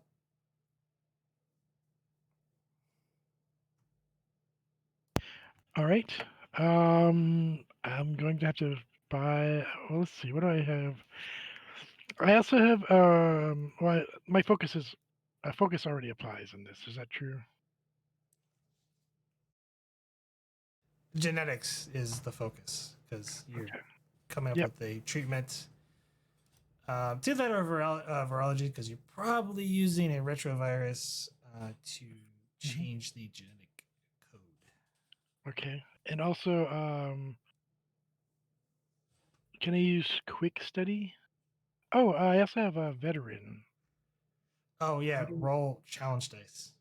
Yeah, how do I do that? Just hit go to your challenge dice on your character sheet, put in 1, make sure you hit enter, and then the Starfleet symbol. You get your determination back, so you have a determination to spend. I am going to spend my determination. On what value? Does driven to ease suffering. I'll Suffering take of the that. patient. I'll take it. Okay. So can I use quick study when attempting a task that involves an unfamiliar medical procedure or which treat an unfamiliar species? You're familiar with the procedure and the species, so I'm trying to ignore difficulty here. Okay. no, it's only to treat with when you're not sure about the species or the actual Procedure. procedure. You are familiar with this procedure. This is a brand new procedure. I just made it up. No, you're modifying an existing procedure. Okay. I'm trying to stretch here, but hey, that's okay. I will take the determination and I'll spend a threat for another die. And I won't be able to get a reroll, but that's okay. And I'm getting an assist. Yes, you're getting an assist, so you need to get at least 2 successes.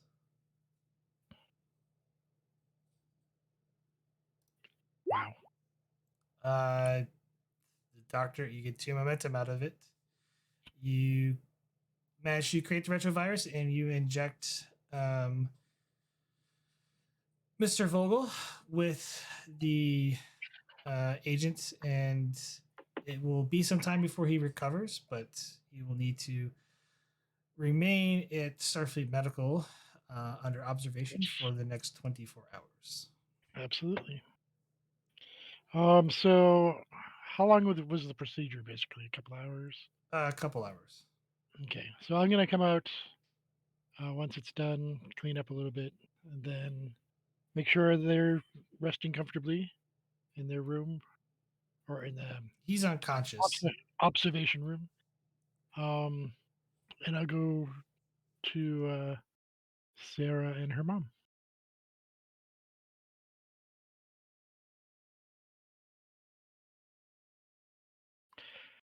I have good news, and that's probably not something you'd expect to hear from this situation. Um, Ma'am, your husband is stable and recovering from the surgery. It was a very complex procedure, and without the help of the staff here or any of my training through Starfleet Medical, I don't even think this would have been possible. But your husband's going to regain some of his motor functions.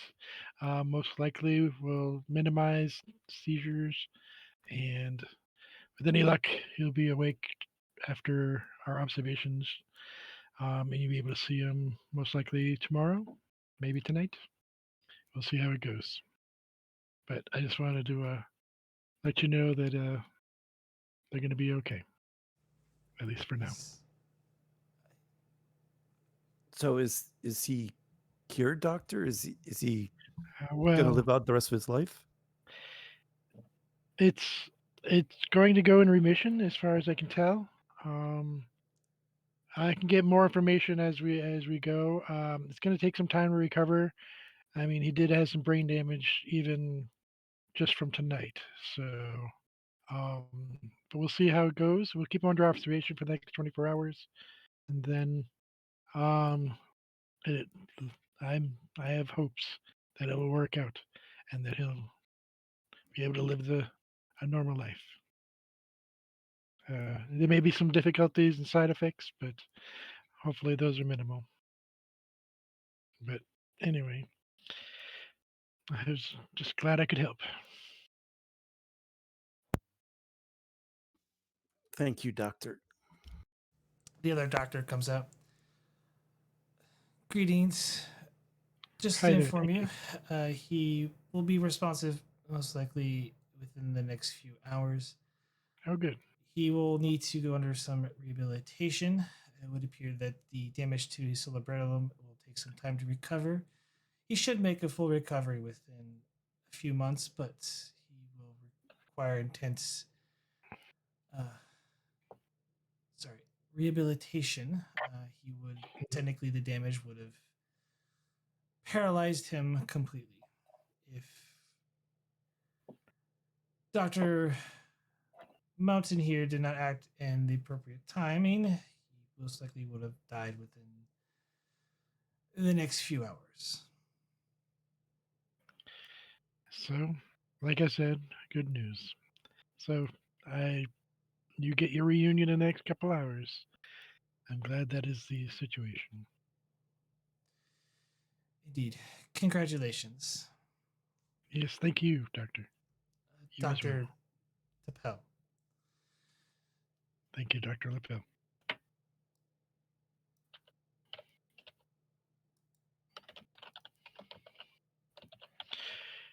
And with that, I think I'm going to go take a nap. um, but I'll be here at the facility, keeping a watch. So, Lieutenant, if you have any questions or need to get a hold of me, I'll be here. But for now, I'm just going to get some rest, and I think you all should as well for a little while until he's ready to chat. Thank you so much, doctor. You have no Of idea how course. much this means to me. Well, I'm just glad I could help.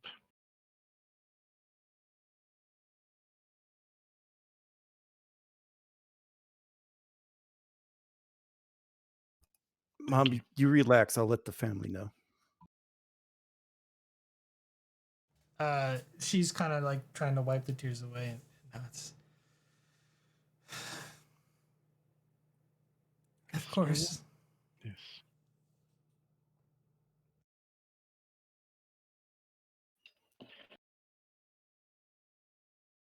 All right. Well, I hope you are doing better, Lieutenant. I will talk to you again soon. Mrs. Vogel, doctor. And he's gonna go find a replicator to get a snack on a couch somewhere.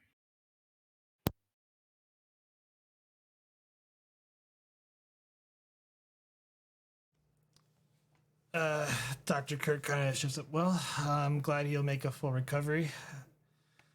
Mrs. Vogel, don't forget your appointment in 3 weeks, and I am going to get a transport back to Montana. After there's a restaurant I've always wanted to Dr. try here. Got motions off rambling. It's not his fault. I barely was able to find what the abnormality was causing all the seizures. So I just got lucky, I guess.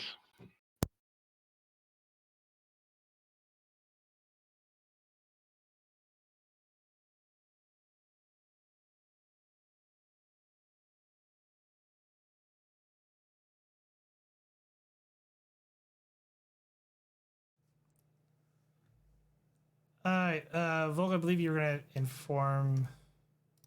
Are you like going to open up communications to your home, or are you going to transport over there? Oh, I'm sorry. There's people making announcements outside. I was trying to see what the hell that was. What was it? You wanting to role play out like informing the rest of your family the good news? No, we don't have to. If you wanted to head somewhere else. I think with that, we're going to start getting ready to bring this to a close unless there's any other role play you guys wish to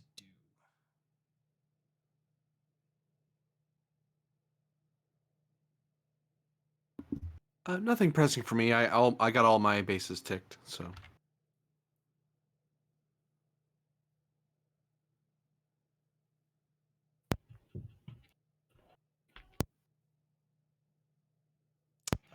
Solon, is there anything you wish to do? Not really. I mean, it's kind of social episodes. The Vulcan is kind of the odd man out. That's you should kind of what happens sometimes. Oddly enough, you do get a report that Dr. Mountain admitted a patient at Starfleet Medical, which is sort of against regulation, but Starfleet Medical took them in and didn't really make too much of a fuss about it. Usually don't take Yeah, civilians. if the report includes the fact that he saved somebody's life, Salon will note that in his in Dr. Mountain's personnel log, and the other part will just kind of be a really small footnote. And you notice the report of the incident comes from a Dr. Tapel. Fascinating. I bet it is. Sorry. Why does she look familiar? I don't that. Question: does that report get to my desk? That's up to Solon. Salon would note to the captain in his daily action report that Dr. Mountain, on his leave, saved the life of the father of one of his officers. He'll leave the rest of it out. That's a view file as you see fit. Yeah. That's what a good supervisor does. He protects his people. So I'm going to recommend Dr. Mountain take up resign his commission in ignominy. No, Again? Oh wait. okay. Wait a minute. So many questions. No. But yeah, that's so noted.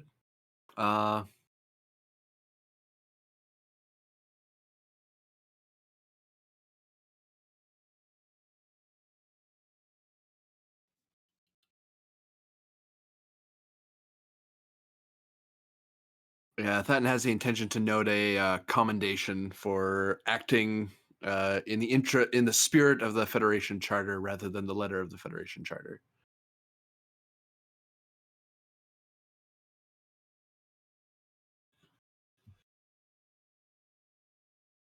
Despite being not in active duty. It's like you didn't. That was really not your problem technically. So the fact that you took it on and put yourself at personal career risk is commendable.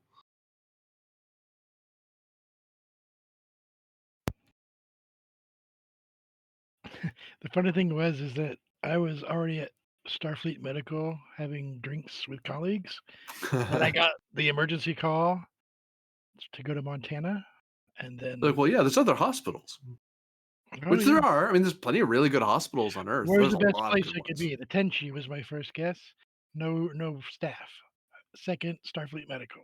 That was number 2. So I did that.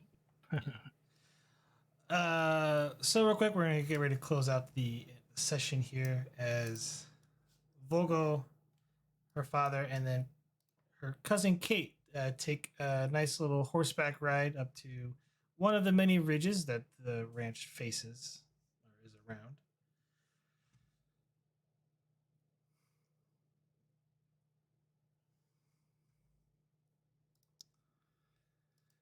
It's hard to beat this sight. Kind of clutches his hand, like expecting it to shake.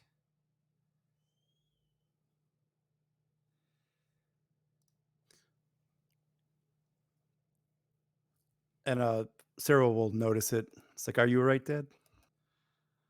Uh, Nothing but a little bit of pain and work can't fix it. Thanks to your Dr. Mountain. I would name one of the mountains after him, but I don't Which think one? it's. I mean, consider they're all mountains to begin with. It's a little hard to say. Mountain. And I'll take a nice deep breath in. I missed this air. It's a lot better than that filter air you get on that ship of yours. Never realized until actually seeing this in person how much I miss it. There's always room for you here at home whenever you get sick of gallivanting around the stars.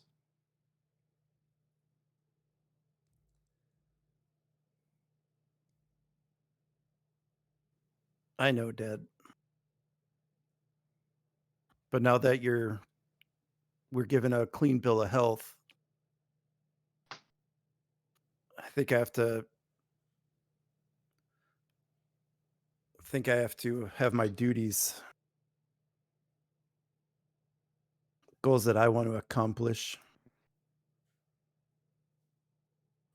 Before I settle back here.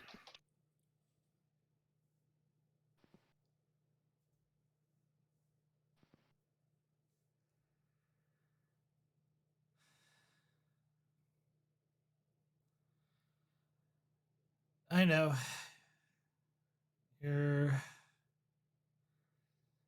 just like your aunt. Well, your other one.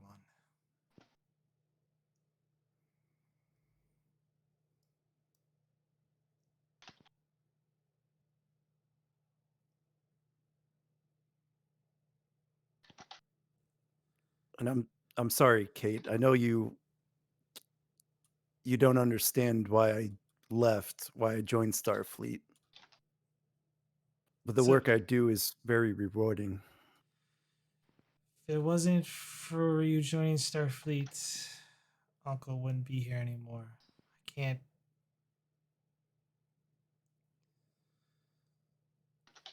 You're all my family. It's it's not easy, Sarah, but I'm sorry. I shouldn't be so cold to you. You don't deserve that. You can't have all the blame in this. I wasn't very pleasant either.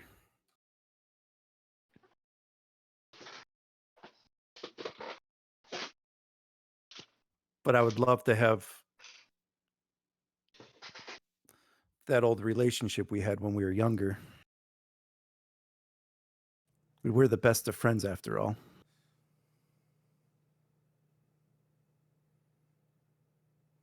No reason we can't be that again.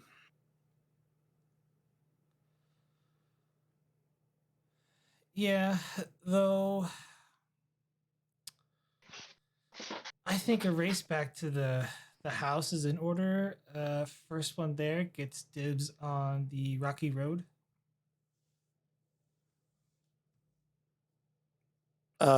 Sarah will hear a noise off in the distance and yell, "Doctor, are you all right?" Oh, yeah, I'll be all right. Yes, yes thanks. Never really picked up the horse riding, but I'll give it a go for sure. Come on, Doc, you got to see this view.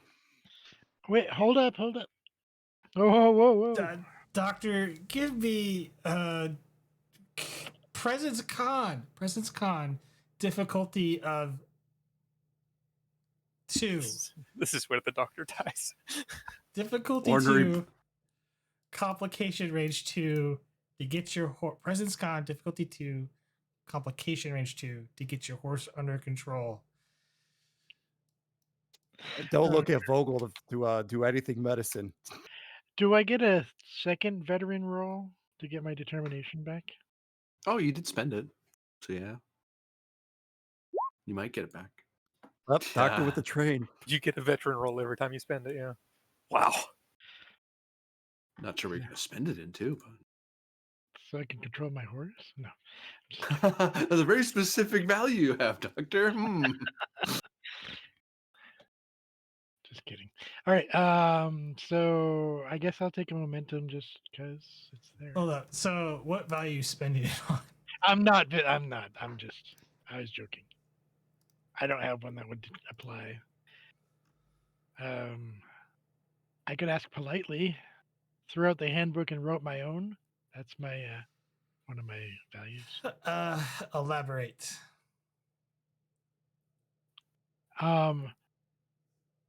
I'm going to apply my knowledge of medicine to know how to soothe the horse in a way. So rubbing right near the heart area or right along the neck area to give it a calm feeling while I'm there. It's like, it's okay.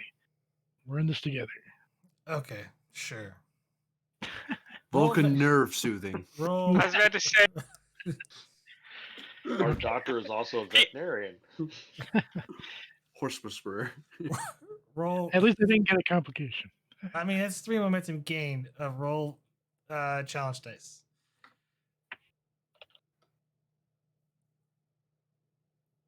And you get your determination back as the adventure chain continues. And Okay. you finally get your horse under control. And Tell me what's her name? What's her name? Melanie. That sounds like Melanie. Melanie. Oh, you're such a good horse, Melanie. The doctor lied through his teeth. That's a bad horse. Bad horse. No. It's okay. And then I take in the view as I ride next to Sarah.